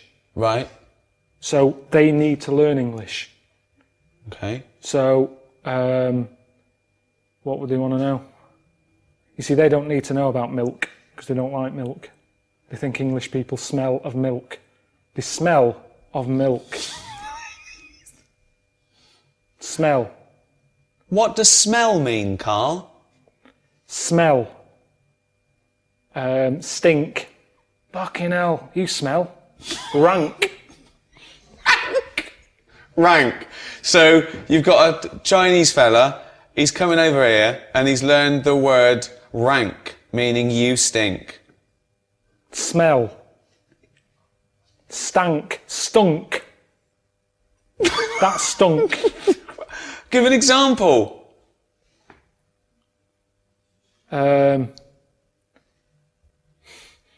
You smell. You shit. Why are you teaching them pidgin Because you told me, you said they want to know about smell. Yeah, right. But why are you teaching them without prepositions and proper Why are you teaching them to speak like this? Stink, you shit. Why are you teaching them to speak, to just speak proper English? Right, okay then. Always speak proper English. Okay, tell them. So what do they want to know? Well, what smell mean? This is, okay, Smell. This is about, So we're featuring the word okay, right, smell. right. Smell. This is about the word smell. Right, when something smells, they know what it means. It's when something stinks, when it's Well, no, off. it doesn't always mean that, because it's also a verb. All right, a nice smell. It's also a verb to smell. It's a verb. Smell is a verb. Yes, but what they've got to remember is if they go up to someone and go, you smell, it's not always positive. You wouldn't, you say you smell nice. Right. But if you say you smell, they'll get a smack in the face. Smack in the face. Smack in the face. Carl, what's a smack in the face? When someone thumps you, thump. The worst English lesson ever. Right, okay, okay. What would they want to let you see? That's why we've got to focus on. Are we focusing on Chinese? No. Well, we should, because different people want different things. Right, So what would Chinese want? They come to England. right. What do they want? Why are you talking to me like I can't understand Because English I'm now? trying to think out what to be clear to them. Okay. So I'm Okay, dropping out. so forget where they come from, wherever they come from in the world, they all want the same things. No, okay. but words don't mean the same thing. At certain places, there's people where it stinks in the world. They wouldn't come to England and need to say it smells because they're from a smellier place. No, they're not. Yes, they are. Milk. Let's do milk. Okay, let's do milk for anyone who isn't English. Okay, okay, okay. We will act out a scenario now where you might need milk. Okay. Okay. Hello, Carl. All right. Would you like a cup of tea? Yeah. Yes, please. Yes, please. Strong. What tea bags have you got? That is a question I ask because it all depends on the amount of milk. Do you have Thai fu? That means more milk.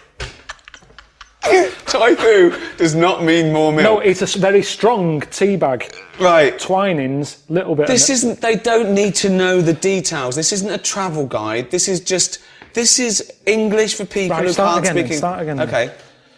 Hello, Carl. Oh yeah. Would you like a cup of tea? Yeah, I'd love one. I'm gasping. How do you like it?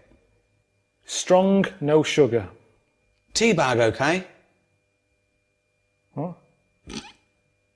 Yeah, tea bag. Yeah.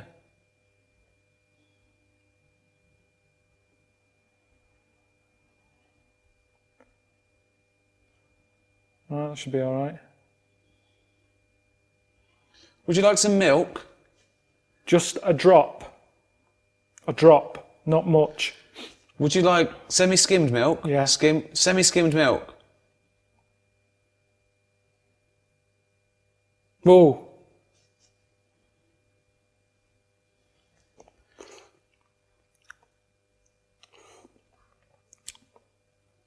It's alright, that.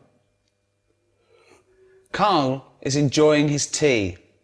He had it strong with a drop of milk. So, that's the basics.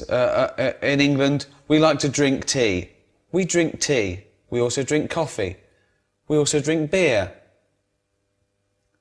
Let's go shopping. So, I'll just come into a shop, okay? Dring. Afternoon. Hello. Oh, yeah. I want a fish. What sort of fish do you want?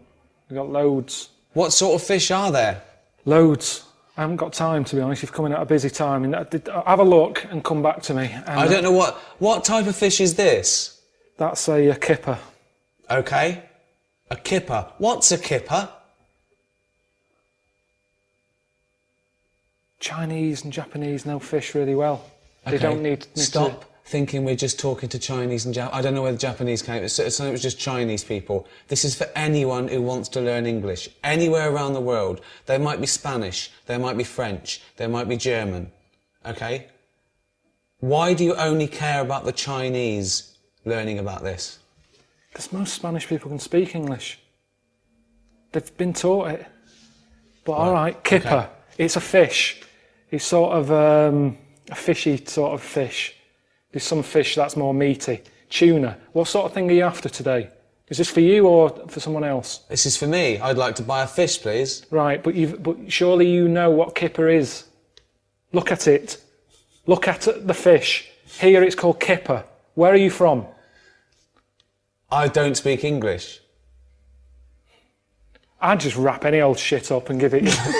You're like this. Tenner. Rip you off. Because I'm busy. And that's what happens in this country. That's what they want to be careful of if they're watching this. If you come into England, don't be ripped off. Rip off. Conned. Taken advantage of. Done up like a kipper. Done up like a kipper. Look at this foreigner. I done him up like a kipper. This is when English gets complicated because kipper, a lot of English words can mean many things. Where?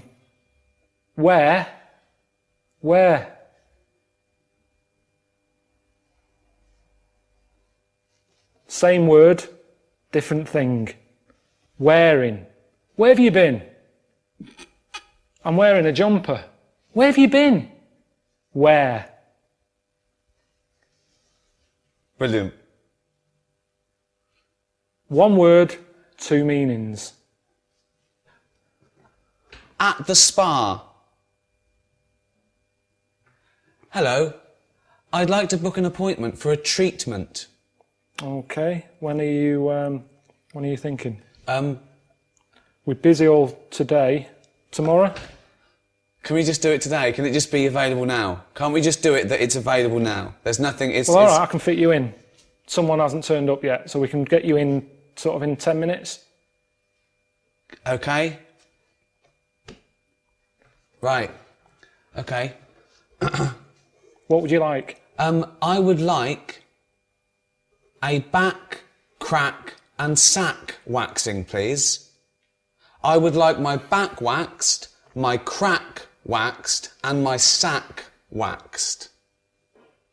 Right. Do you do the treatments yourself? No. I'd like you to. Well, I can't. Why not? Because I have to be on reception taking calls. Well, okay. You can't request who's doing your sack, your crack or your back. There's a woman in the back who does your crack. Well, It's fucking insane. Right, that's enough. Innit? No, I don't know what we're doing. I don't know who's going to learn anything from this. Wait. Okay. Well, ask me some questions about... Okay. Well, I don't have to ask you any questions. I said you can be going in 10 minutes. Okay. I'm not doing it. I'm a worker. I'm not paid or qualified to be sorting your arse out. Wait, okay. Actually, thinking about it, the hair on my crack hasn't grown back, nor has the hair on my back. But my sack is very hairy. Wait, My sack is very hairy. I don't need my back waxed or my crack waxed, but I need my sack waxed. Right. Now, I'm surprised you haven't done it yourself, because it's the back and the crack that's the difficult bit. The sack you can do yourself. Oh. And to be honest, it should all be growing at the same time. No. So there's something wrong with you. No. You've got a hairy bollock. When your back is lovely and bald. Right. You don't need it doing. Bald. Bald. Fuck's sake. My back is bald. Yeah. My crack is bald. My sack needs waxing. Right. It's quite an emergency. My balls are very hairy. Can I have them waxed, please? Yes. How much just for the balls? £15 for £15 two, for the both. For two. Okay, Yes. that's good. So £7.50 each. It's £7.50. Yeah, but we don't split it. That's the price. Yes. You can't have one done. No, It's I have £15. two. I have two balls. I have two balls. How many balls do you have, Carl? Two. Carl has two balls. Are your balls hairy? Average. Okay. Which is strange because Carl's balls are hairy, but he is bald on his head. His head looks like a ball. His head looks like a bald testicle. Carl has a head like a bald testicle, but his testicles aren't bald. Okay. How long will it take to wax my balls? 10 minutes. 10 minutes. Okay. So it's £15 and 10 minutes. Can you do it? Can you do it now, please? No, I won't be doing it. You'll Why? be meeting Leslie in the back room. I don't really. I'm a little bit shy. I know you. Could you? You don't know me, you've just turned up. Could you wax my balls? No! I'm not waxing your balls. Bollocks. Scrotum. What else is there? Testi. If you're having one done. Bollocks. Sack. What else is there? Okay. Right, We've done done. that waxing. Okay. At the doctor's. Hello, doctor. Hello. I have a pain. Okay, whereabouts is the pain? My anus. Of course it is.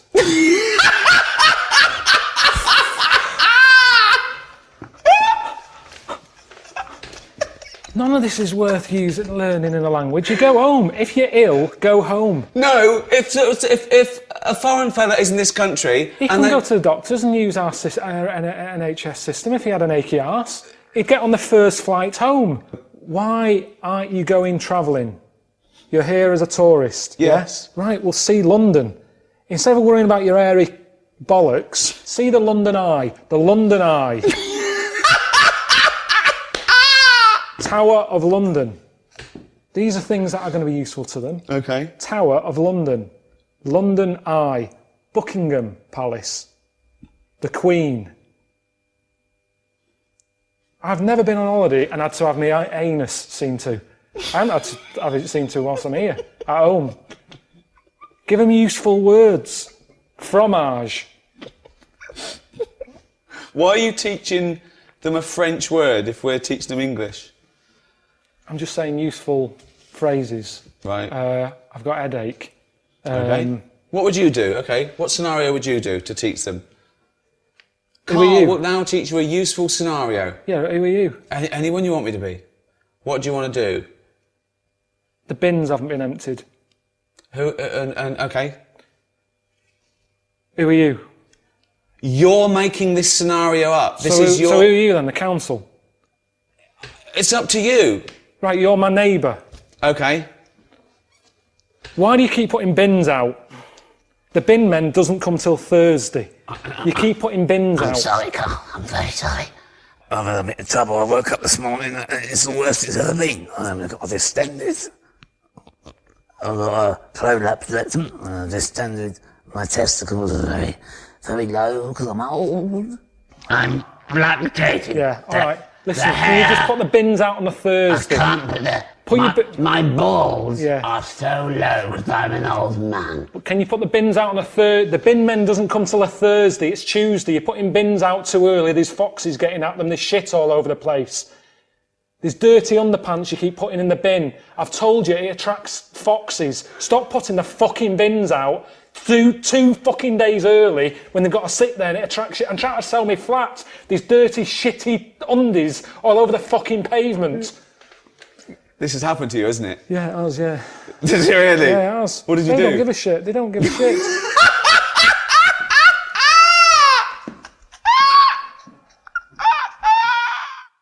We hope that's been useful for you. So when you visit England, you can talk just like an Englishman. Thank you for learning English with Ricky Gervais and Karl Pilkington. So, yeah. See ya. Right, yeah, we're rolling. I'm happy we're rolling. So, Karl, against all odds and despite a fair few of your efforts, you are now a much-loved TV presenter, hugely popular. Millions of people love you. How are you coping with the fame element? There isn't. I don't know what it is. I mean, nothing's changed here. You know, apart from car insurance going up and just being able to get a bargain in a shop. If you want to knock the price down, you can't do that once you're sort of known. People go, "You made of money." I'm not. You can use this. That's the exclusives for you. I'm not made of money. Doing all right. I'm not moaning. I know people are having it tough. You are moaning. You're moaning all the time. I'm not you never moaning. stop moaning. That's what you do. You only moan. That's your job. That's why this show's so good. Well, you say you We can't do get it. a bargain. How much were those trainers? Only 45 pence. 45 pence. In Right, Africa. In Africa. That's what he gave. But look That's how far what he he had gave to to go. someone who was selling some trainers in Africa. Could have given them 50p. He was over the moon with that. Ricky and Steve, you knew him before he was famous. Has his head, while remaining obviously perfectly spherical, got any larger? No, not at all. No, he's got. I suppose he's got slightly more militant in his old age, but that's funny because now we're coming up with things so extreme, so dangerous, so ridiculous, so annoying, but he won't back down because he doesn't want to give me the satisfaction of failing. So this second series is incredible. I mean, he's doing things that I never thought he'd ever do, or we'd get him to do, but he does them, and yeah, it's quite remarkable. Like you were saying earlier, if we put some weird food down in front of you, you just eat it defiantly now because you don't want to give us. Yeah, Yeah. not a problem. Nothing matters. He shows that people worry about the silliest things in the world. That's what's changed. That I can eat anything. You Which can is eat weird. anything. Yeah, I can eat anything. So if it does all go tits up and I don't do a third series and I spend all my money, I know I'll survive. Because now, if I'm homeless, anything that's crawling about, I'll have it. Could you eat a knob at night now? I wish I never said that. Honestly, it's the one thing I ate. What was it that David Baddiel said that time? When you were saying we were having dinner and Karl was round and David Baddiel was round and Karl was going, I've done nothing. He's just on the radio, he's done nothing. And David Baddiel went, no, you did that song, Knob at Night. Yeah, that's how I still feel. I don't feel like I've achieved anything that I'm really, really proud of. I would have done with this if it wasn't called Idiot Abroad, I think. But that's just a little bit of... You've tainted it a little bit. But it's an ironic title, you're not Yeah, I an don't idiot. like it though. Karl, I don't like it. Karl, you're a genius. And I wanted to change it, and then Sky bosses are going, oh, it's established, we've got to stick with it. Why? Ricky says you're a genius, but you and you're obviously great mates. But you guys do give him a lot of stick about his physical appearance as well. Just from that particular screening, little bald Wookie, obviously head like a fucking orange. That's well known. Shaved Mancunian idiot. This is your life. That's well known! That shouldn't be well known, should it? That shouldn't be well known! Karl, Oh, God! Karl, this is your chance to get back, if you like. What phrases would you use to describe their physical appearance? Ricky first. To be fair though, I've had a go at you. Yeah, Yeah, but also I'd like to point out, it's Ricky who insults him. I don't call you names. I mean, I might sort of stand behind him and sort of cheer him on, like the worst kind of bully's mate. You know what? I'm going to show you how good I am. I'm not even going to... No, if you listen back on the old radio shows, he's always having a go at He has me. a go. He said when he first met Steve, he said it was a shock. He said that first thing. He said, "Oh, that's a shock." So what do you mean? He said, "Well, I've never seen anything like it before." He's telling him to his face. Then he's putting on air that Steve's weird looking. Okay, so he started it. But, like, in the same way that you've sent me on these trips to make me stronger, I think me saying that has done himself up a bit. He has. No, he's Oh, look at you. Yeah. So in a way, you've made me a better person. He went from a weird little goggle-eyed freak to sort of Clint Eastwood. Yeah. I suppose I have in a way. Thanks, mate. Hang on, what was that picture from that used to be on the notice board in the kitchen at XFM? That was your favourite, wasn't it? It's the weirdest picture of you. It was from The Guardian, and you know when they use the wide-angle lens to get everything in, you were on the edge of it, so your head was really distorted. It looked like someone had picked up Stephen Hawking by the legs and whacked him against a wall. It was really weird. Yeah. And he loved it. He used to go past to go and look at Steve. Hey, listen, we were both in the Heat magazine Weird Crush. How'd you get on? He won. He came number one. Did he win? He won. I didn't even win, you see, so I got handed to Carl. Yeah. I That's lost out better, to... though. Who did I lose out to? No, him. So he's No, weird. it wasn't the same. No, it was different years. Oh, was it? Wow. Yeah. Ricky, should go for you're Weird getting away Year with next. murder here, though. A goggle-eyed freak, their head like a fucking orange. Carl, give him both barrels. What phrase could you use to have a go at Ricky? Have I ever lost it with you? Pretty perfect, isn't I? I'm pretty perfect. No, I don't smart, think I'm I funny, sort of go with good-looking, nice. with names. Sort of I'll philosopher. sort of go, you fucking knob. I don't think you can use that on ITN, but it's more that for me. I don't pick Well, they can. animals. They make a special exception for me. They allow someone to call me a fucking knob. It's the only thing they said. Can you It's actually remember- handed down on parchment. Thou shalt not say fucking knob Not censor. unless it's against Ricky Gervais, the fucking knob. When have I lost it with you and sort of got annoyed and You called you haven't. something? You haven't. You wanted me to call off the poster campaign. When I made that poster campaign, I said around the world, and there was everyone putting up posters of Carl Pilkington, world's roundest head. Yeah, And you asked me to stop it. yeah. That's it. Yeah. You thought it was demeaning. Couple of quick ones. If you guys had cast Carl as a character in The Office back in the day, who or what would he have been? Sorry, I hope you don't mind me talking about you like that. Cool, what would he have been? Wow. What? What would he have been? What would he have been? I mean, what am I meant to say? A bowling ball? What? Well, funnily kid's enough, bollocks. it's what a kid's bollocks. Well, his mum phoned him up and said, "Saw you on telly the other night." She thought he was in the office. It was just a bald bloke fixing my computer. He's going, "No, it was you." He's going, "It wasn't me. I'd know if I was in the office or not." Yeah. That is the sort of job I would imagine you would be doing, though. You'd be fixing something, wouldn't you? I'd probably be Maintenance quite work. happy with it. Sorting some problem out in the lavatories. Sort of quite a manual job, I reckon. Yeah. Maybe a courier that you come in. Helmets on. Yeah, but don't it's see a the face. pivoty round. He Yeah. wears a pink helmet, and they don't see the difference when he takes it off. I've got to wrap up, but very finally, I don't know if you mind, I'm getting married next year, and wondered if you wouldn't mind giving a message or saying why you can't be there or something. I don't go. I just don't go to weddings anyway. Honestly, I don't know you. You're getting married? Here you go. He loves a wedding. actually, can I use this as a? That's annoying, isn't it? Steve's annoyed that he's got a Of girlfriend. course I'm annoyed. Are there going to be any single women at this wedding? You can come. Yeah, answer the question. Yes. Okay, well, I'll consider it. It'd be best man. Suzanne's brother's getting married, and I don't want to go. But if I use this, is this on the telly just saying, sorry I can't be there, you'll have a lovely time and everything, good luck with the future. Say you're filming or something. Say you pretend you're filming. Do you know what? That's the only thing that would make me do Series 3. If we can put it at the same time as that wedding. Suzanne said you can get out of the wedding if you're doing a Well, TV she didn't. show. She sort of said, oh, you know, don't do it on purpose. But if I you're would, filming... honestly, I'd rather do another land dive than go to a wedding. I hate it. I've not got married because I hate them. It's not even... you know, I wouldn't go to your What's wedding. your fiance's name? Julia. Julia. Just say... Congratulations, Julia. All right, Julia, have a good day. But you hate weddings. I can't stand them. It's so forced fun. He's shit. Well, I can't show this now, can I? But I don't know why. How old are you? 29? And what, was it your idea or was it Julia's Yeah, it's my idea? idea, yeah. Was it? She's lovely, yeah. I don't know why people rush into it. Honestly, I don't get it. 100 years ago, he'd be dead at 29. He'd have But 9 not kids. now. And He's look, not you've got rushing a into good it. job. You're working for ITA, and you can afford toasters and kettles, and there's no reason to get married anymore, unless you can have a kid without being married and that. You don't. Yeah. There's no reason.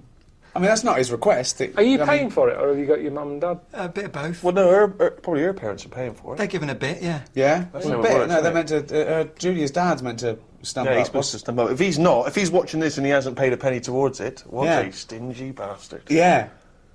Yeah. No. And given that I'm there, I mean, I'll eat his lamb, but I'm not enjoying it. No, Maybe lamb. What's the menu going to be? Well, if he got any sense, he'd start with some kind of mozzarella salad. Yeah. He'd move on to a lovely bit of lamb. Everyone likes lamb. Is there a fish dish? Well, there's something for the veggies, but who wants to bother? There's probably one or two of them, you know, a little pasty in the corner. Oh, Just move the lamb out the way. of course, yeah. And just have some of the veg that comes with the What's lamb. the... what are you thinking? Are you thinking profiteroles or are you thinking like a trifle or what? Thanks for asking, mate. It's more of a sort of, it's more of an eating mess they've gone for. Really? Yeah. And is it sit down or sort of help yourself? What's Sit the down. vibe? Oh, sit down. This dude's not pissing about. This No. guy's not going with any buffet. So hold on, crap. they get He's up. got a band as well. If he's got only a DJ, Hold on. then he is not the man I thought he It's was. Stag Do. Where are you taking him? What are you doing? What have you organised? We've gone to Prague. He slept with 14 prostitutes, which they said was a Hold record. on. How's They he said going to go those to the girls said club? it was Is a he record. just scraping it off, or is he? No, he doesn't care. He don't No. care about Julia, whether she's getting No. it or not. He's had his end away in Prague. He don't give a damn. Yeah, yeah. Well, So there we go. congratulations. Yeah. Have a nice time. That is beautiful. It is. Carl Pilkington, good afternoon. All right, what's going on? You all right, mate? Yeah. I just thought, I'm grouting. Up a ladder, phone keeps ringing, eight missed calls. I'm thinking, it must be important. Someone's died or something. Well, hold on, A though. fella saying, come on the radio. I don't I've been trying to understand. get on the radio all week to plug the DVD, which is out now abroad. Nobody was interested. Suddenly you're on, you say call him up, but everyone's got to start panicking, getting me on the air. What? Why are you still grouting? You've been grouting all week. I mean, it must be... Are you doing a shoddy job, or are you going over things? I don't They're understand. little small tiles, aren't they? It takes ages. But, Carl... No, you've never done it in your life. No, have I you? don't. No, because my time is... I get paid more than a tiler, so it'd be mad for me to spend my time tiling. I wouldn't be saving money, right. I'd be losing money. So Right, you but- earn more than a tiler. Well, So no, I don't. Not at the moment. Nothing's happening, is it? Nothing's rolling in at the moment. DVDs No are. work is coming in. your DVD's at number 5 in the Yeah, charts. but Okay. hey, Richard, you don't see that money for ages, mate.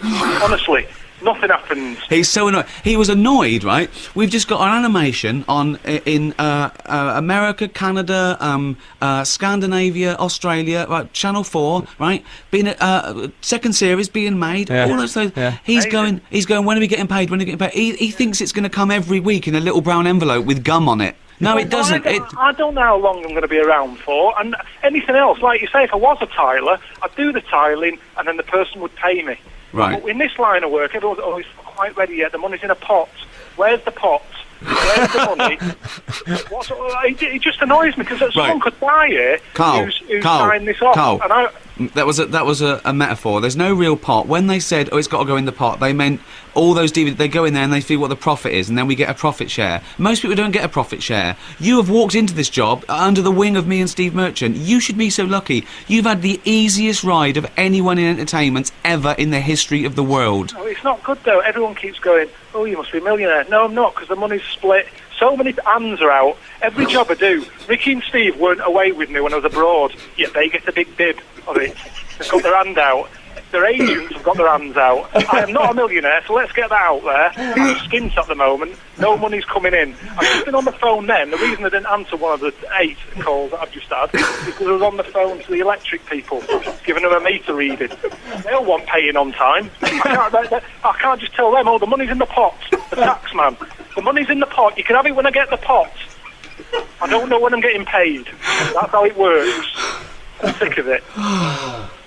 Good. Well, thanks very much, Carl. Yeah, thank you, Carl. Carl, what room are you grouting? Just in the kitchen. It's in the kitchen, right? Okay. But what are you, is it all tiled? It must be like being inside a bath. Well, there's one wall that there was tiles up. I pulled some off. The wall underneath was damaged, so I thought, right, I best not pull them all off. But what I'll do, I'll get my Dremel out. I'll take out all the grout. You what? The Dremel. It's like a tool that you use for getting the grout out. Right. Take out all the grout. Put new grout in. They look as good as new. Thanks, Anyway, Carl. time for the news. He knows the format of 5 Live. Thank you, Carl. Bye-bye.